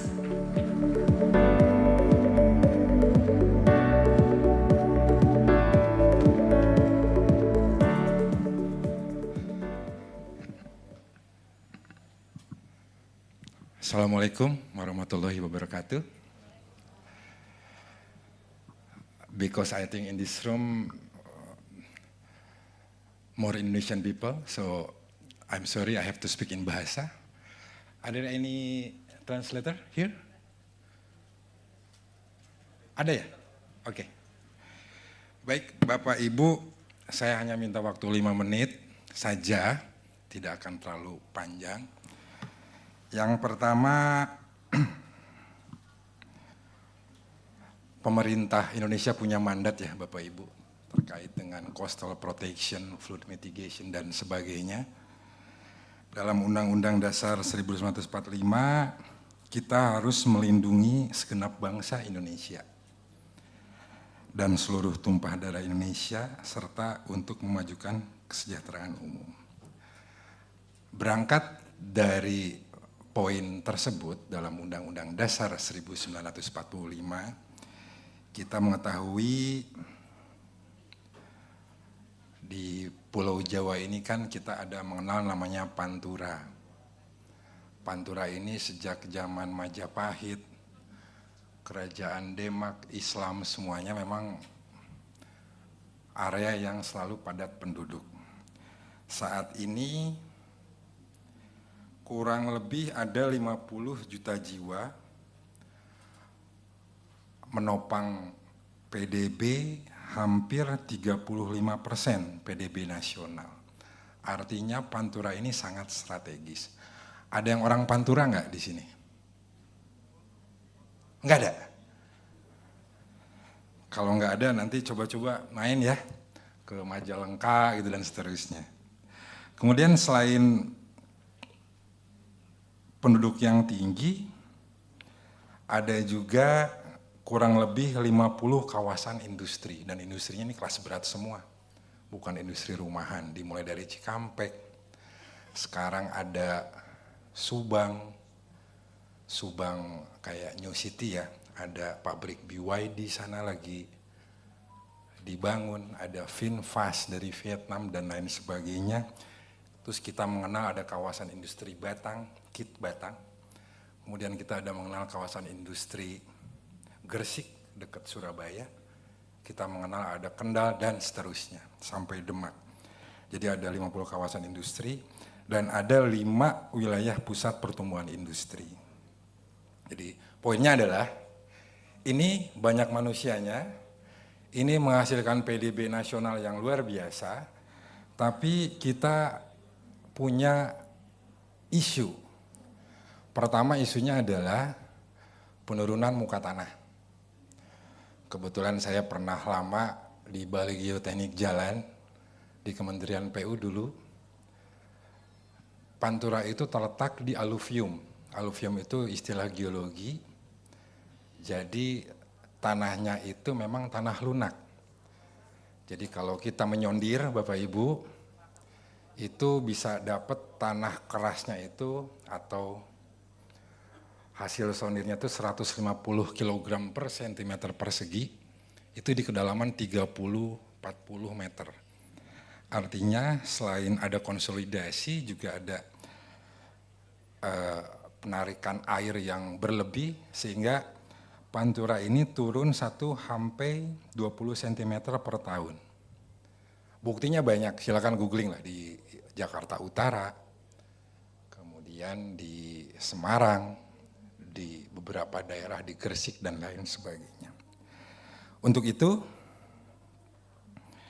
ini isu ancaman ini harus kita mulai dan di sini ada Ibu Dirjen Sumber Daya Air, sahabat baik saya Ibu Lili.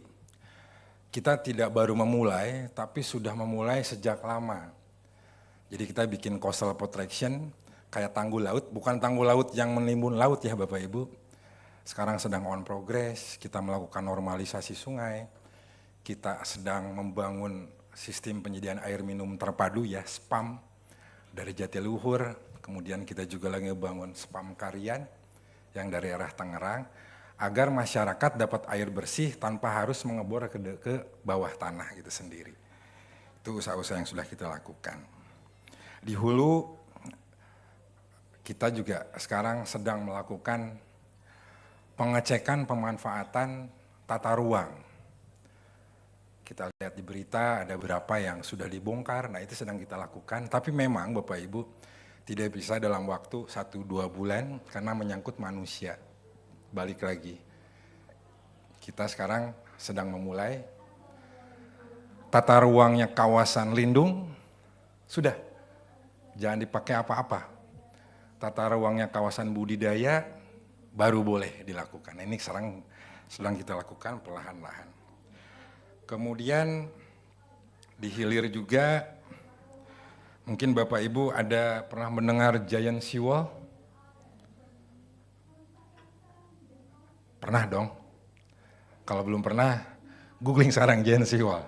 Ada yang gambar Garuda begini kan, ada yang buatan Belanda sama Korea Selatan yang set begitu, ada yang desain basic design dari Kementerian PU, mirip-mirip dengan yang Belanda, ada yang modelnya kayak pulau A, B, C, D, F, G sampai H kalau nggak salah ya di Pelindo, dan itu adalah salah satu usaha kita untuk memproteksi warga di pesisir. Jadi ini sedang kita lakukan juga, tapi bukan hal yang mudah.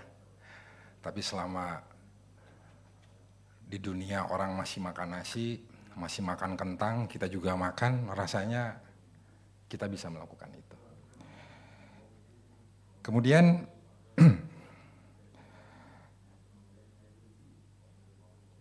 giant seawall sendiri mahal sekali ya Bapak Ibu, ada studi menyatakan 100 triliun lebih, ada 200 triliun lebih, dan lain sebagainya. Ini pemerintah sedang mengusahakan agar itu bisa dibiayai atau ada swasta yang bisa melakukan investasi. Investasi tentunya kan berharap ada keuntungan, cuan bos gitu kalau kata anak sekarang. Nah ini gimana cara mendapatkan keuntungannya? Kita bisa melakukan yang pertama, yang paling tren itu kan land value capture. Contohnya kayak di reklamasi PIK ya. Dulu kan laut, kemudian direklamasi, sekarang kan jadi kayak tempat wisata, tempat perumahan mewah, dan sangat menguntungkan tentunya. Itu land value capture.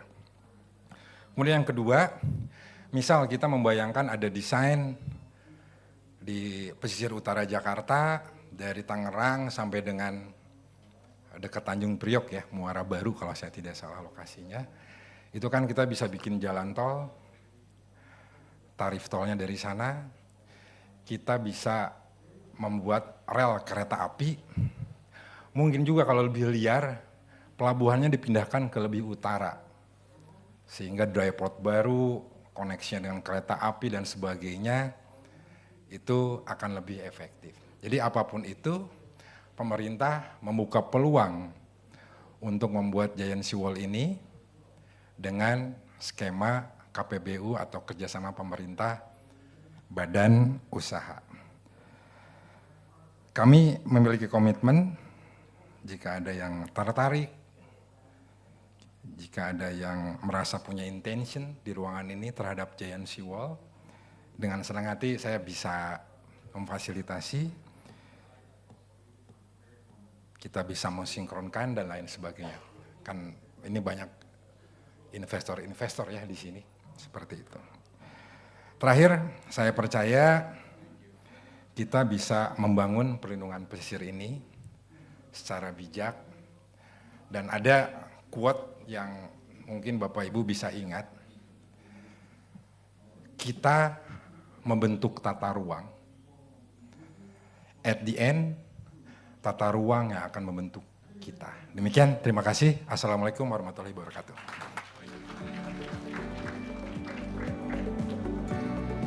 Thank you, Bapak Najib Faisal, for the remarks.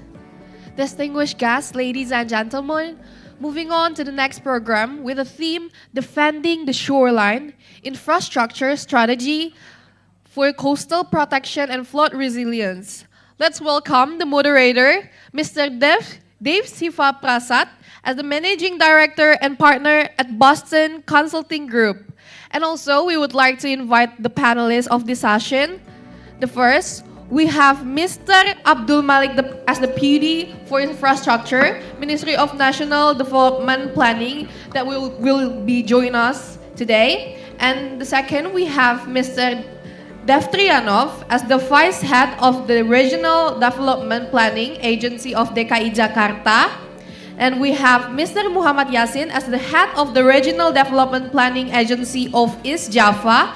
And last, we have Mr. Jasper Leuven as the Coastal Engineer and Nature-Based Solution Specialist at Royal Haskoning DHV.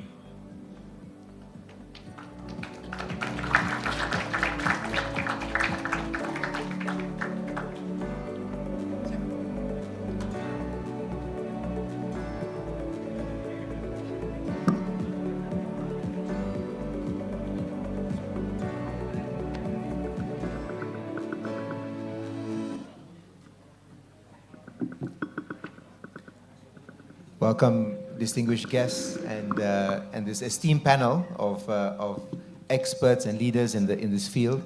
We heard from the distinguished Minister Najib that this is a huge priority for Indonesia, for Jakarta, for Java. It is an area that is very complex to manage. It's not an easy one, and of course the climate impacts that we will face will just make it even more complex. So the actions are immediate and they are needed now. We have a distinguished set of leaders here to dive in a bit deeper on what does it mean to build coastal resilience and coastal protection in Java in particular, but broadly in Indonesia. We'll dive deeper into some of the technical aspects. What would work, what doesn't work, what are the learnings, the lessons we can take. What is the innovative financing and motivation of the private sector to be involved, how we can fund some of this important efforts, and what does government do to create the right supporting environment for these things to happen. So we will have one of our distinguished panelists joining a bit later, Dr. Abdul Malik. So, Pak Idif, maybe I will start with you, if it's okay, to maybe take it a bit from a perspective of Jakarta. Jakarta is heavily exposed. It's a city that is facing huge subsidence, and we have also all the climate impacts that are expected to get more severe over time. And with that context, how is Jakarta thinking about the priorities and projects for coastal protection? and how you think about also bringing in the right mix of engineered solutions but also nature-based solutions to address this problem. Pak Idif.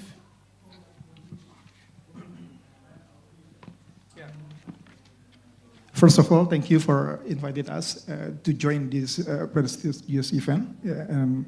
Deputy Minister of the Infrastructure and also Ibu Directorate General of Water Resources, Public Works Ministry.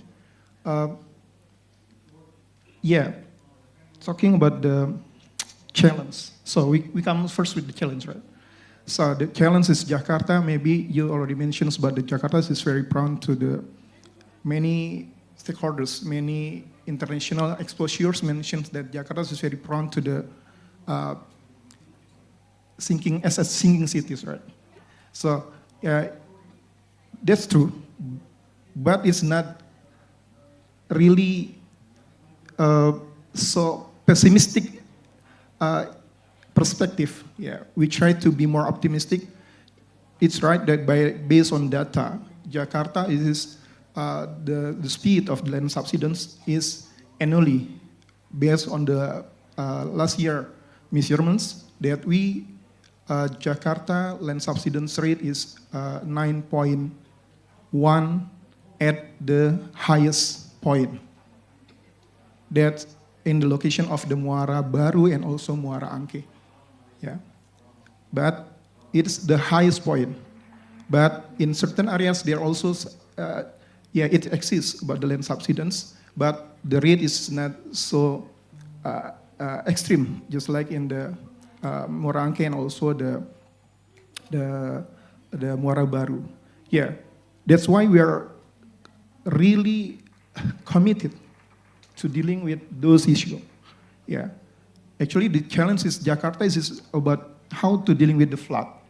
Jakarta is not only facing the tidal flood, but also we have from the upstreams and also even through the extreme rainfalls in the middle of Jakarta. So we have to facing three sources of flood in Jakarta. That's why the approach cannot just only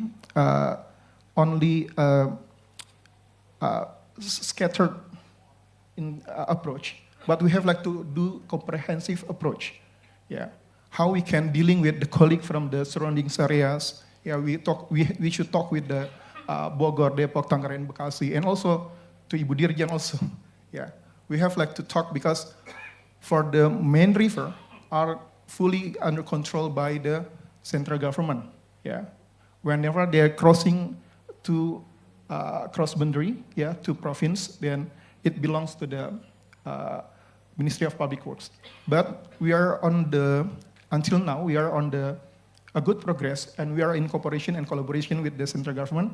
We are trying to procure for the land, and the central government, they're trying to develop or build the infrastructure, and also we try to manage inside Jakarta itself by build a lot of reservoirs. Maybe you ever heard about the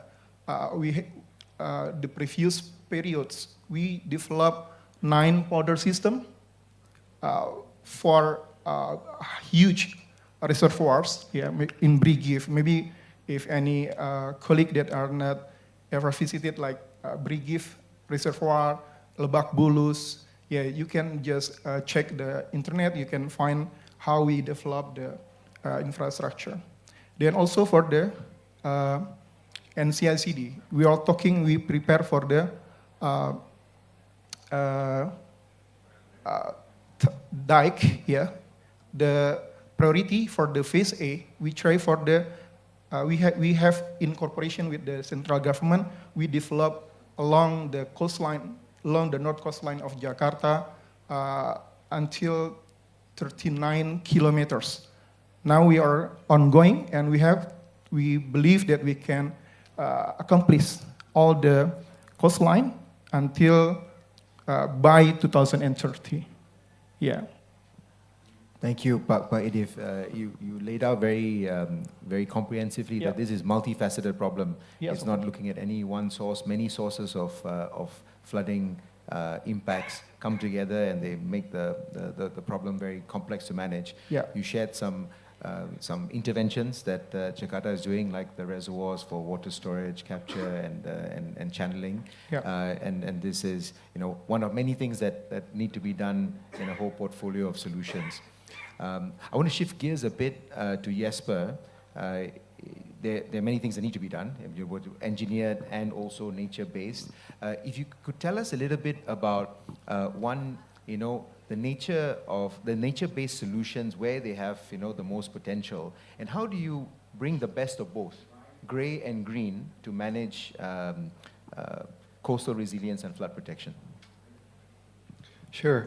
Selamat sore semua. Nama saya Jasper. Saya kerja di Haskoning.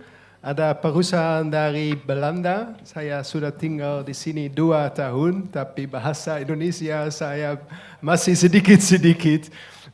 Kalau saya akan berbicara bahasa Inggris, okay? As Haskoning, we work as engineers and we have a passion for designing things. Many people in my company, they really like to build dikes, dams, all of these nice big infrastructure works. But me personally, I have a passion for nature-based solutions. And luckily, I see a lot more talking about nature-based solutions recently. But I also see a lot of misconception around nature-based solutions. So everyone says, we need nature-based solution, seeing it as the holy grail. But actually, a nature-based solution is not going to solve everything, but it can help a lot in your coastal protection system. So the sweet spot of nature-based solutions is actually where you combine the nature-based solution with a gray solution. So you combine traditional engineering with working with nature. And that's where you get a so-called hybrid solution that creates many benefits. And I think the best example of a nature-based solution, especially for countries such as Indonesia, is the application of mangrove forests, mangrove greenbelts in the coastal protection system. Because those mangroves, they have a very dense root system. And by having that root system, they will dampen the waves, the incoming waves from the ocean. They will hold the sediment, so reducing coastal erosion and coastal abrasion. But at the same time, they fulfill a very important role for the community. So they improve the fisheries, and they extract a lot of carbon from the atmosphere. So we have done mangrove projects in other countries worldwide where local people said, please plant more mangroves because their fish catches and their crab catches have been tripled. So they need much less time to catch the same amount of fish and get the same amount of income. So I think that's one very good example, and there are more, where nature-based solutions can really work together in concert with the traditional gray infrastructure projects. Thank you, Jesper. It's very promising to see a nature-based solution that has multiple benefits, serves many purposes. And it's also important to note that you need to bring the best of both, right? It can't be just any one single solution, but a whole mix of solutions that come together and achieve those objectives. Pak Yasin, moving to you, and getting some practical example and learnings from what you have been involved in with the Bengawan Solo flood protection. Now, this is an area where you have high flood frequency and land subsidence. And how is it through infrastructure, spatial planning, and other methods you managed to make a dent on this problem? How did you manage this, and what are some of the learnings there? Ya, terima kasih. Mohon izin saya menggunakan bahasa Indonesia. Jawa Timur ini saya mengutip yang disampaikan Pak Deputi untuk wilayah Pantura, Jawa Timur, Tuban, Lamongan, Gresik, Surabaya itu ketinggiannya hanya 0 sampai 10 meter di atas permukaan laut. Sementara hasil pengamatan Badan Geologi itu di wilayah Pantura terjadi penurunan itu 0,02 sampai 0,43 meter per tahun. Artinya kalau ini tidak kita kendalikan, bukan tidak mungkin dalam 200 tahun ke depan, maka wilayah ini akan tenggelam. Sementara kami di Jawa Timur itu punya daerah aliran sungai Bengawan Solo yang tadi disampaikan oleh moderator bahwa Bengawan Solo ini hulunya ada di Solo tapi kemudian sampai ke Surabaya. Dan ini menjadi penyebab utama banjir setiap tahun yang terjadi di Jawa Timur. Kemudian kami juga punya 7 gunung Merapi yang masih aktif, dan kalau musim hujan tinggi maka potensi untuk terjadinya banjir, lahar, dan longsor itu sangat tinggi sekali. Maka apa yang harus kami lakukan? Pertama adalah pasti bahwa sebenarnya yang terjadi banjir, tanah longsor, semuanya itu adalah akibat aktivitas manusia. Maka strategi yang paling tepat adalah membangun partisipasi dan kesadaran masyarakat untuk menjaga sungai dan lingkungan kita. Ada satu yang kita lakukan rutin, yang pertama adalah normalisasi sungai.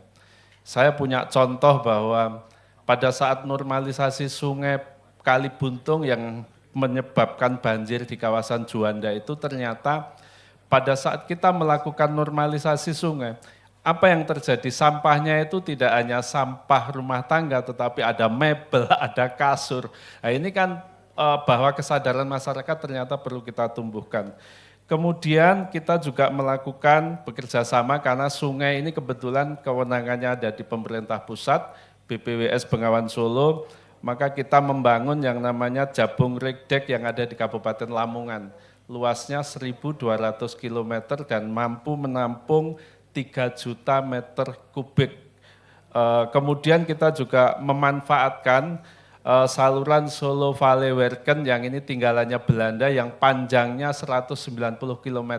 Sehingga pada saat sungai Bengawan Solo meluap itu kita alirkan ke saluran ini sehingga tidak menggenangi sawah dan permukiman. Kemudian kami juga membangun peningkatan kapasitas sudetan floodway Plongwet yang ada di Lamongan. Itu kapasitasnya awalnya sebelum kita tingkatkan itu hanya sekitar 600 meter kubik, sekarang sudah bisa menampung 1.000 meter kubik. Kami juga membangun breakwater yang ada di Brondong Lamongan supaya bisa memecah gelombang, sehingga aktivitas nelayan, kemudian bongkar muat yang ada di pelabuhan di Brondong itu juga bisa kita lakukan. Ada salah satu sungai lagi selain Bengawan Solo, yaitu namanya Sungai Kalilamong. Sungai Kalilamong ini juga kalau terjadi banjir itu ada di 42 titik yang menggenangi permukiman, ada sekitar 5.800 rumah yang tergenang. Maka apa yang kami lakukan, kami bekerja sama dengan pemerintah daerah, pemerintah pusat untuk melakukan normalisasi dan membangun tanggul sepanjang 47 km. Sampai hari ini sedang berproses, sedang selesai sekitar 18 km dan terima kasih pemerintah pusat mensupport untuk penyelesaian pembangunan ini. Kemudian di samping itu tentunya kami juga yang paling penting adalah menjaga konsistensi pemerintah daerah untuk bisa minimal menyediakan 20% ruang terbuka hijau untuk bisa dipertahankan utamanya di perkotaan. Kaitannya dengan tata ruang, kami alhamdulillah sudah mereview tata ruang kami dengan menetapkan Perda nomor 10 tahun 2023 terkait dengan tata ruang wilayah Provinsi Jawa Timur. Di mana di situ kita atur, salah satunya adalah membangun kawasan-kawasan khusus, misalnya terkait dengan kawasan khusus ekosistem mangrove yang tadi terkait dengan bagaimana kita penanggulangan secara alam. Maka kita tetapkan ada 10.778 hektar yang kawasan mangrove ini harus kita lestarikan, tidak boleh digunakan untuk apapun, kemudian ini kita jaga dan kita kembangkan. Kemudian kami juga menjaga untuk kawasan-kawasan tertentu, misalnya kawasan pantai, kawasan sepadan sungai, kawasan sumber mata air, dan semuanya ini kita atur di Perda itu bahwa tidak boleh digunakan untuk kegiatan alih fungsi dan lainnya. Kalau toh boleh digunakan harus izinnya ketat. Memang kata kuncinya adalah law enforcement, penegakan hukumnya ini harus ketat supaya alih fungsi kawasan-kawasan yang sebenarnya kita lindungi dan tidak boleh dialih fungsikan itu bisa terus kita jaga. Saya kira itu. Terima kasih. Thank you, Pak Yasin, and welcome, Pak Abdul Malik. Great to have you in the panel. Pak Idif, I'm going to move to you now. Again, more specific example getting into Jakarta. Yeah. So Jakarta has many problems, like you said, upstream issues as well as the coastal, and they all come together. Also very densely populated. Maybe two questions for you. One is, what are some of the challenges you need to manage in putting in projects, interventions to control floods and create resilience? And second is, what is the type of policies that you need to have from a government standpoint to provide guidance in this area? Okay, thank you. Basically, before I'm coming to those questions, I'd like to also to mention that kind of prerequisite conditions, prerequisite infrastructure they also needed before we start for talking about how to develop the coastal protections. There's two things, including also for the how to reduce the impact of the land subsidence. The first one is we have to develop the based on the master plan, we mention it as the Jakarta Sewer System. Yeah, it consists of 14 zones, and now we start with the first zone and the zone 6. Yeah, but it's still much more needed to accelerate in the future, because otherwise we cannot consider talking about the giant seawall that you already mentioned, sir. Because it be like a giant. We afraid that if we are not taking it seriously, the issues of the sanitations, we believe that northern part of Jakarta will be like a giant septic tank. Did you notice about the septic tank? Yeah, this is like the gray water, black water is And the second one is to talk about how we should increase the coverage of clean water. Yeah. We believe by expanding the service of clean water, we can reduce the speed of the land subsidence. Yeah. Nowadays, Jakarta already reached 70% of piping water, and by 2030, we do expect that we can reach 100%. But not all the increase of the coverage or supply is not only from the new supply from Jatiluhur or Karian, but also we have to dealing with the issues of how we can reduce the non-revenue water. Yeah, because the rate of revenue water in Jakarta is quite high. Nowadays it reached 45%, and we have to reduce until 30%. Yeah, so that's the prerequisite conditions before we're talking about the seawall. And regarding the challenge, that you already mentioned. This is just some facts.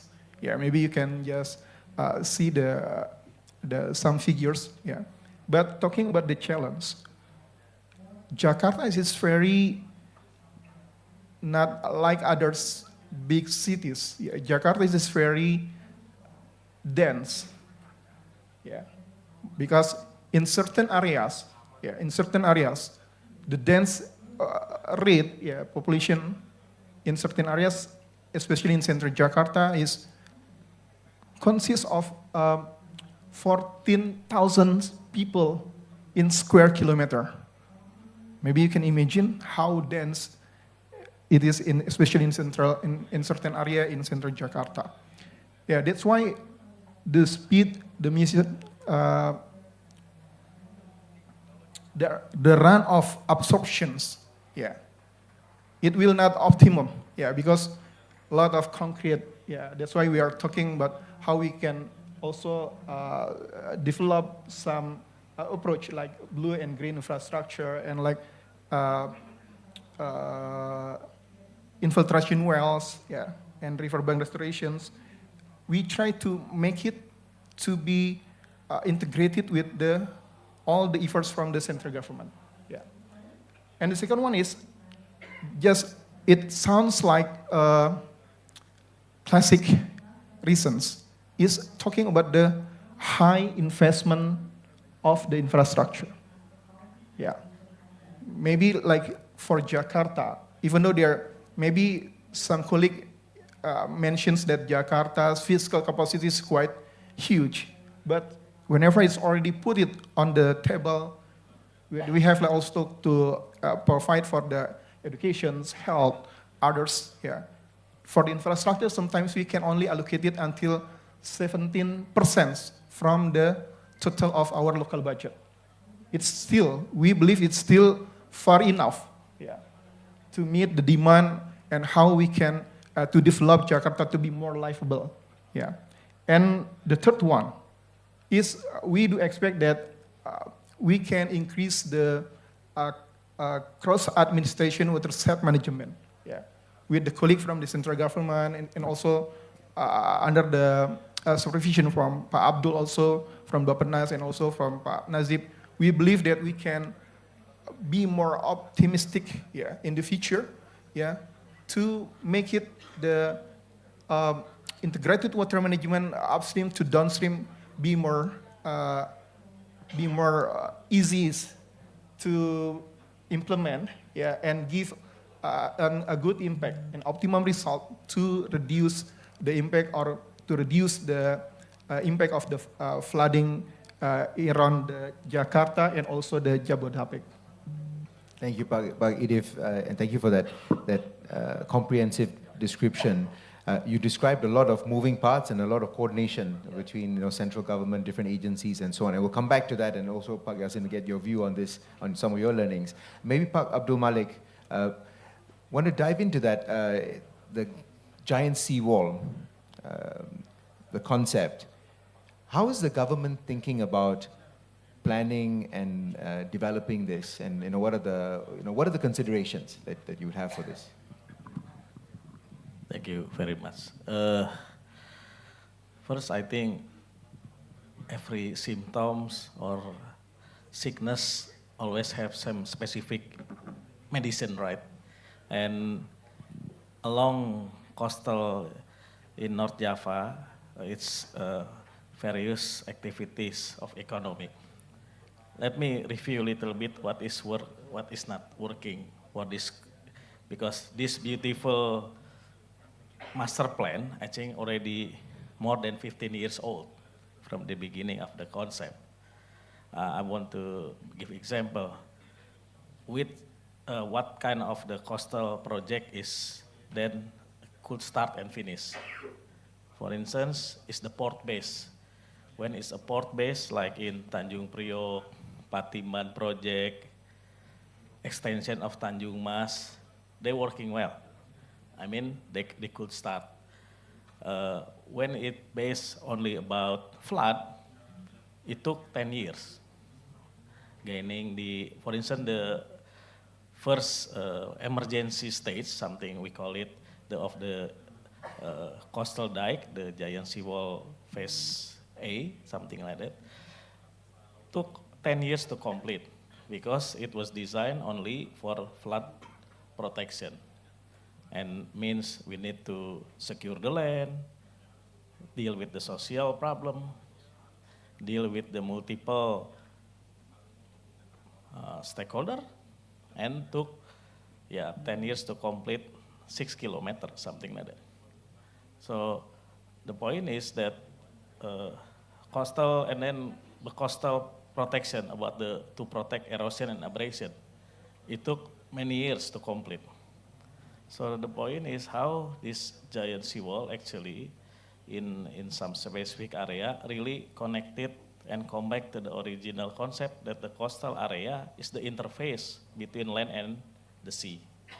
So the marine and maritime economic even is productive, property, energy, tourism, conservation could be live well. Agriculture also over there could live in harmony as a motor for that coastal development. So to conclude this, your question, actually now government narrow down and more specific for each donation. For instance, in IDF area in Jakarta Bay, we improve the studies for the next stages. In Pak Yasin, perhaps we preparing Pak Yasin ya,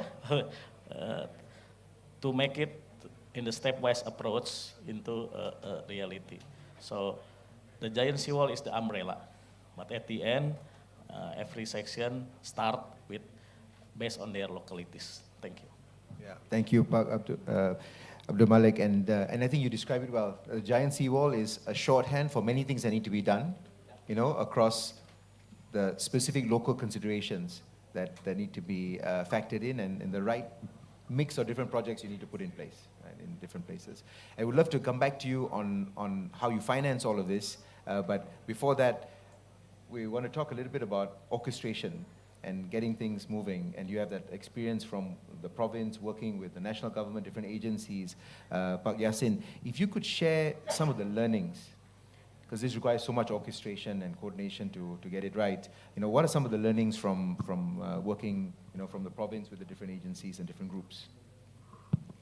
Ya, jadi sebenarnya salah satu problem besar terkait dengan banjir dan penurunan tanah tadi kan bahwa aktivitas perekonomian kita, masyarakat itu lebih banyak di Pantura.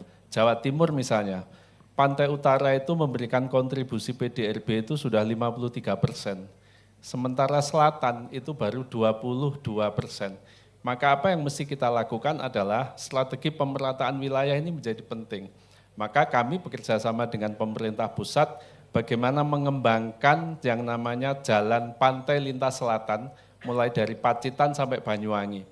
Kalau akses infrastruktur jalan ini terbangun, maka pusat-pusat ekonomi tidak pada tertumpu di wilayah utara tetapi juga ke selatan. Maka beban wilayah utara tentunya akan berkurang. Sehingga problem-problem terkait dengan banjir, penurunan tanah dan sebagainya mungkin sedikit banyak bisa dikurangi.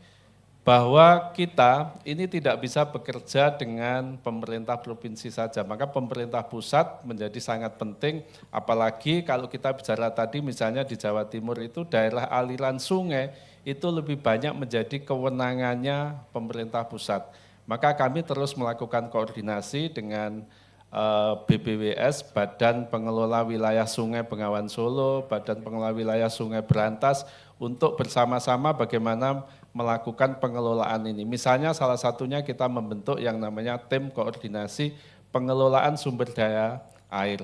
Yang itu organisasi ini di bawah kita, pemerintah provinsi, pemerintah pusat, kemudian pemerintah kabupaten kota, dunia usaha dan berbagai LSM, pengusaha yang ikut memanfaatkan sungai ini. Kita ajak bersama-sama bagaimana sungai ini tidak hanya didaya gunakan tetapi juga kita lestarikan bersama. Sehingga dampak yang kita takutkan, banjir misalnya itu bisa kita minimalisasi. Kemudian kita juga misalnya terkait dengan Sungai Berantas yang ini banyak mengancam banjir di daerah Surabaya misalnya dan Sidoarjo. Kita bekerja sama dengan pemerintah pusat itu membangun misalnya busem yang ada di kawasan Semampir, dan ini sangat membantu mengurangi debit air yang ada di Kali Buntung yang menjadi kunci utama penyebab banjirnya di kawasan Bandara Udara Juanda. Kemudian kami juga pengadaan pompa-pompa utamanya di Surabaya sama Sidoarjo ini. Kalau musim hujan maka pompa ini kita aktifkan dan kemudian kita alirkan ke sungai-sungai yang langsung bisa ke laut. Memang problemnya adalah tadi laut itu karena kita datarannya rendah maka memang kita harus membuat tanggul di sepanjang pantai itu, dan ini akan bisa mengurangi tidak hanya manusianya tapi juga sektor-sektor ekonomi yang kebanyakan memang bertumbuh di Pantura. Dan ini yang saya kira problem pemerintah pusat dan kita bagaimana menjaga pemerataan ekonomi itu tidak hanya bertumbuh di utara tetapi kita geser ke selatan. Salah satu kuncinya adalah infrastruktur, Tapi daerah ini kan punya kemampuan terbatas terhadap finansial. Maka pemerintah pusat diharapkan bisa mensupport untuk bisa membangun pemerataan infrastruktur itu di semua daerah sehingga akses ekonomi itu bisa tumbuh di setiap wilayah. Terima kasih. Thank you, Pak Yasin. I think the overall theme of ensuring equitable distribution of economic development and growth and infrastructure, key point. And you also mentioned some issue-specific coordination around the rights of the river, the national infrastructure on the road, and how you take specific issues and coordinate around this to make it practical and real. Thank you for sharing. Yes, if I move to you to maybe step back from your role, your company's role. You've been working in Indonesia for many years and also globally on coastal resilience, flood protection. What would you say are some of the learnings that are most applicable for Indonesia, especially with some of the forward plans such as Giant Seawall and other initiatives? And if you could dive a bit further also into some of the social impacts and how that can be best managed. That's actually a lot to cover there, but happy to try to formulate an answer. So I think we've been working on the first ideas for the giant seawall since about 10 years as Haskoning. And recently, for the past year, once the president actually requested to study this whole new giant seawall across the entire north coast of Java, that's the moment when we were asked to advise kemenkoinfra on this planning. And actually the first question we got was like, can we build this giant seawall across the entire north coast? Well, probably you can, but it's going to cost a lot and it's going to have a lot of impacts. So you're changing entire ecosystems, changing coastal systems from saline to freshwater, and a lot of people whose life is depending on fisheries, for example, what will they do? So it has a lot of impacts. But then at the same time, as some of the other speakers also already mentioned, we have this heavy subsidence. We have an enormous amount of people living in the coastal area. So we do need some solutions. Maybe in some areas, an offshore seawall might be a way to provide this coastal protection. But it comes at a cost, an economic cost, and it comes at an environmental cost. So based on all of this work, I think there are 2 or 3 lessons that I would like to give, or some takeaways.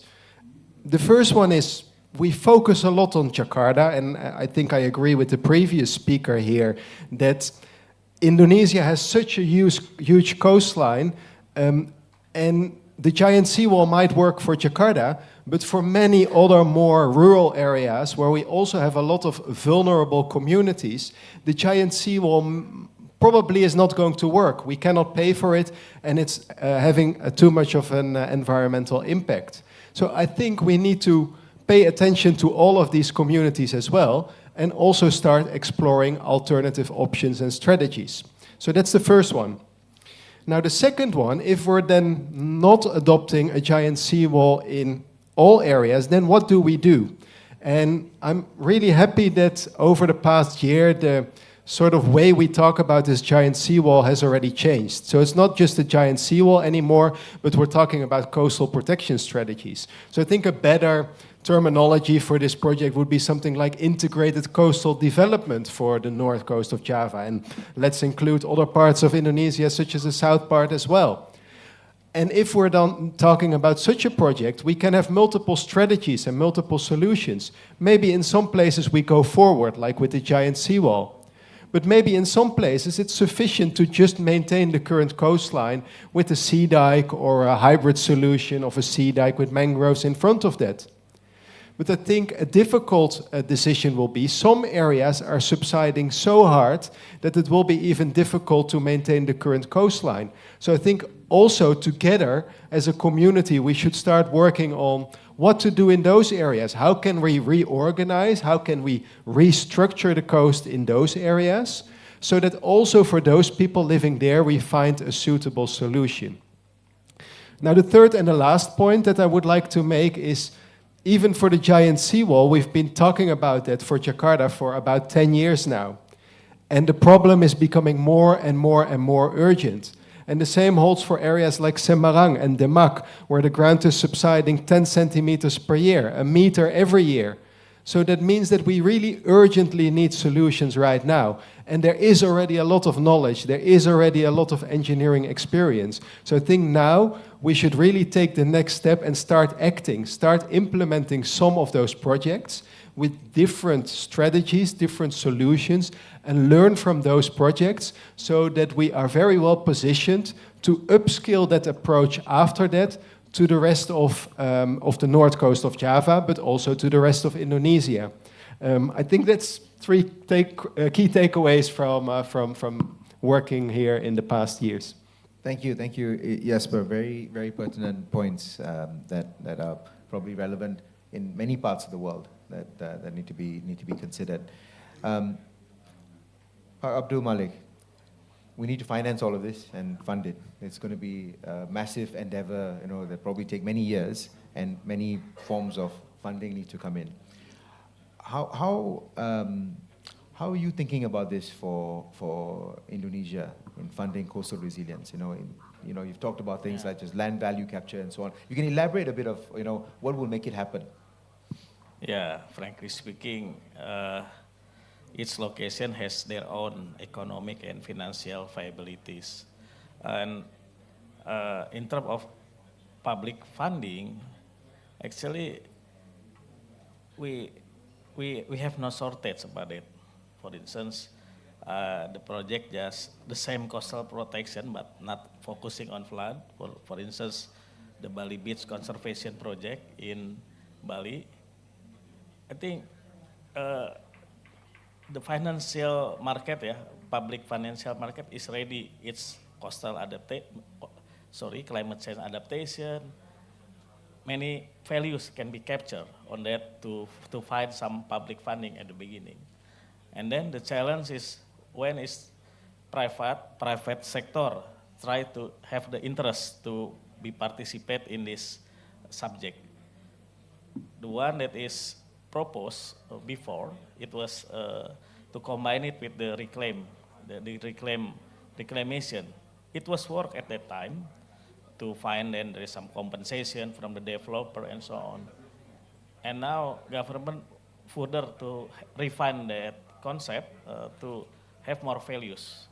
For instance, what will be the productive way? Because if we just offering the property, it's not going to work anymore. We need to offering more mixed zone.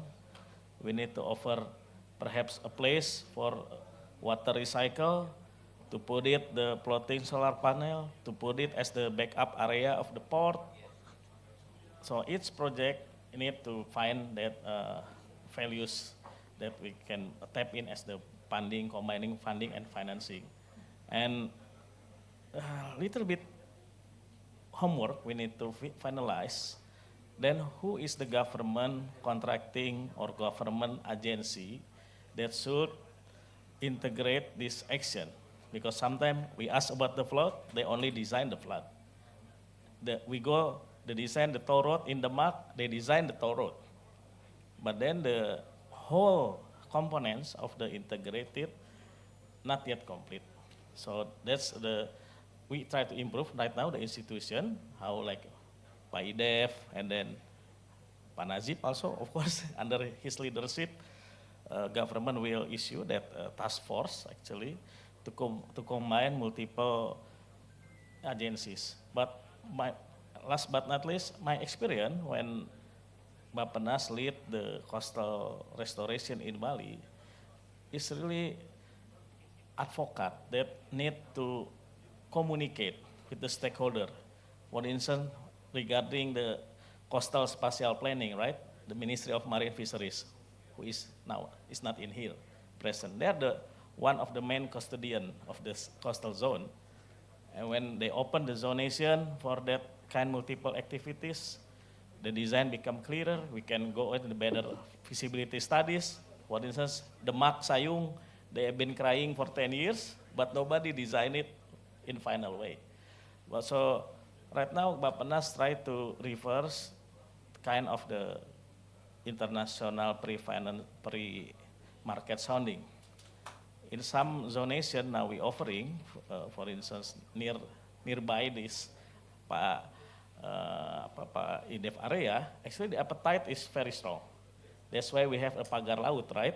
Actually our coastal area in North Java, everybody want to utilize that. So now we improve that. Hopefully the task force that will be issued soon could be to make clearer investment climate and cooperation, and actually government are ready to do the blended financing. All the donors line up, ask to me what they need to do, what need to do. Some project that is really public project is already on board. But the rest that we have the blended, we will do that, and we will issue the better FS soon, maybe then unsolicited and solicited way how to engage the private sector. Thank you very much. Thank you, Pak Abdul Malik, and I think one big takeaway is also we have to be quite creative and targeted, right? In terms of the specific area has a specific economic context. Within that economic context, what can you do to mobilize more private sector inside, right? I think that's thank you for sharing this. I was informed that we are running short on time, but we also wanted to open up for some questions from the audience. I think we have time for maybe 1 or 2 questions. Yes, please.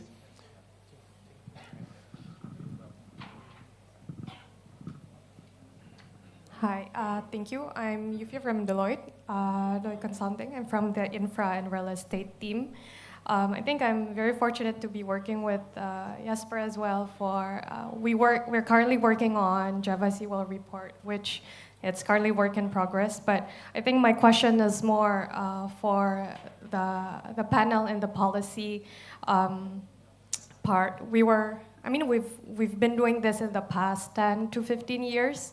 And the coordinating ministry has been appointed, the Netherlands and the South Korea, to do the study. And we have a lot of knowledge, as Jesper said earlier.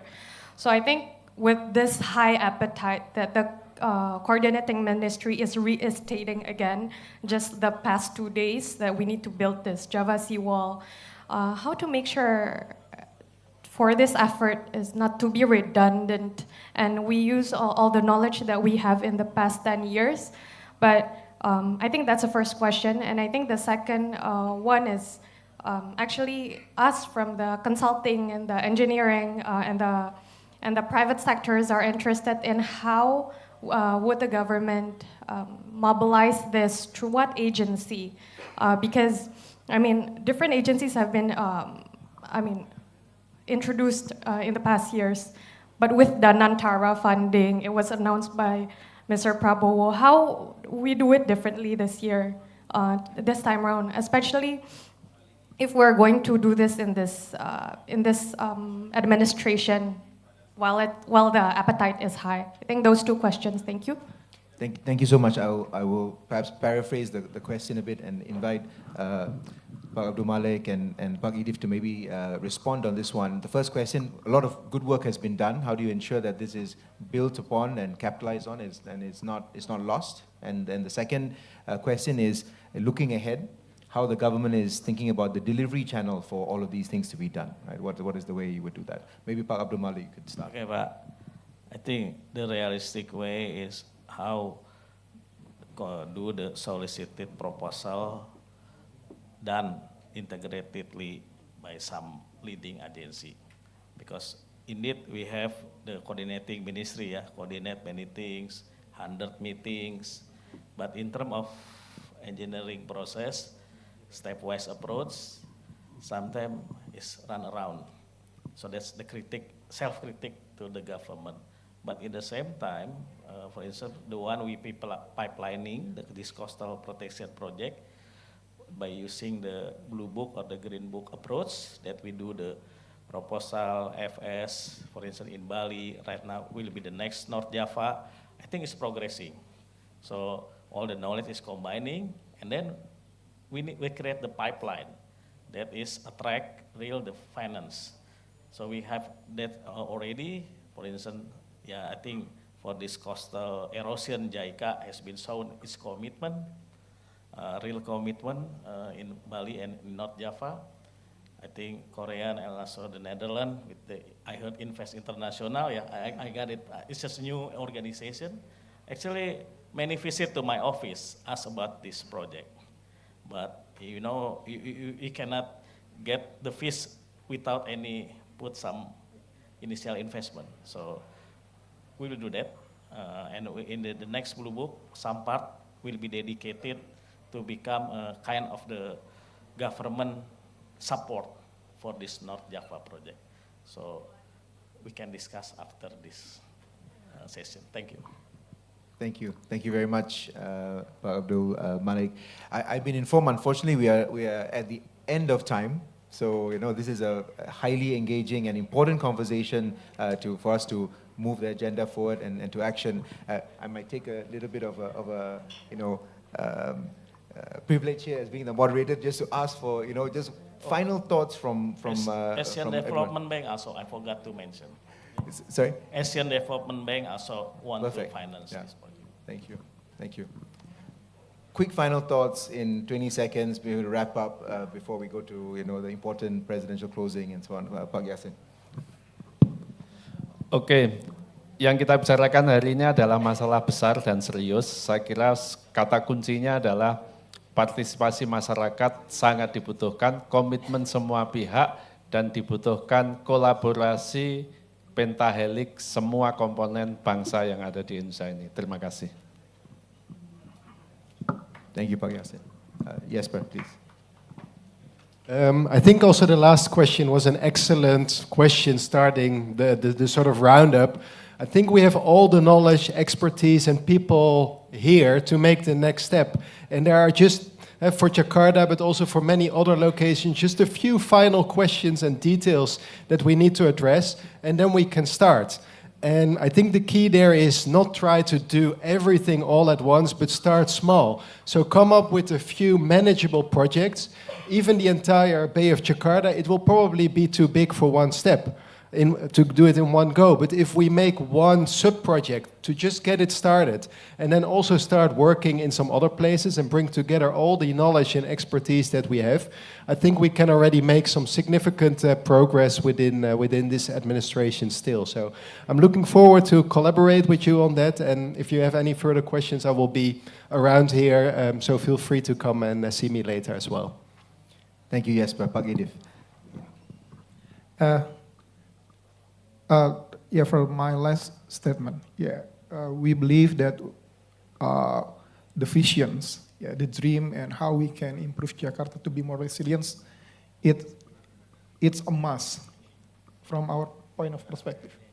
Because Jakarta will be, we believe, even though there's like the government previous planning about to move the capital city, whether it's maybe in the next 2 or 3 years or in the 4 years, but we believe Jakarta will be exist, and we do expect that all people can gather, all the stakeholders can stand with us, and also to how we can make Jakarta be more resilient.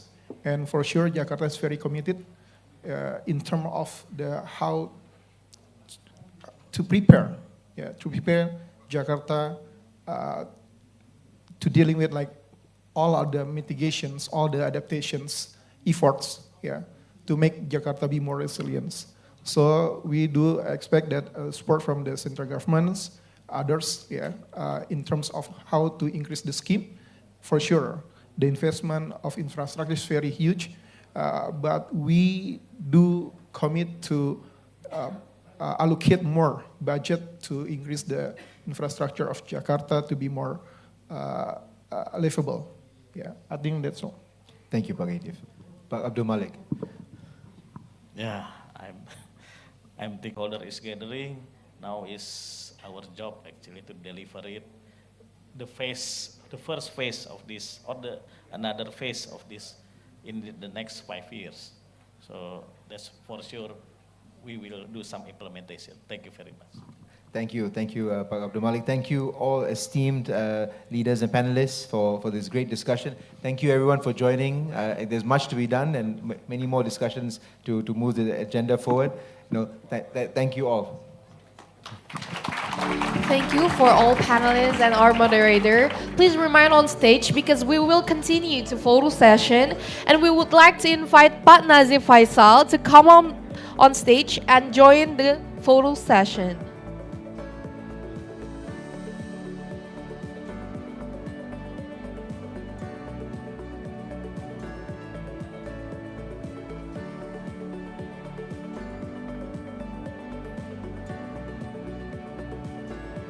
I will now guide the photo session in 3, 2, 1. Once again in 3, 2, 1.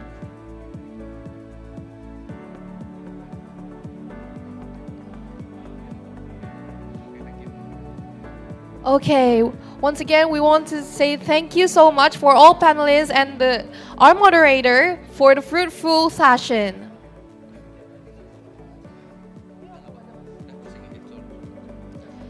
Distinguished guests, ladies and gentlemen, as we wrap up the thematic session hosted for today, please make your way back at the plenary hall for closing ceremony.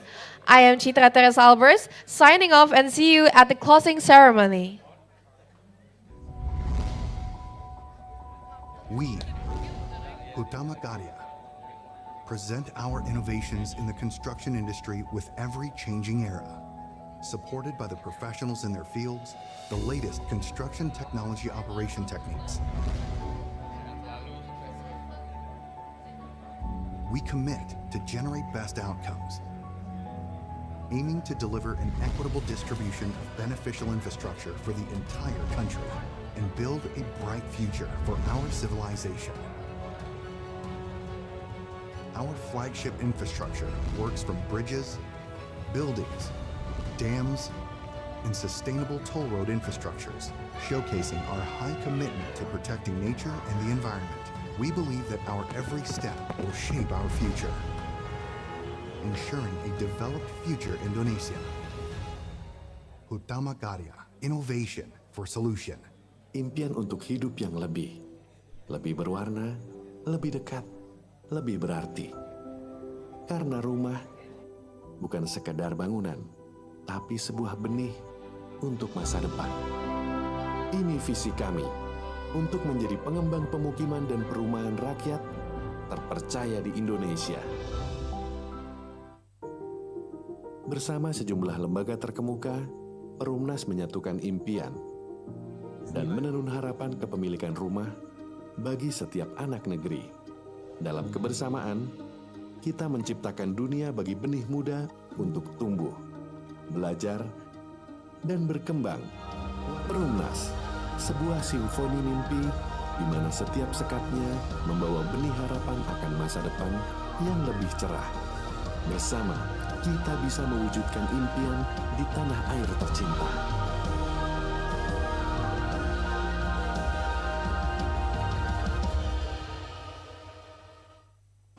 For more than 7 decades, PLN has carried out the state's mandate to electrify the whole Indonesian archipelago.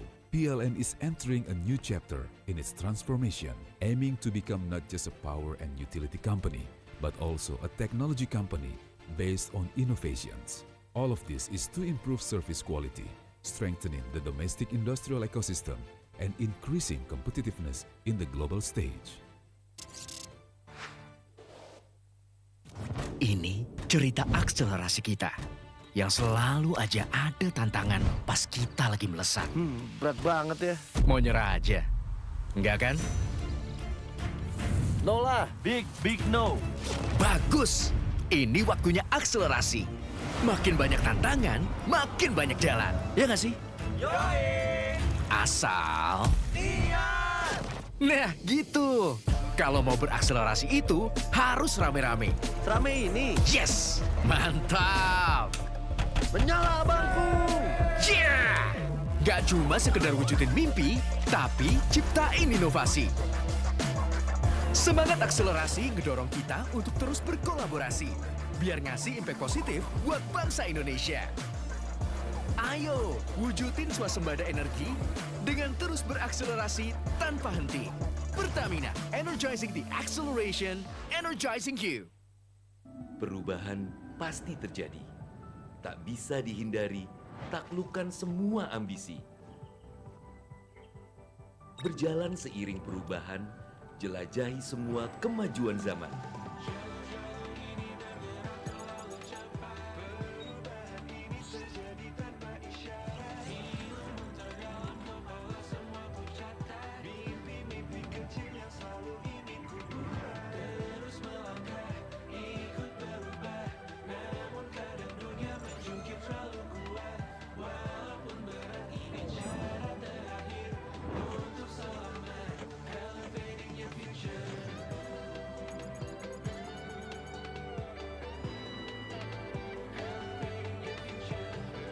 Tunjukkan pada dunia, kita mampu berelevasi jadi bangsa yang luar biasa.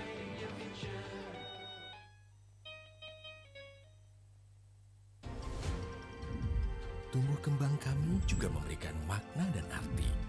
Betapa pentingnya peran kami yang tak pernah lepas dalam hadirkan konektivitas.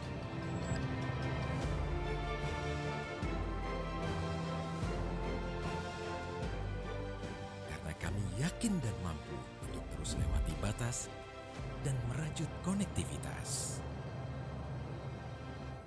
Indonesia. Indonesia, a land of natural beauty and cultural diversity. The Ministry of State-Owned Enterprises has initiated a breakthrough by synergizing all state-owned enterprises in tourism through the Indonesia Journey, or InJourney. From airport and cargo services, tourist destination development, heritage and attraction management, hotels, retail management, to international events and our creative industries.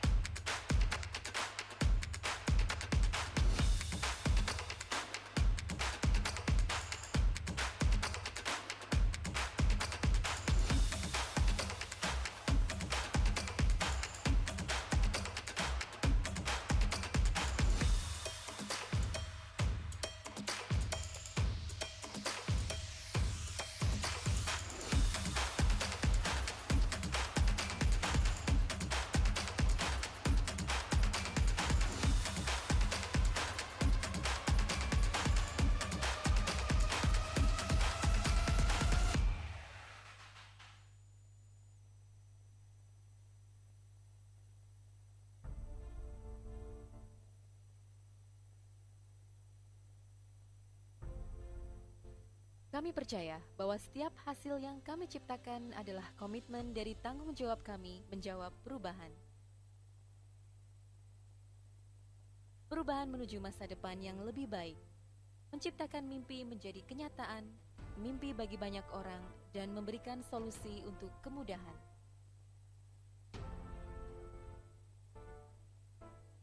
Kami merupakan manufaktur kereta api yang terintegrasi pertama di Asia Tenggara. Fokus kami adalah menghasilkan produk yang berkualitas tinggi di bidang perkeretaapian. Kami adalah mitra untuk membangun masa depan. Kami terus menatap ke depan untuk terus berinovasi, mengembangkan visi besar, membangun industri transportasi yang lebih baik.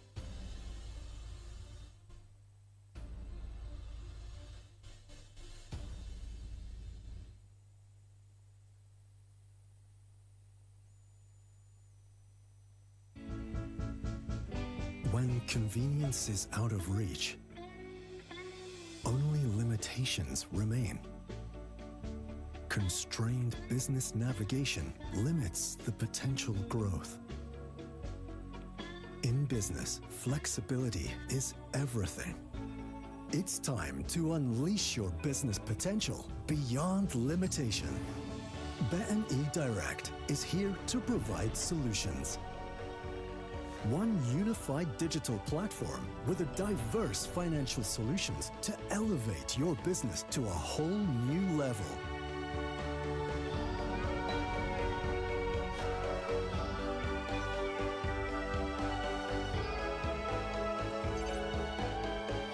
BNI Direct, directing your business to new heights.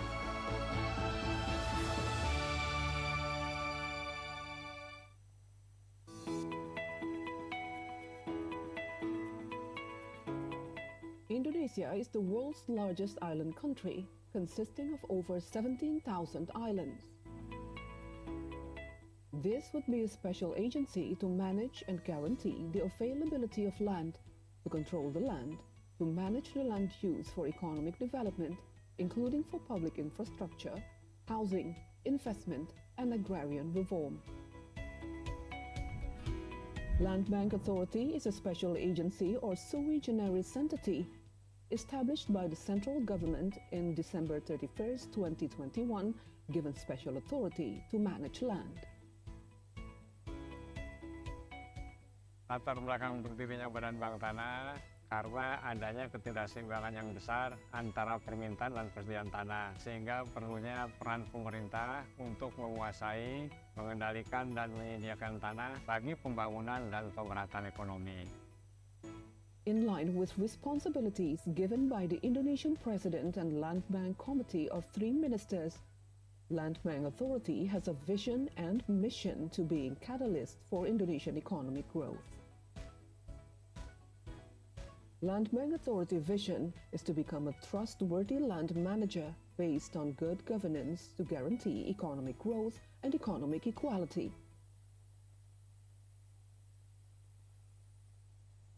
Land Bank Authority mission is to carry out various efforts related to land bank operational for public interest, social interest, national development interest, economic equality, land consolidation, and agrarian reforms, as well as improving community welfare to provide employment.